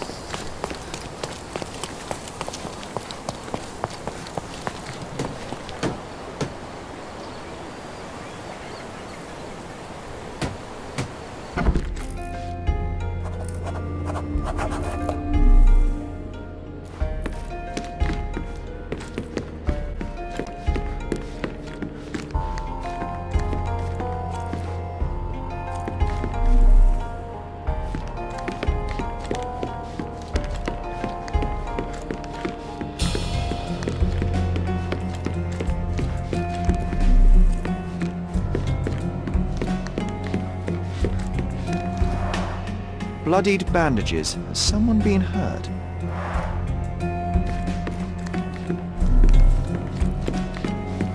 Where would a champion hide a key?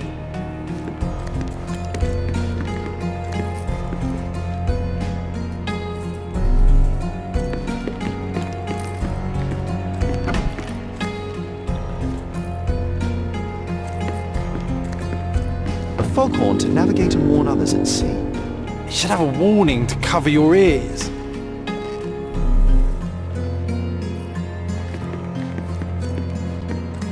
We can become pirates and show them what should be stored in here. Sails of hatred. I suppose there is something for everyone, including champions. Who knew archaeology could be so exciting? Exciting is certainly a word.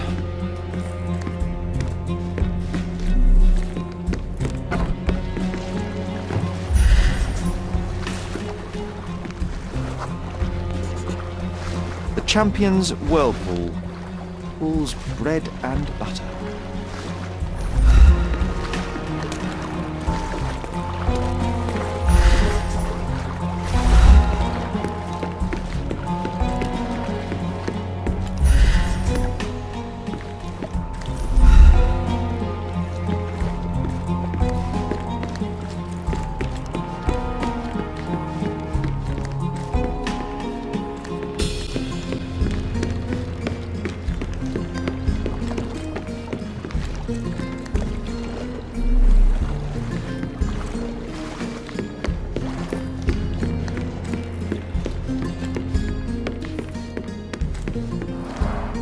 Bloodied bandages. Has someone been hurt?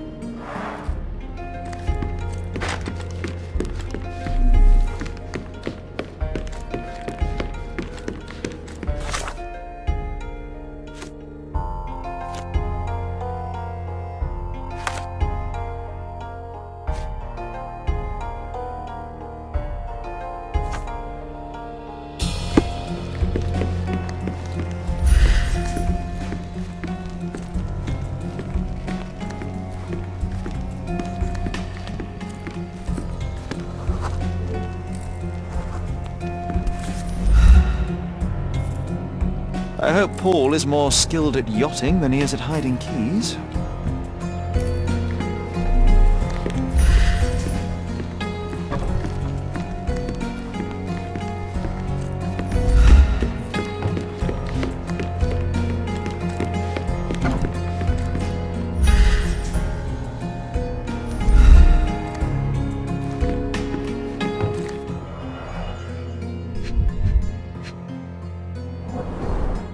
An expensive set of tools for woodwork.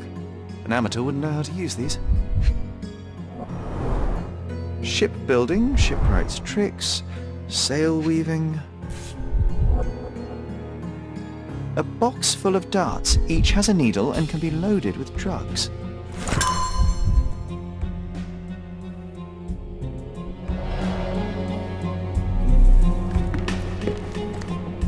Too ordinary a room for a champion. There's no incentive to put in any effort.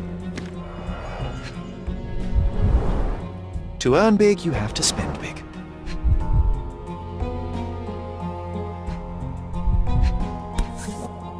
Additional earnings to sweeten the victory. An interesting place for a message to a champion.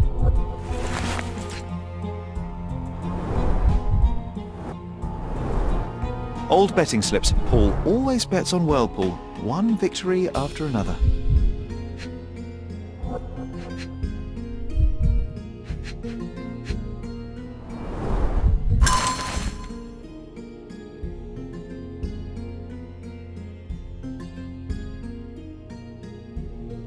Mr. Gilden wasn't afraid to get his hands dirty.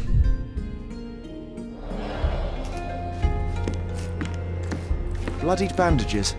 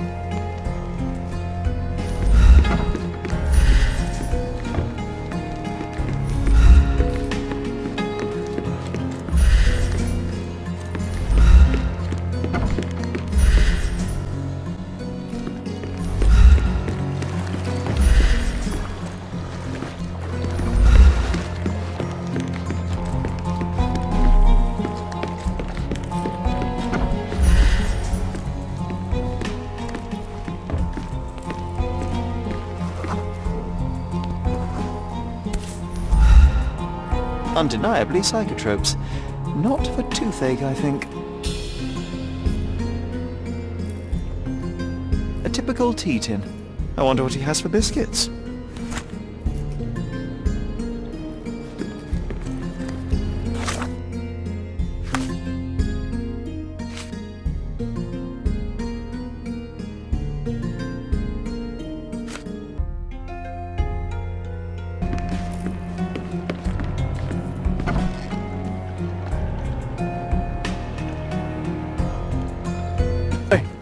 Hands off my possessions before you lose your fingers. Are you illiterate? The rules are written everywhere. Ah, Mr. Perks, the cabin boy himself. Champion, you mean? I was right. You are illiterate. I think a couple of shiners might teach you. One last chance. Who are you?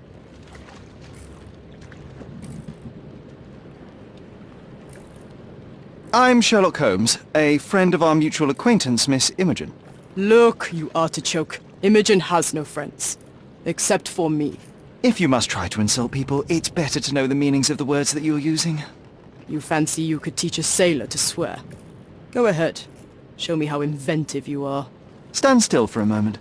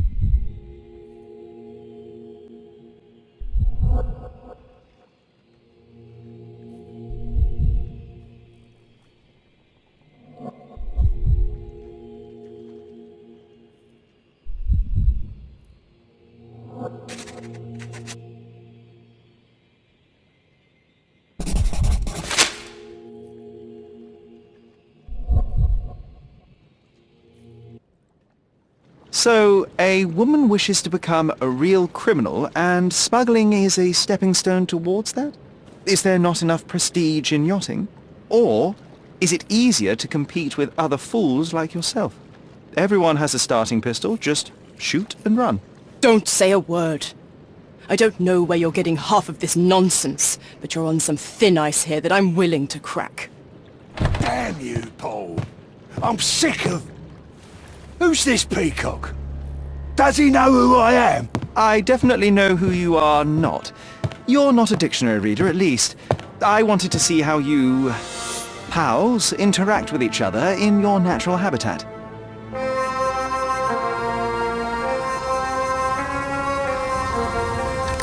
But I'm afraid I have to interfere.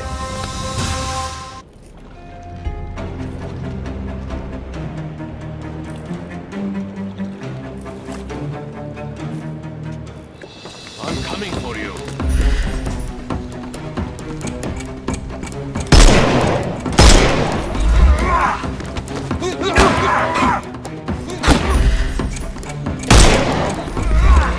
I couldn't miss the party.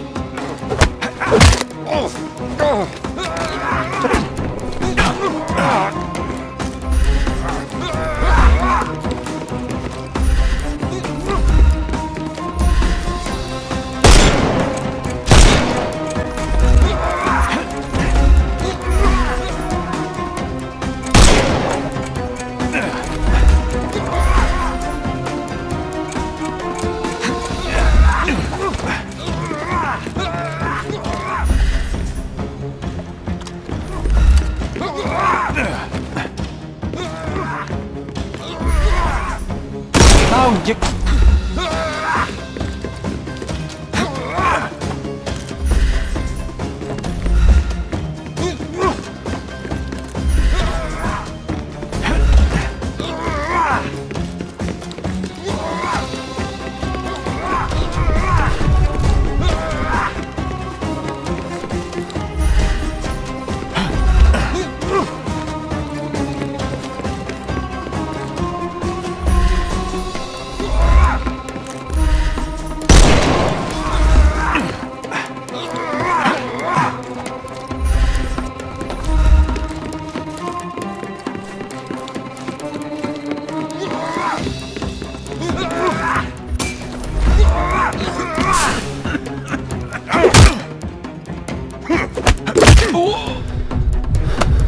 Too simple. I'm coming for you.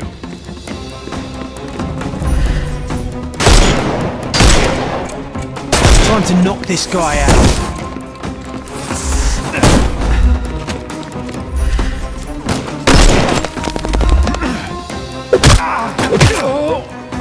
Don't bother moving. You've lost.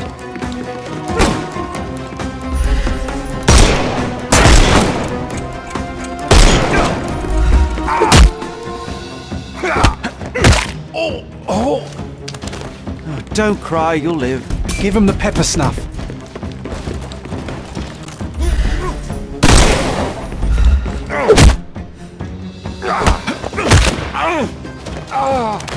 No more crime for you, and the snuff's ready. I couldn't miss the party. Don't cry, you'll live.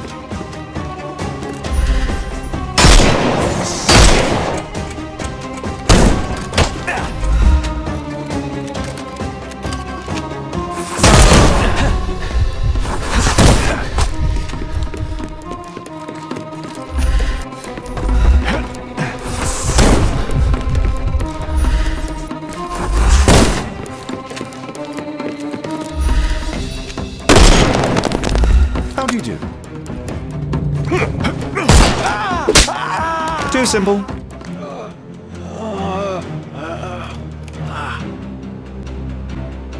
And there's no reward for risking our lives. Paul's explanation will suffice.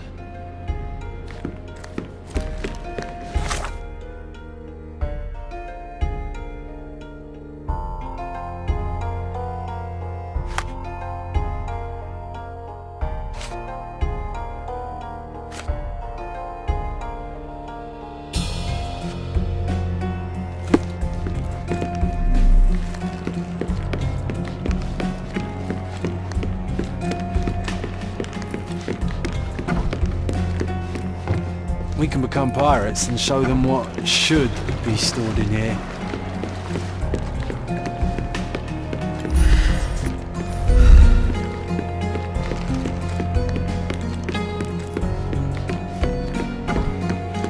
Your fellow mariners have a strange way of showing hospitality. They were not my friends. Are you sure? I would rather risk my neck for someone who's at least honest and thankful. Perhaps then don't enter someone's life and be so judgmental, pretending you're better than they are. Then give me your perspective and allow me to see through your eyes. What were you doing this morning, Miss Perks? Don't call me that. I'm a champion. I was sailing. The other club members told me that you missed the race this morning. Do champions not need to practice? Ugh, you've talked with them already. No, I wasn't racing. I visited the doctor after that attack on me. And then I had to honor the deal with the bandits you just took care of. I tried to tell you before, but your partners interrupted. Have you heard the news? Theodore Gilden is dead. Do you have anything to say? Well, what a shock. To me, he was an angry old ogre. Good riddance. Was it Goliath that killed him? Did it crush him? Break his bones? Come on, tell me. I want all the details. You have an unusual way of showing grief. Imogen wouldn't appreciate that. But yes, the animal could have been involved. It's poetic in a way, isn't it? It takes a beast to kill a monster. I wish I could have been that elephant.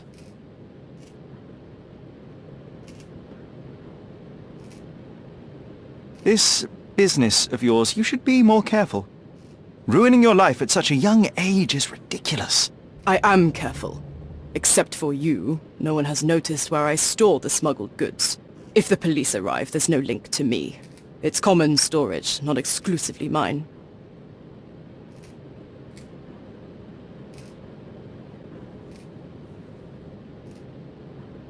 I don't know what this means. I'm clueless. You smuggle illicit psychotropes on your yacht. Not a delivery for the hospital, I'm sure. Of course not. I've had to cut corners to earn some money. How might a person afford to pay for a yacht in an honest way? I don't know, although I'm smart. The buyers are my customers. Adults who are willing to pay for their pleasure, or weapons for jewels. Whatever they want me to deliver. Nothing criminal. Well, it's your lucky day. I'm not here because of smuggling. Have you tasted this tea yourself? I wouldn't have been a champion if I had used it. It's just a side business that keeps my career afloat. It's quite expensive to compete in yachting. Sometimes I cut corners. Such as fixing whirlpool yourself? Exactly. And sometimes I just have to pay. That's how I earn money. I don't sell slaves or take the last man-gear from a poor family.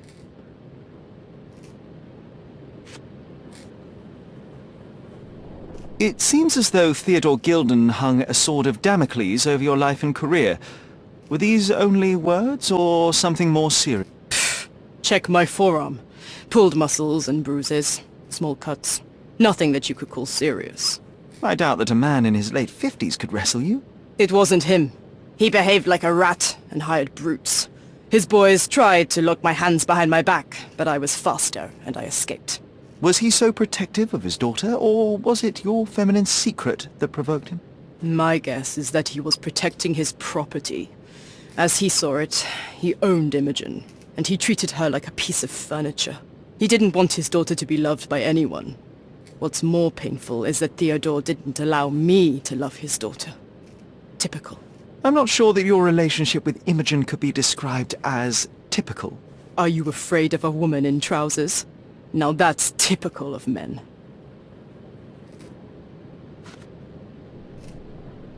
Look what I found.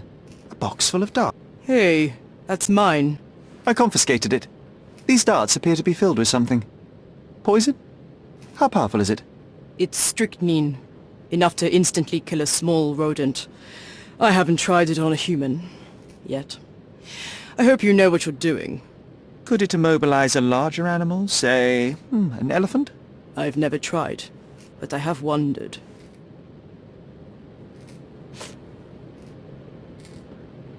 Between yachts, darts, and notes from bandits, I've discovered many fascinating facts about you. But this, An installment of Nabe and Laura's adventures. Why did you sully your library with this? It's a gift from Imogen. I didn't buy it. I might have turned a couple of pages, but nothing more. I swear. I will give you the benefit of the doubt, but your literary taste has put you on my blacklist. A charming picture. I've heard that champions do often pose with their trophy. Cheeky. It is a lovely trophy, though. I'm sure you will agree. What is it that you like most about her? Her naivety? Her father's money? A somewhat difficult choice. Especially now that her father is out of the equation. A. Swift. Are you familiar with this name? The gentleman had business with Mr. Gill. Likely just another strange and wrinkled fellow like old Gildem was. Perhaps this Swift person has a rhino, and they wanted to see which pet was stronger. In other words, I don't know who he is, but I bet he's crazy like Theodore. I doubt that Cortona has ever boasted a battle arena for that size of mammal. You have an interesting imagination. I don't know what you're suggesting.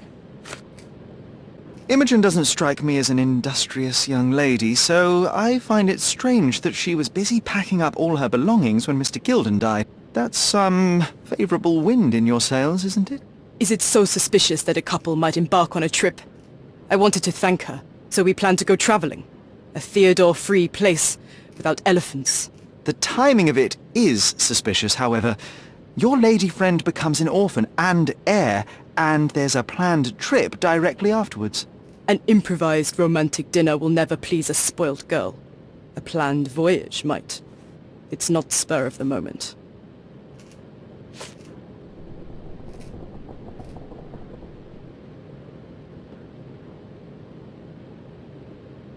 Can you tell me about the elephant? He's smarter than some people here, including his owner. Although I feel he could be dangerous, no matter how much he's fed. Why is that? Have you ever seen Goliath attack anyone? Well, not exactly. But I saw it, abusing some poor tree during one of its walks with Theodore. The expression on that old ninny's face was priceless. But it wasn't funny to look at. Believe me, it was frightening. Does this knife seem familiar? I didn't find it in your competitor's back, to be clear. This knife is as blunt as your humor. It's a bosun's knife, but it's not mine. I wouldn't be so careless as to mislay my tools.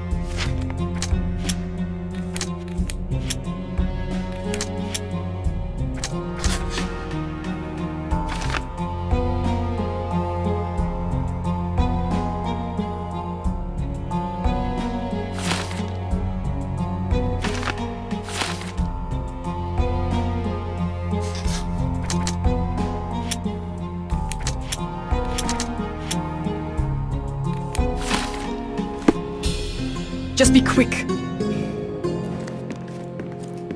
Too ordinary a room for a champion. There's no incentive to put in any effort.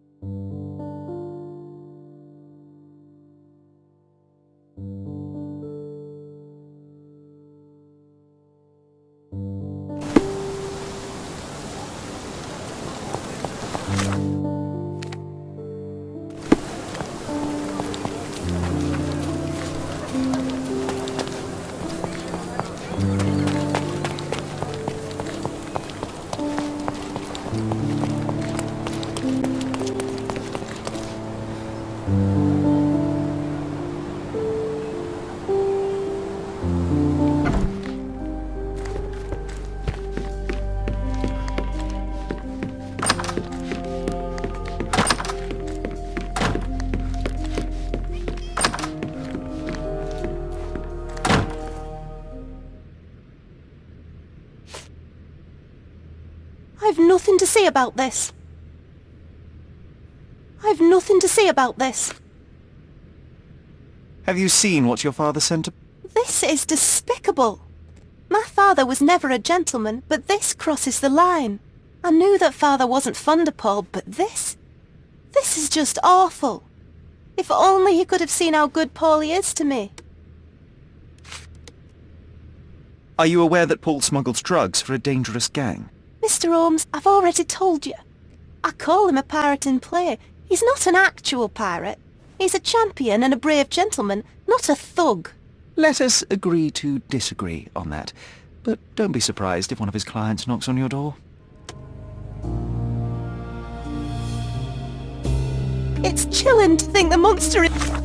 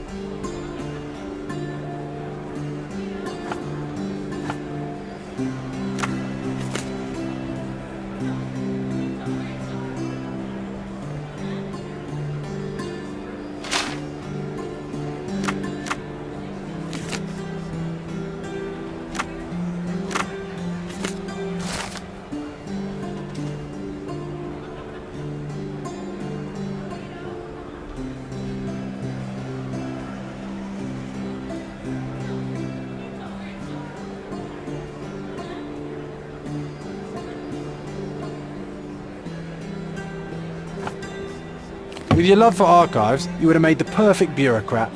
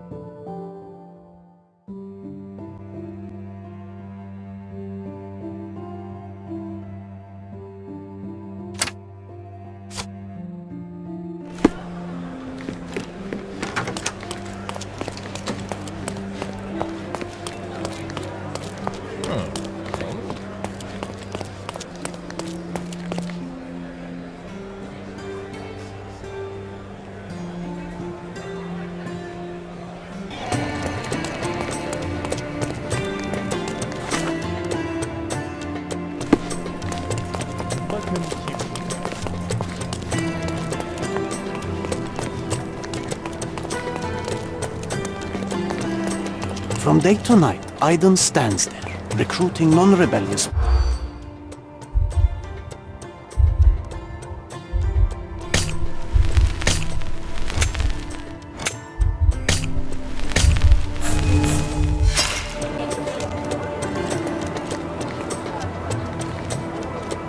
From day to night,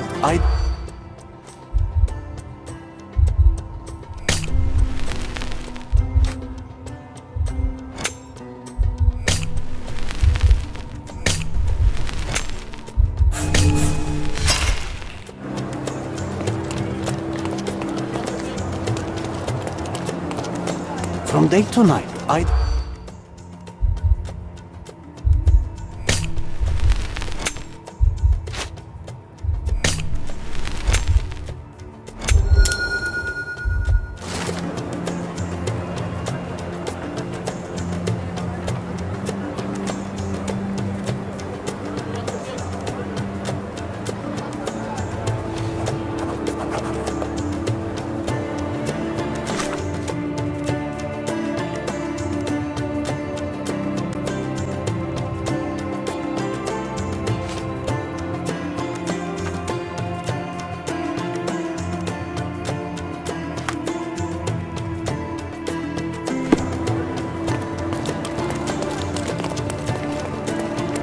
You're being an eyesore. No entry for you.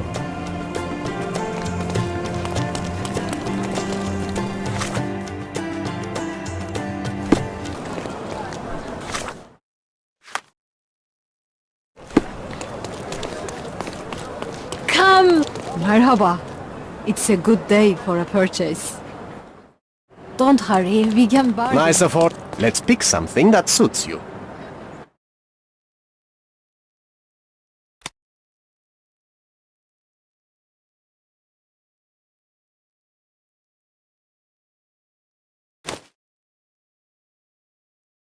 Be careful with what you've taken.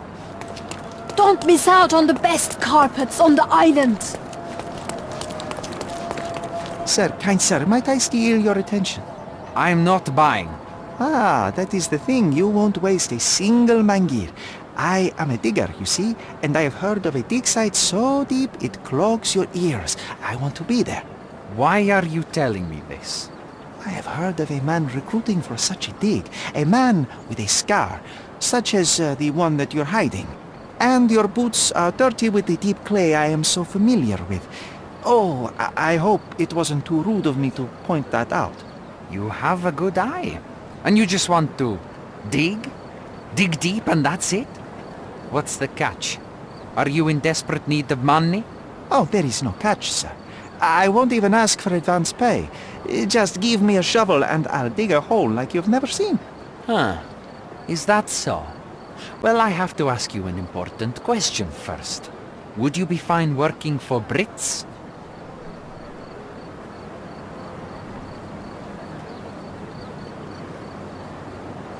The English? No. Is there anyone here who still likes them? Another one. Get lost. If only I could slap you. Wait. No, I was just testing the ground. It can be dangerous to talk about politics here. Then prove that you're fine with them. All right?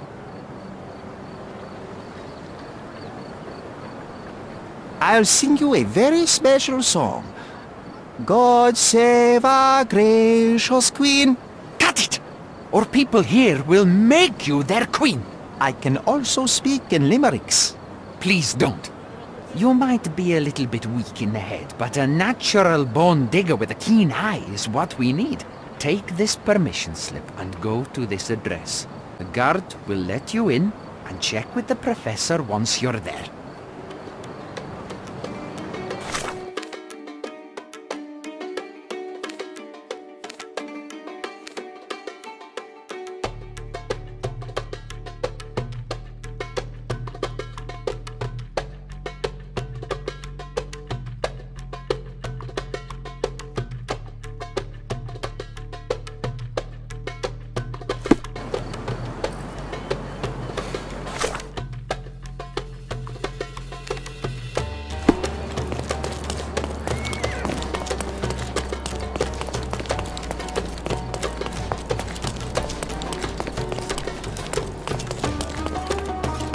I remember the monument, Cordona's legendary pirate, the Robin Hood of the place.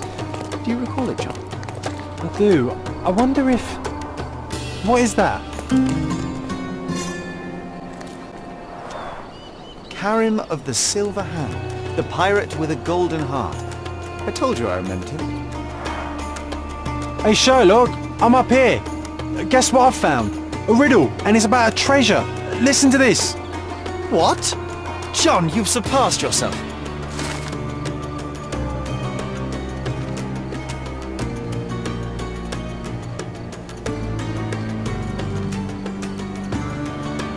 Come on, Sherry. This is just like the old days. Sherlock and John on a pirate's treasure adventure.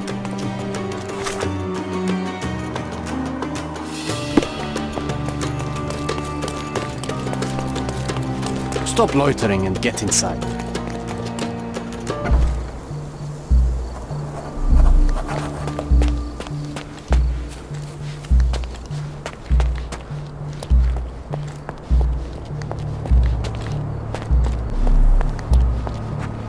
Newcomer, talk to the professor first. He's the old fellow with the glasses and the plans. Is this familiar to you? I like you, friend, but I can't help you.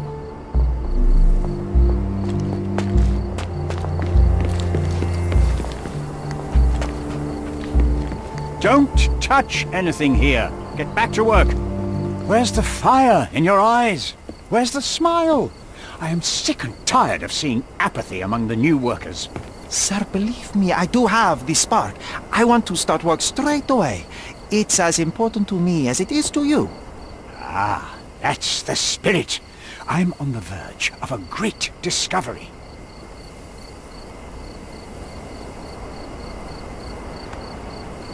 How did you meet me?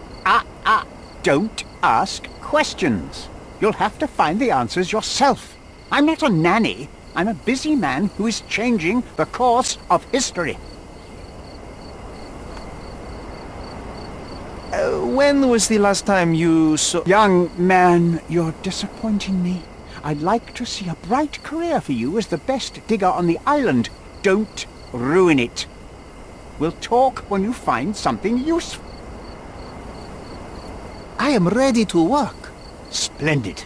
Do you know what I am working on? The ivory bats. Everyone is looking forward to the grand opening. Who told you this nonsense? Why would you contaminate history with this base desire for leisure? We are looking for Vitus Lemonius's tomb. This is our goal, to find the artifacts of the early Roman Empire. Let's continue. I am Professor Swift. We have 3 rules here. Don't touch anything. Always return the tools, and don't distract me unless you find something. Sounds simple enough. Are you the only one in charge here, Mr. Swift? Yes, I am the only one, and no one else. You hear anything other than that, it's a lie. People of your kind can have difficulty understanding who's in charge. Take a minute, memorize my face, and then get to work. Oh, I will definitely take a closer look to memorize my superior.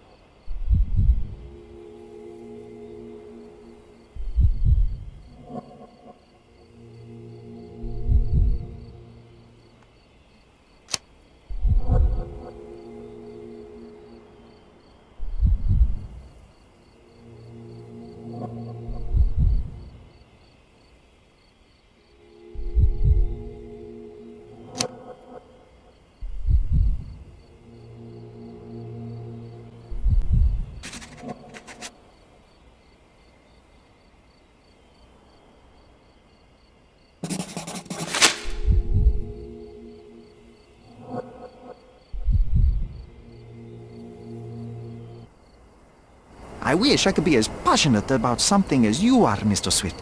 You value knowledge and dedication over everything else. It's a long road, young man.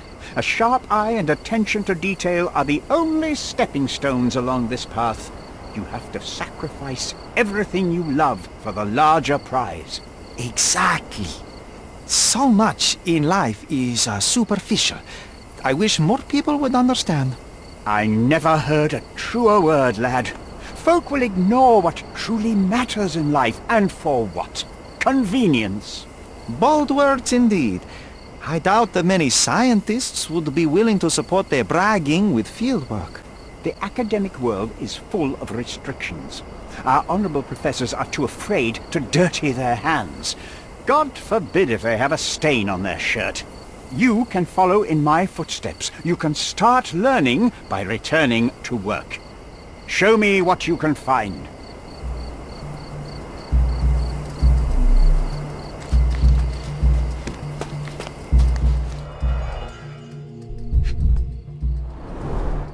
This reminds me of my father's room.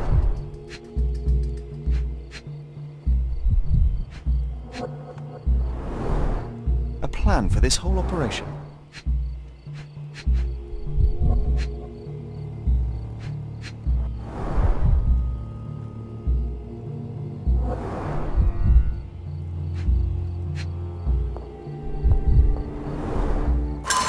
This might prove useful. I'll note it down.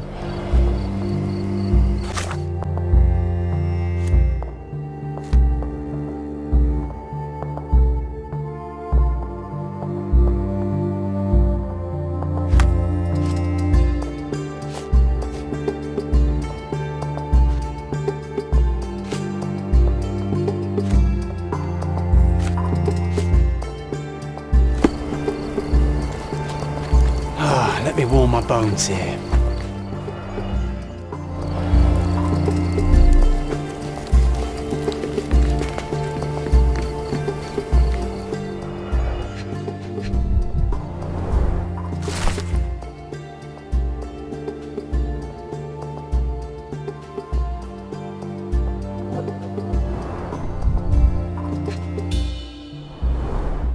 Straw dolls. Eerie, but effective for a scene recreation. Oh, I want one of these. Or two.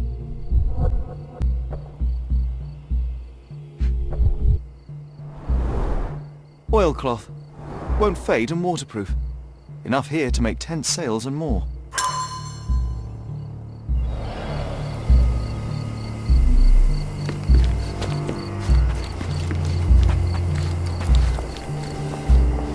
Take a shovel and dig.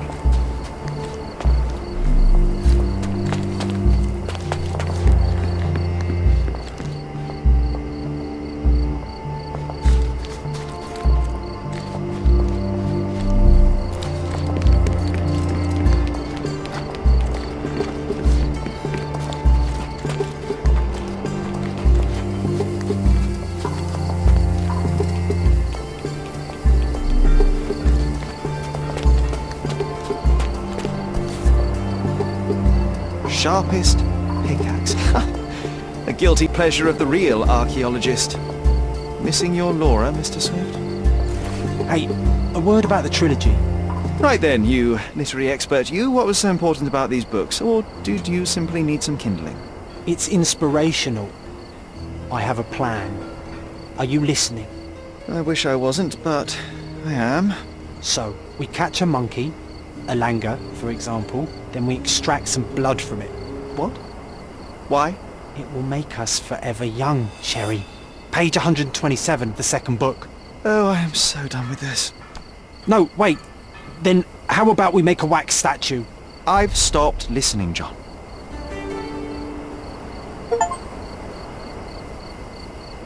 Did the Romans live in amphoras?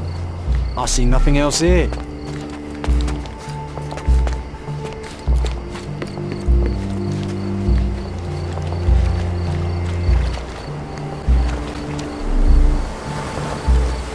Working and living by the sea.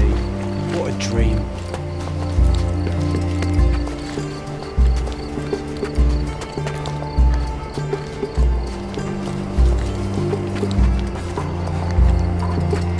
Swift lost his temper. Quite daunting to see how deep the dig is.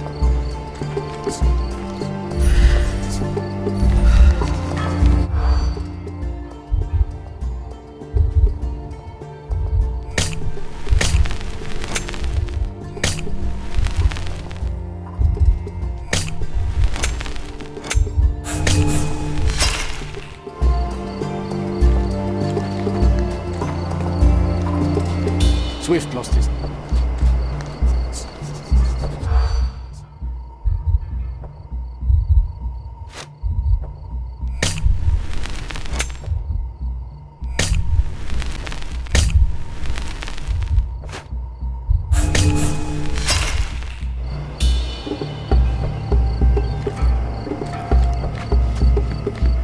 Swift lost his temper when he learned...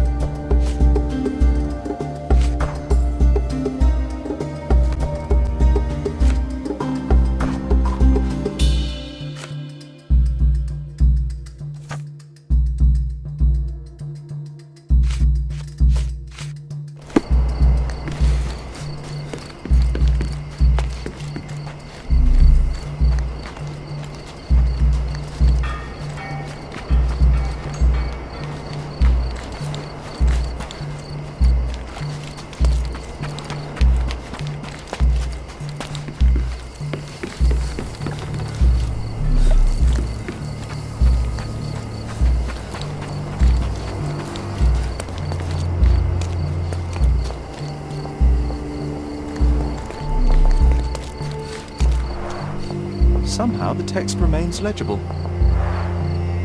Let's see if I remember my Latin.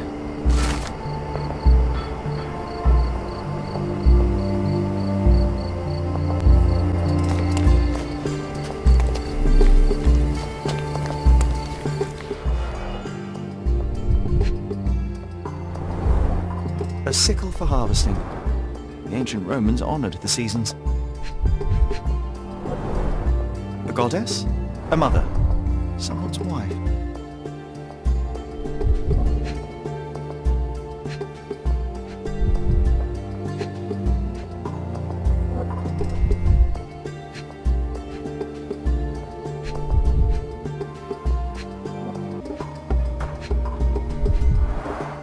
There were 4 statues here originally. I wonder what the 3 other statues look like. I see now. Mr. Swift didn't realize the significance of the statues.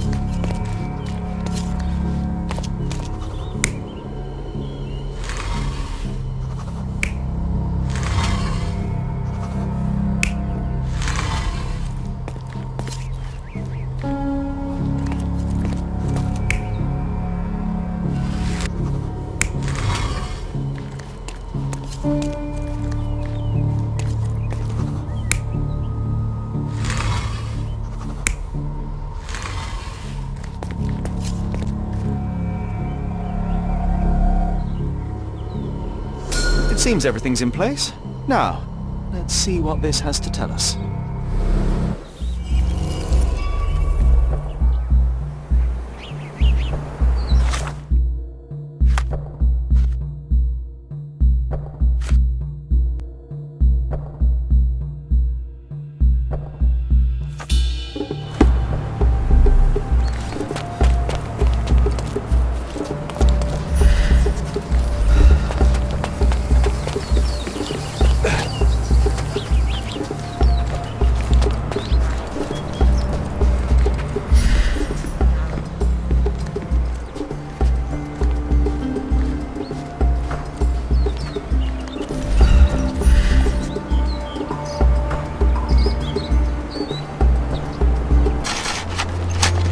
Here is your discovery, Mr. Swift. Hey, look at this! What have you found? Don't let anyone touch anything there. Eureka! I found you, my friend!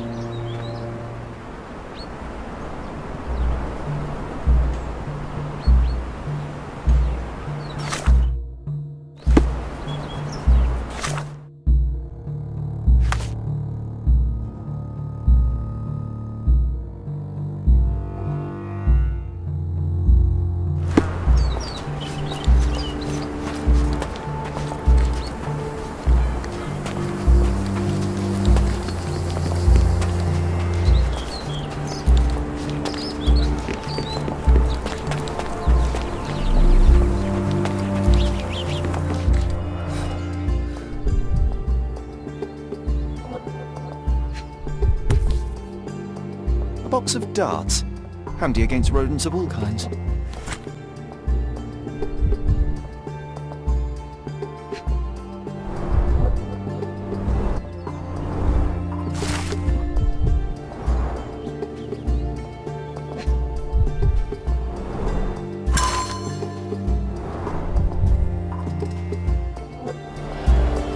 Trying to take over my research, are you? I come here to pick up my diary, and I find you snooping around. Explain yourself. Mr. Swift, if that were true, I would have been on my way to the newspaper. My name is Sherlock Holmes. I didn't have a chance to introduce myself properly. Outrageous! You deceived me, sir. What is the reason for your being here? Who sent you, Mr. Holmes? Theodore Gilden's premature death brought me here. Theodore is dead? How can that be possible? I'm thinking of all the possibilities, and I'm not crossing out anyone who might have been involved. Even his elephant. The land you're excavating belongs to Mr. Gilden, does it not? Did I hear an accusation? I have nothing to hide. You can ask me whatever nonsense you've prepared as a token of my diminishing respect towards you. Very well, Mr. Swift. I appreciate your cooperation. Were you at the site this morning? Affirmative. This project is taking a lot of my time, as you see. I spend more time underground than on the surface. When did you learn about Theodore's death? Just now. You just told me. And you aren't surprised, shocked? I won't tell anyone if you shed a tear or two. Weren't you partners, after all?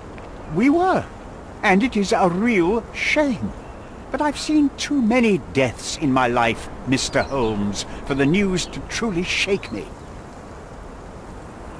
When was the last time you saw Mr. Gilden? A couple of days ago.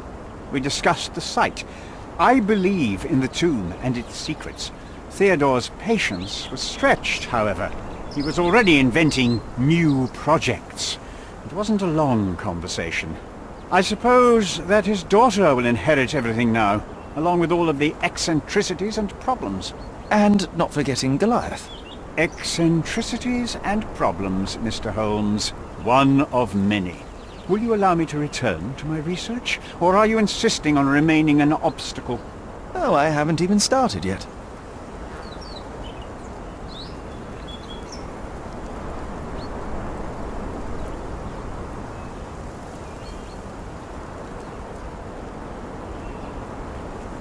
You have a weakness for nostalgia? Or, rather, do you use it to record a list of enemies? Young man, you need to check your moral compass. Reading another person's diary is a sin in every culture that I can think of. But you aren't answering the question. You've already read it. Why bother? I simply record my life to keep my memory clean from misinterpretation. Letters and pages don't lie. But the writer of the text can.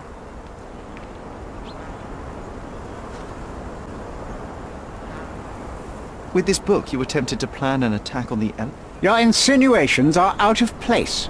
Goliath is a frightening animal. All I wished to do was to understand the creature. As any scientist would do, I researched, analyzed, and drew conclusions. And what conclusion did you draw? That Theodore Gilden made the animal miserable. He couldn't provide the proper environment for the beast. My interest in the subject ended there.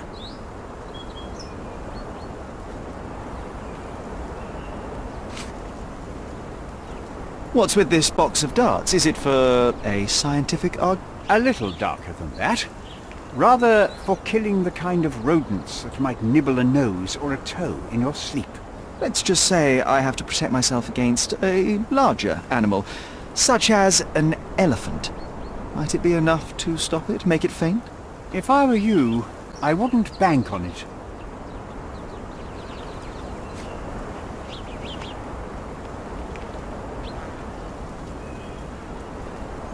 Moving on. Moving on. As far as I can tell, you're a man of the academic world, so this book about Nabe and Laura is just an empirical study? What? That nonsense? I'd prefer to lose my eyesight than read such trash. So, you know nothing about it? I know nothing. I wish I'd never heard of it in the first place, this caricature of science. Do I hear traces of envy? You're still relatively young that you might find your own Laura. Perhaps I envy Nabe, for I cannot simply blow people up for distracting me. That's all. You happy now? Wonderful. I'm a busy man. What's with this intricate recruitment process, pro-British workers charge letter? As a head of this organization, I need to secure a productive environment. It's impossible to do so if there are political differences, especially here, where the native population doesn't support our efforts to find the ancient artifacts. Decent pay can also stimulate productivity and shut down any political discord. Hadn't you thought of that? You're young. You have time to fritter and fight with everyone you meet. I don't have such a luxury. Our workers receive enough pay for what they do. So don't start a discussion you know nothing about.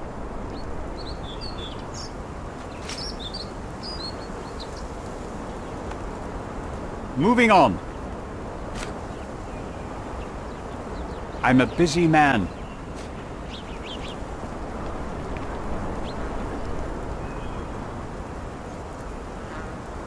That would have been too much even for him.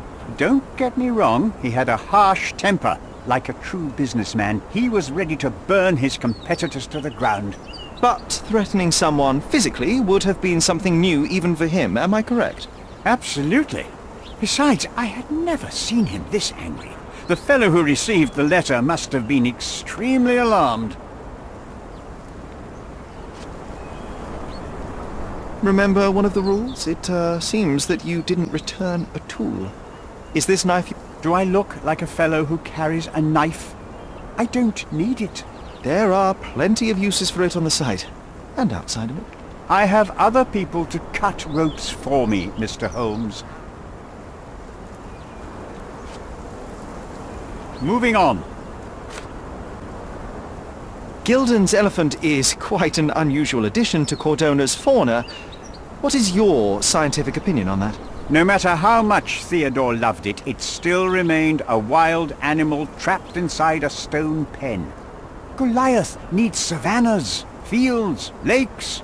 I'm sure that Goliath did not have a plan to kill his owner to head to the savannas. What do you think? No, animals don't kill in a typical sense. I can only presume that it tried to protect itself from captivity, from Theodore. It was a gilded cage that was predestined to break.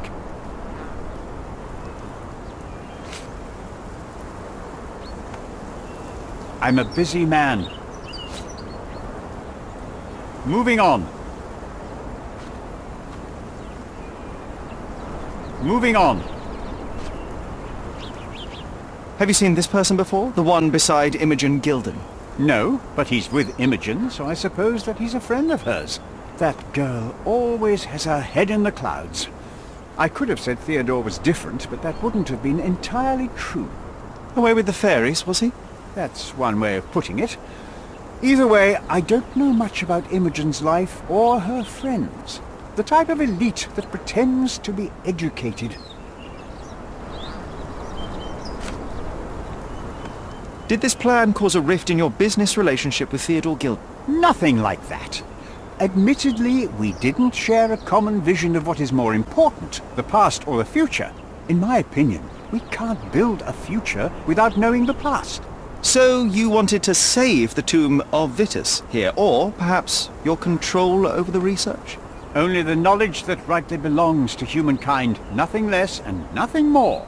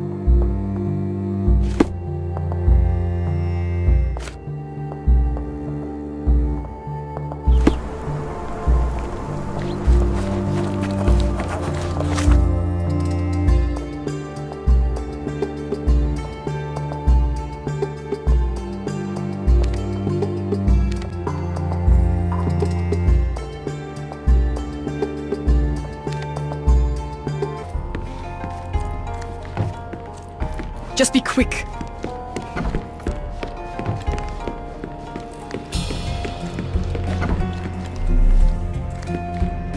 It might fall an elephant.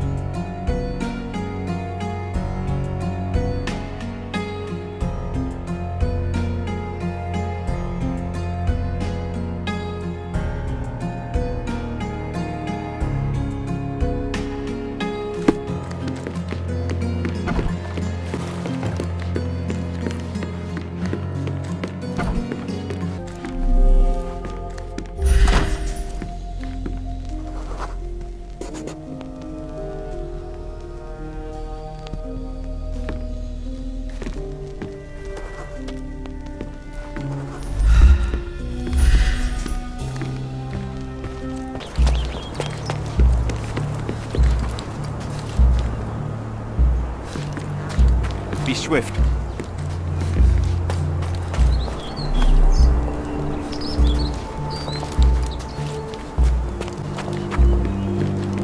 This fabric will work. Mrs. Nini seemed to know her sewing inside out. I bet she missed us. I hope Miss Nini won't...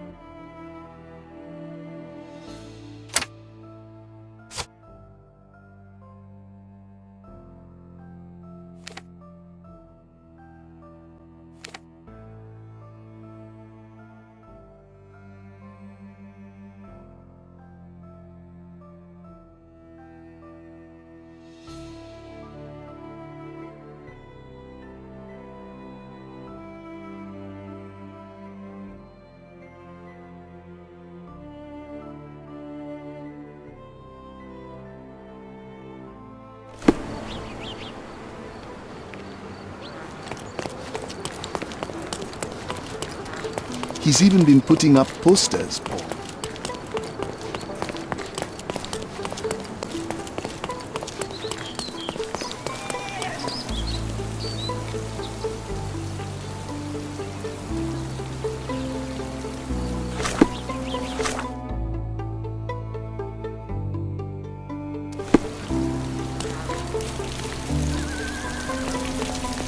I can't wait to see the fruits of your labour.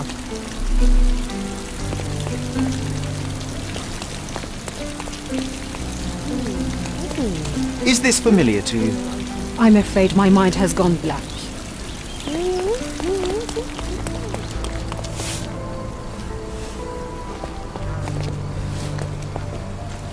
Good day, madam. I've come to you with a special requirement. The tailors on the street can't help me, I'm afraid.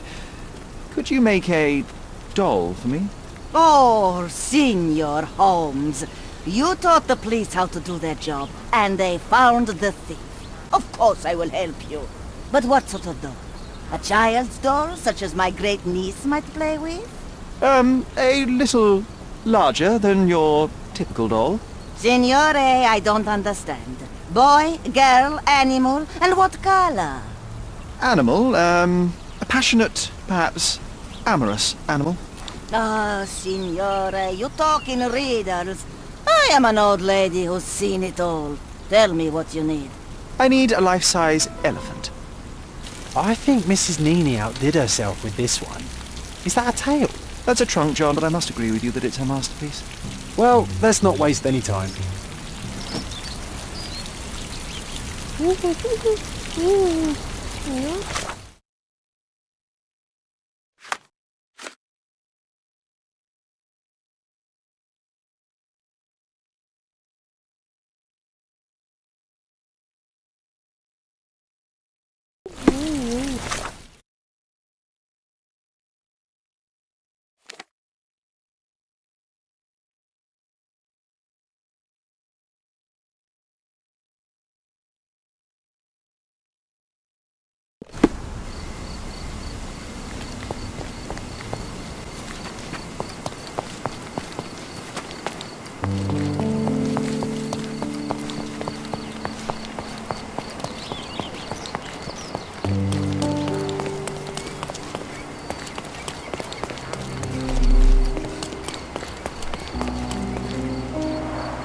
Hog heaven.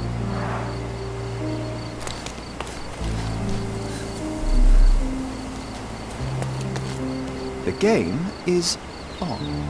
So, what's the plan? I hope it all doesn't go horribly wrong. We know that the elephant is seeking a female. We can arrange that.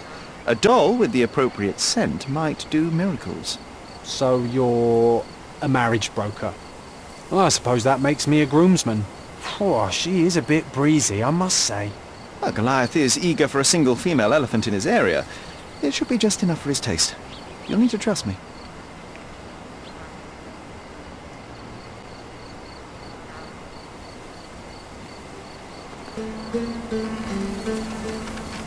Are we ready? I can't stand the tent. We're ready. Let's call the elephant.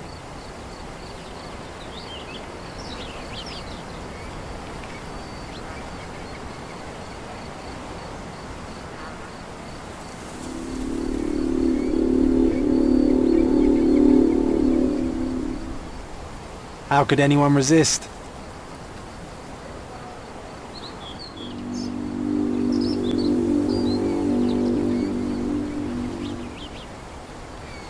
I knew a lady once who said just that.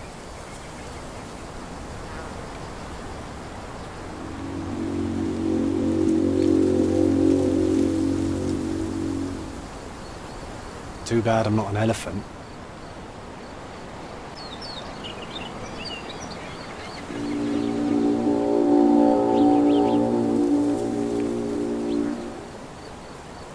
Take your time, Sherry.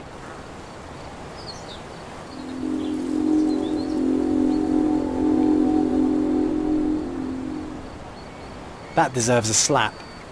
And then a kiss. And here's our lovesick friend.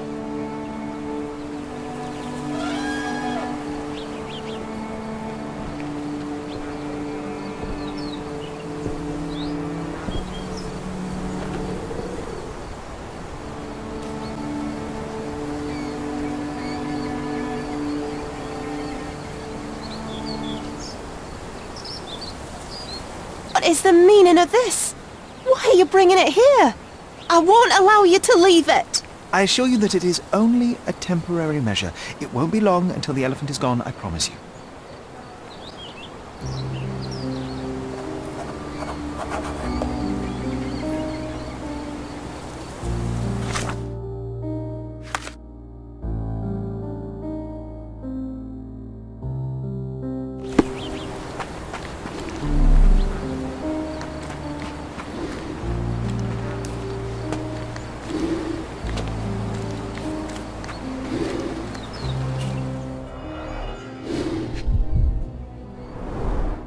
It injured itself while running through the forest.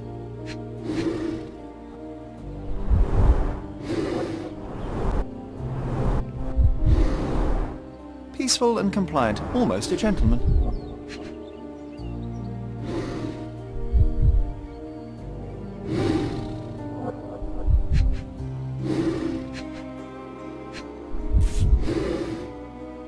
A feathered fletching.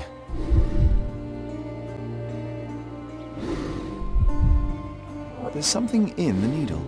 This might be promising.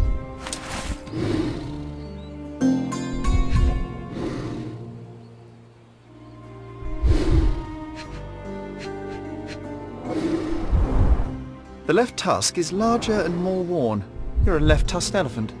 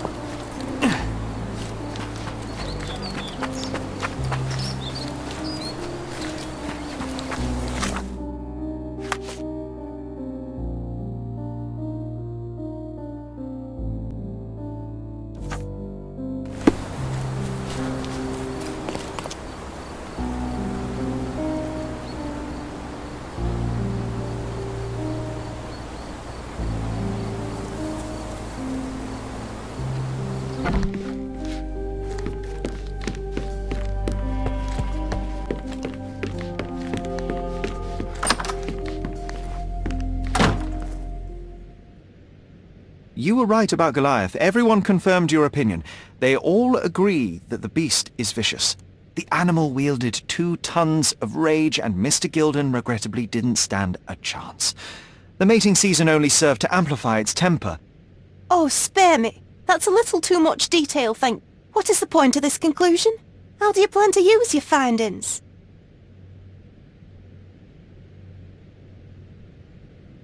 Miss Gilden, I know how much you dislike the elephant. Rather more than dislike. I wish I could have done more to that wretch than just speak of it. But it's innocent. Goliath did not intend to kill your father. It was provoked, scared, and in mating season. Your father took Goliath's normal state for granted, and in doing so made a mistake that caused the elephant to be aggressive. Stop it! I already know the answer. I don't need your moral perspective on this situation. I don't know why you wasted your time. I actually did more than you. Which involved what, Miss Gilden? A man with a big wallet made an offer to take the elephant away. I accepted it. I was so naive, thinking that it was me who was so helpless. But you are useless too. I am glad that the elephant is no longer of your concern, but I need to make sure. I don't care, and I don't want to listen.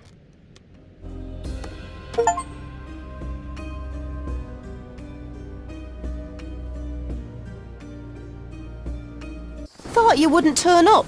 Why's that? I suppose it's the English way to leave without saying goodbye, but I never planned to abandon you. Because you brought the filthy beast here. Because you did nothing to ensure its proper punishment. I had to do everything, not you. I was piecing together your father's murder. There was nothing to piece together. I told you, it was Goliath. I never asked you to talk with anyone. I asked you to find the stupid animal.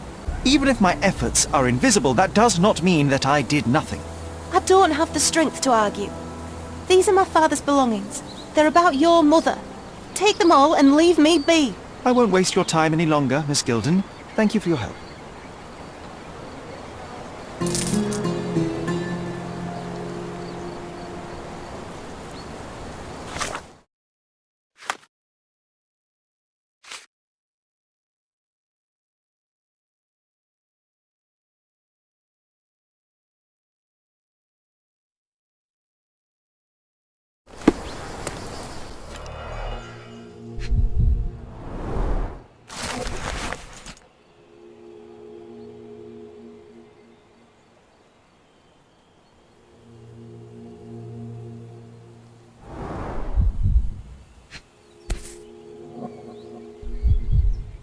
My mother always wore this around her neck until one day it disappeared.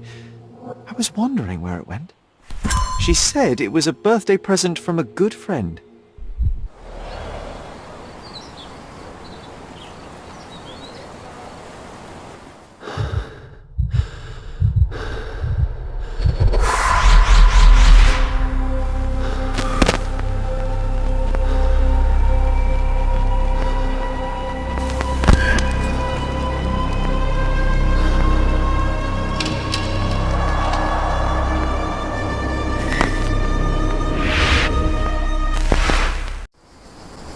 I just had another glimpse of a memory, John.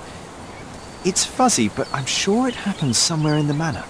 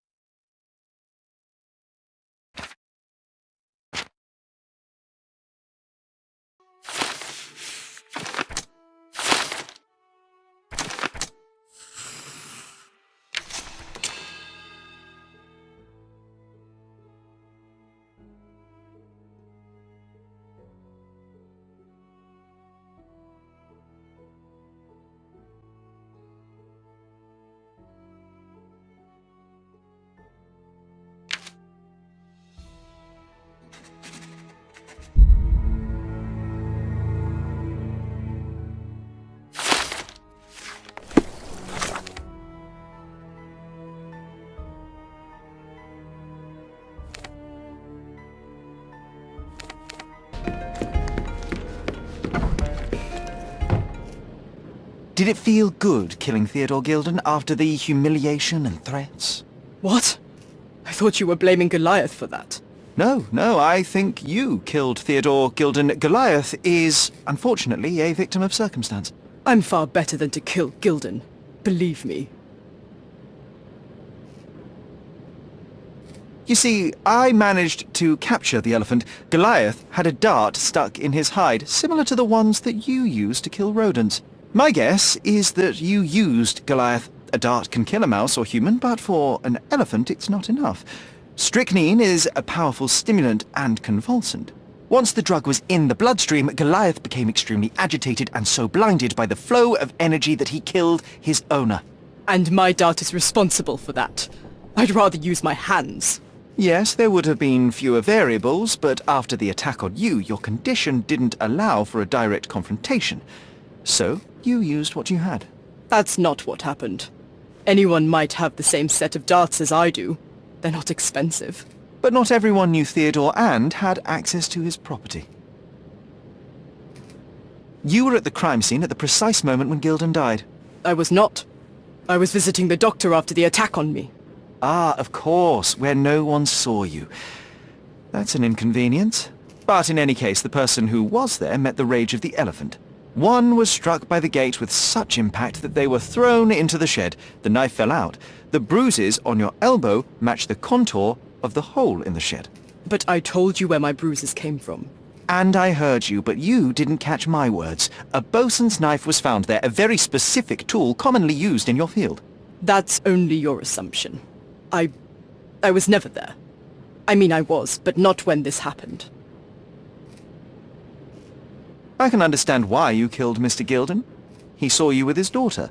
He checked up on you, yachtsman, smuggler, and a woman. He went so far as to hire some thugs to attack you. Theodore knew your weakness, your career. He forced you into a corner. You're a survivor. You were prepared for the worst, but Theodore surpassed even your worst-case scenario. So you responded accordingly. I've earned everything myself. Every victory, every trophy, every mangir. I achieved all of it without murder. I don't need to kill in order to win. And you weren't afraid that he would reveal your secret to the owner of the yacht club or your competitors? I can control my fear. Trust me, I wouldn't have become a professional athlete otherwise. I revealed many truths and lies concerning Gilden. One banal fact is that he was a bitter and angry man who acted according to his own desires and impulses. Such people are dangerous, they are unpredictable, and value their own comfort more than anything and anyone. The same as you, Paul. Are you out of your mind? You're a gambler, smuggler, and actor. You indulge your self-importance. Such egocentricity and impulsivity is frightening. I won't allow you to play with someone else's life. You are under arrest. Wait. At least tell Imogen. Tell her where I am. I think she deserves a space without you. I've heard you can gamble on racing in prison, only it's rat racing. No yachts. Goodbye, Paul. Why did you pick my Paul? Out of all the people on this island. Just when I needed someone I could rely on. Believe me, I saved you. I found the true murderer. Would you really choose to live with the person who took your father's life? You took away the pillar I was relying on. Paul was my only hope. You've destroyed it. It was Paul who destroyed it, not me. I was merely the fact-checker who discovered the real culprit. And now about that elephant. Oh yes, Goliath. You did nothing about it. Fortunately, there was a real man wanting to help me. I suppose I'd rather you leave. But first, here are my... I appreciate it, Miss... Perhaps. Or perhaps you found a convenient scapegoat. Goodbye. I truly hope you meet more honest people in the future. Take care.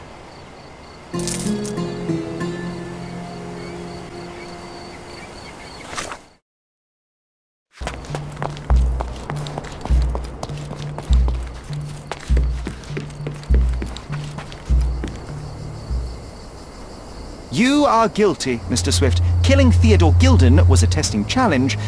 You succeeded. What makes you think I'm somehow involved in Gilden's death? My partner's death, I might remind you.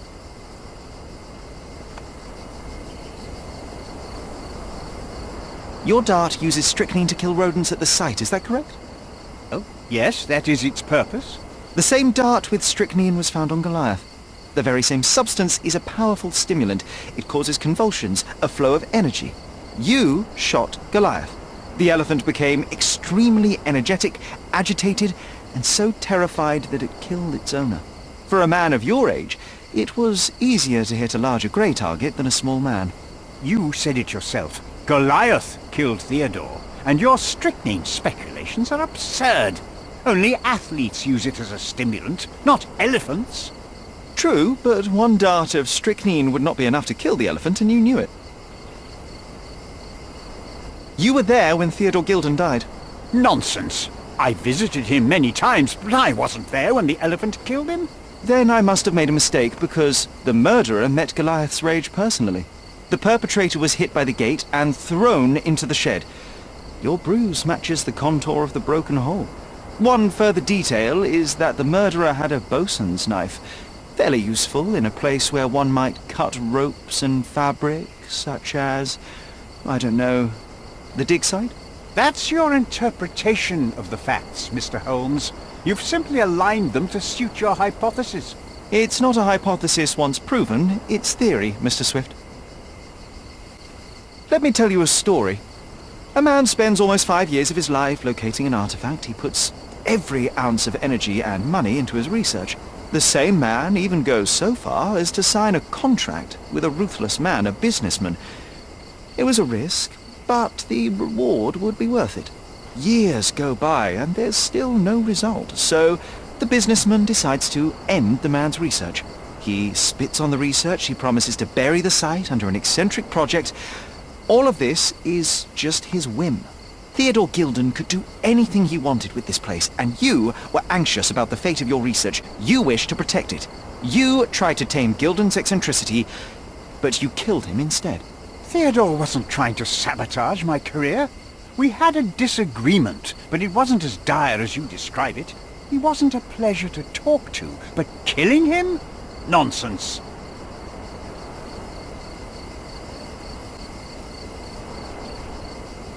Theodore Gilden was a capricious man, extremely impulsive.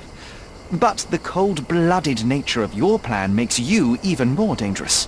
You feel nothing. You show no remorse. It was simply a calculated move. And that is why you are under arrest. Nothing. You have nothing on me. I think I'll let the police decide if my findings are substantial enough for prosecution. This is all a dreadful mistake. This can't be happening. The elephant killed Theodore. Goliath is innocent and he should be free. He is not the real murderer here. That is the apex of your career, Mr. Swift. Farewell. I told you Mr. Swift was not a real archaeologist. He was a murderer. I knew there was something wrong with him. Fortunately for us, being a murderer was not his profession. And about the elephant. While you were busy, I've dealt with it. No thanks to you. I asked you to solve this wretched problem, but you didn't. I couldn't be in two places at once, Miss Gilden. I was catching your father's murderer. But how have you dealt with it? A man agreed to take the elephant away. He came to me asking for permission to relocate it to his property, and I accepted. Well, congratulations, I suppose. That is one less problem. Actually two, Mr. Holmes. I found my... I appreciate it. Well, someone has to do something. Take care of your...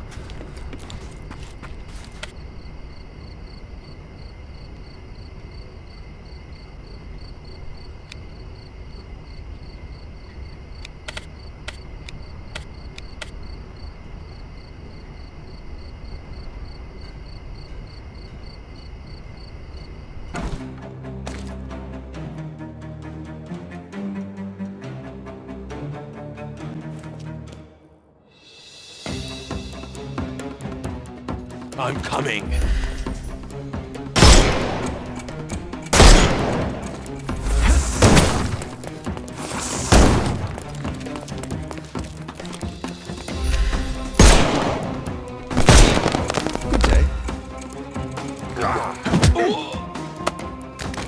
Too simple.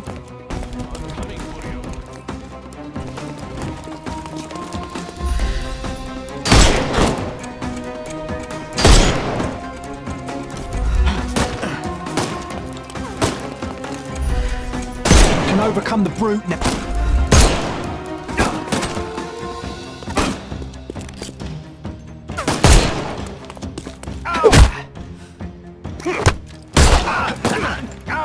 Don't. Time to knock this guy out.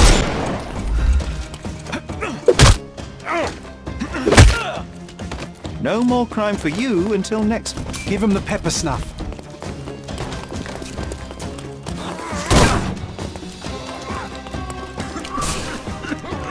I couldn't miss the party. Take a rest.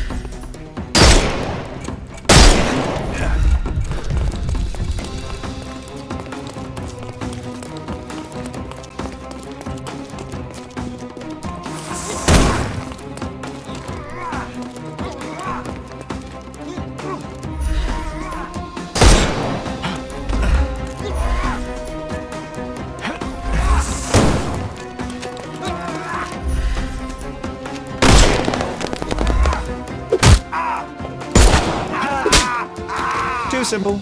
The snuff's ready.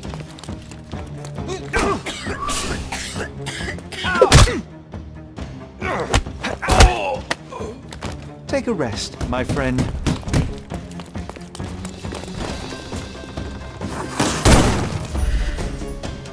Get ready for some pain.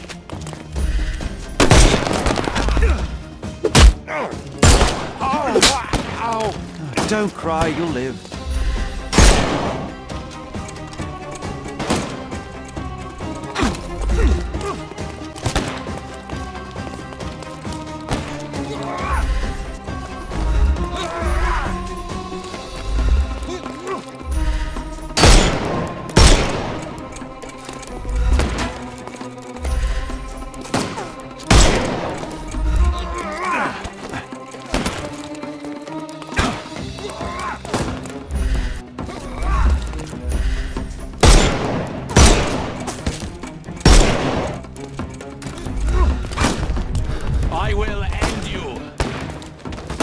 Give him the pepper snuff.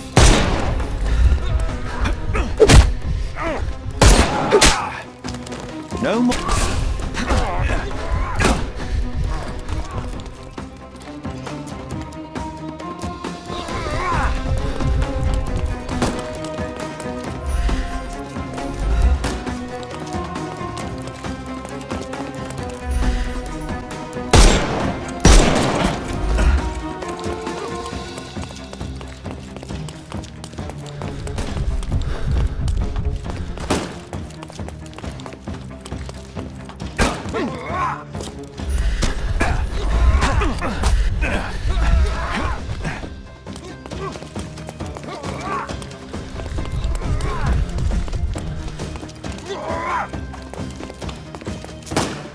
Just die!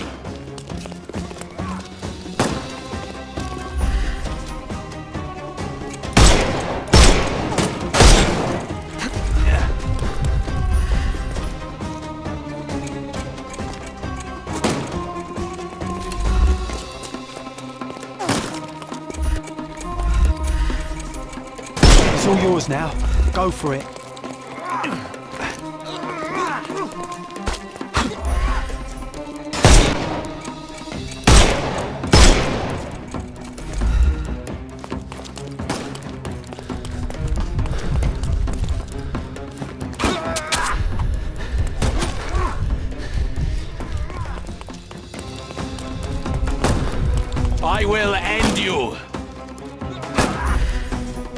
can overcome the...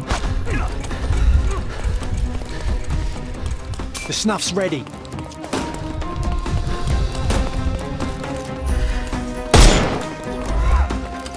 I couldn't miss the party. Don't bother. Give him the pepper snuff.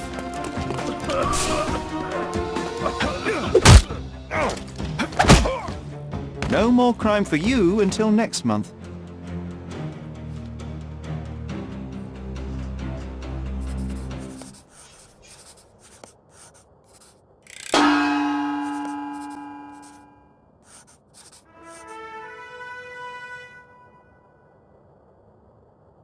The local archaeologist killed Theodore Gilden because of ancient Roman treasures. Interested in some Cordona news? Check the front page. You won't regret it.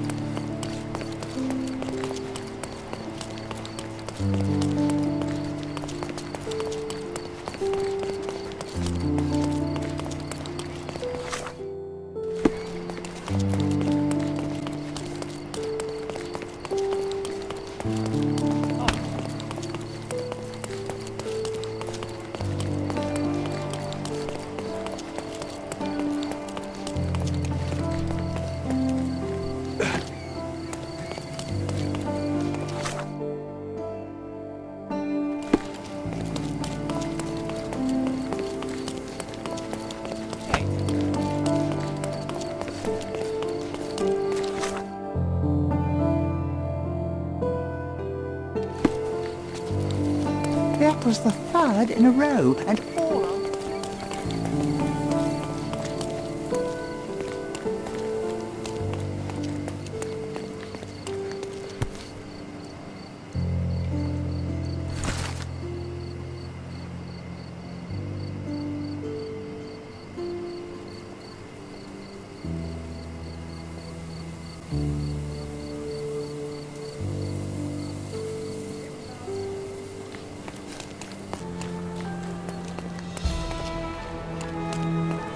That was the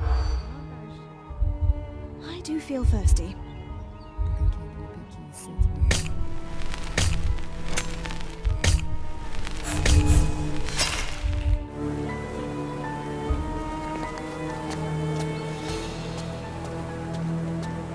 That was the third in a row, and...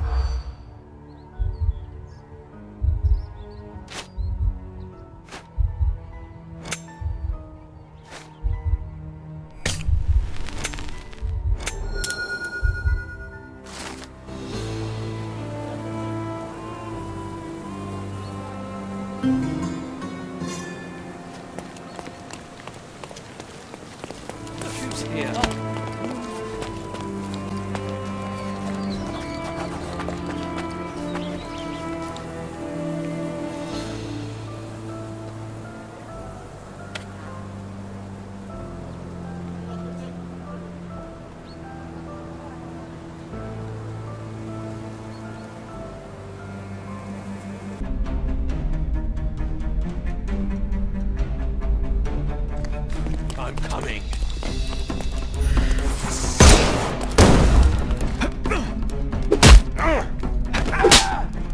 No more crime for you until next month.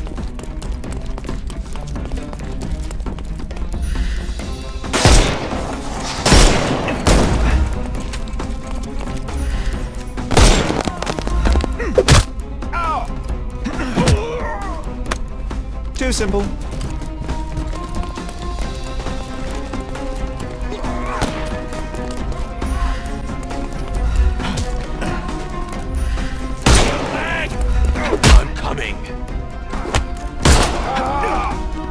Don't bother. The snuff's ready. I'm coming for you. Take a rest, my friend. Responsible! Don't bother moving. You've lost.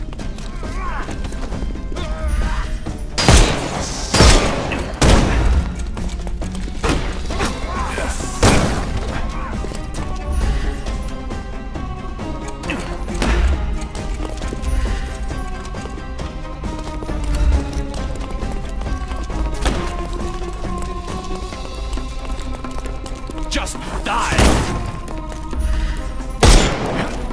I couldn't miss the party. Too simple. Give him the pepper snuff.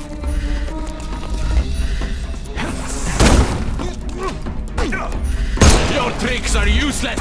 I'm coming for you. Don't cry, you'll live. The snuff's ready.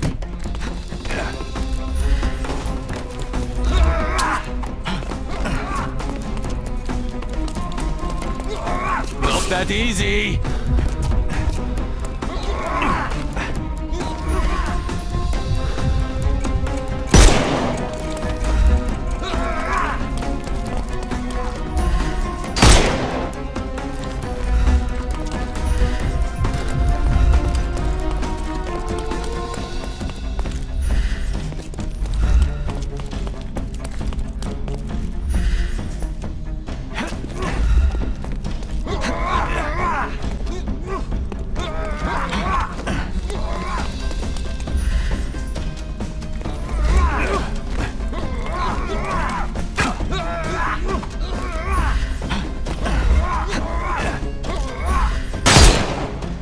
Over.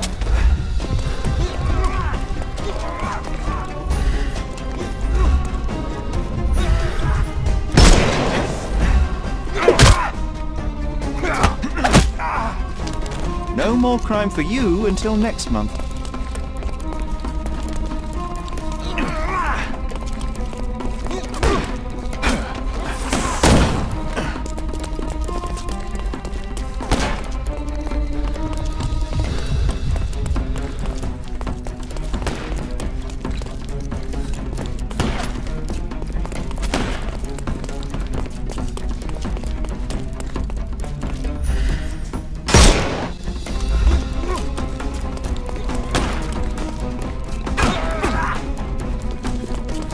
Give him the pepper snuff. Dodge this!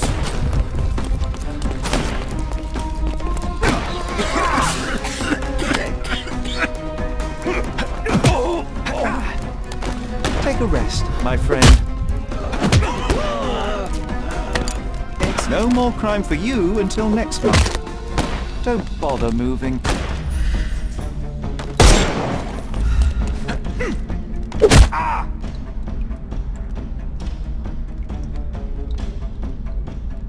The snuff. No more crime for you until next. Give him the pepper snuff.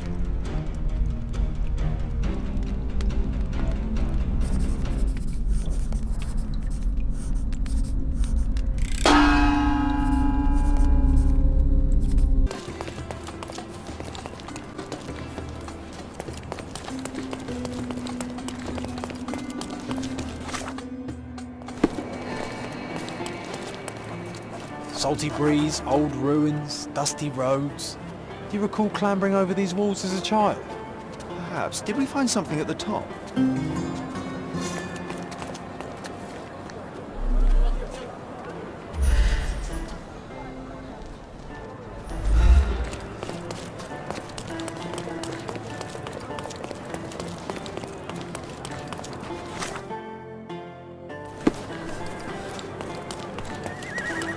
Merhaba. Hey.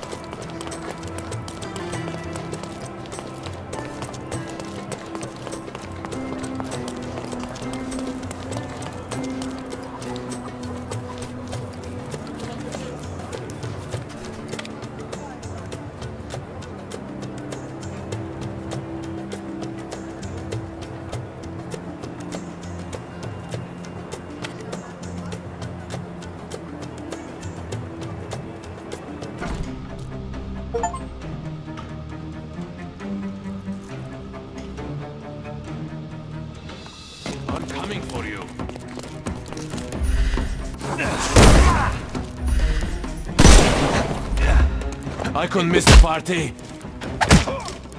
Don't bother moving. You've lost.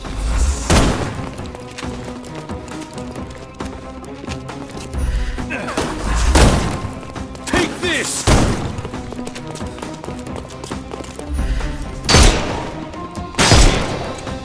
Can overcome the brute now.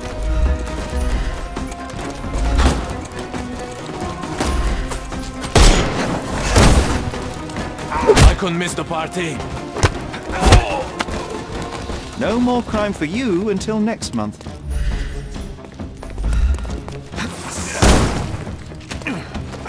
The snuff's ready. Terribly sorry. Don't cry, you'll live. Give him the pepper snuff.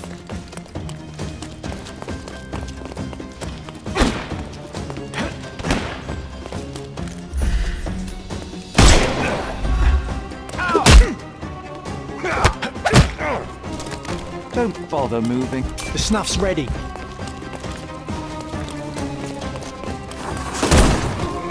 I am invincible.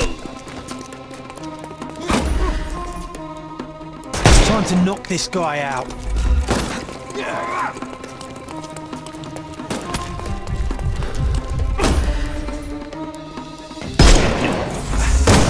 I couldn't miss the party. Too simple. Just die!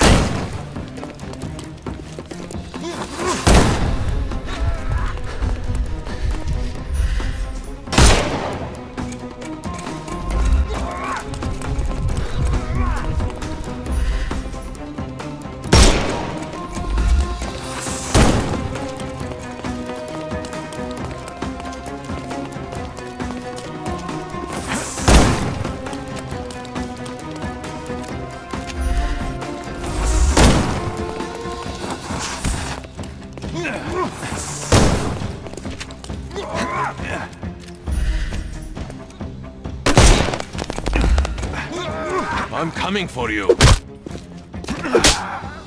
No more crime for you. Give him the pepper snuff.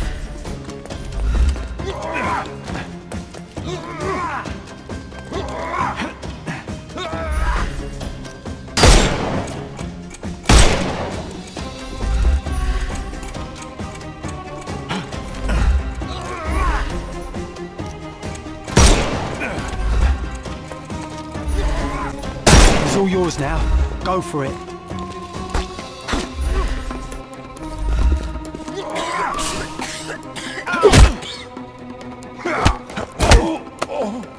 Too simple.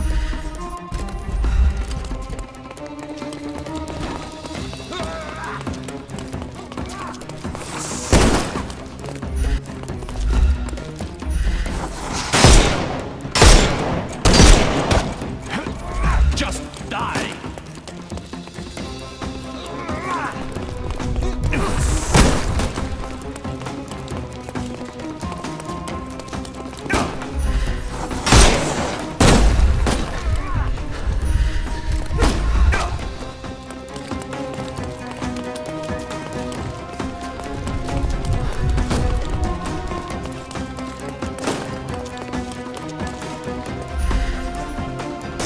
Overcome the brute now. I'm coming for you. No more crime for you, and the snuff's ready. I couldn't miss the party. don't bother moving. You've lost. It's all yours now. Go for it. Just die!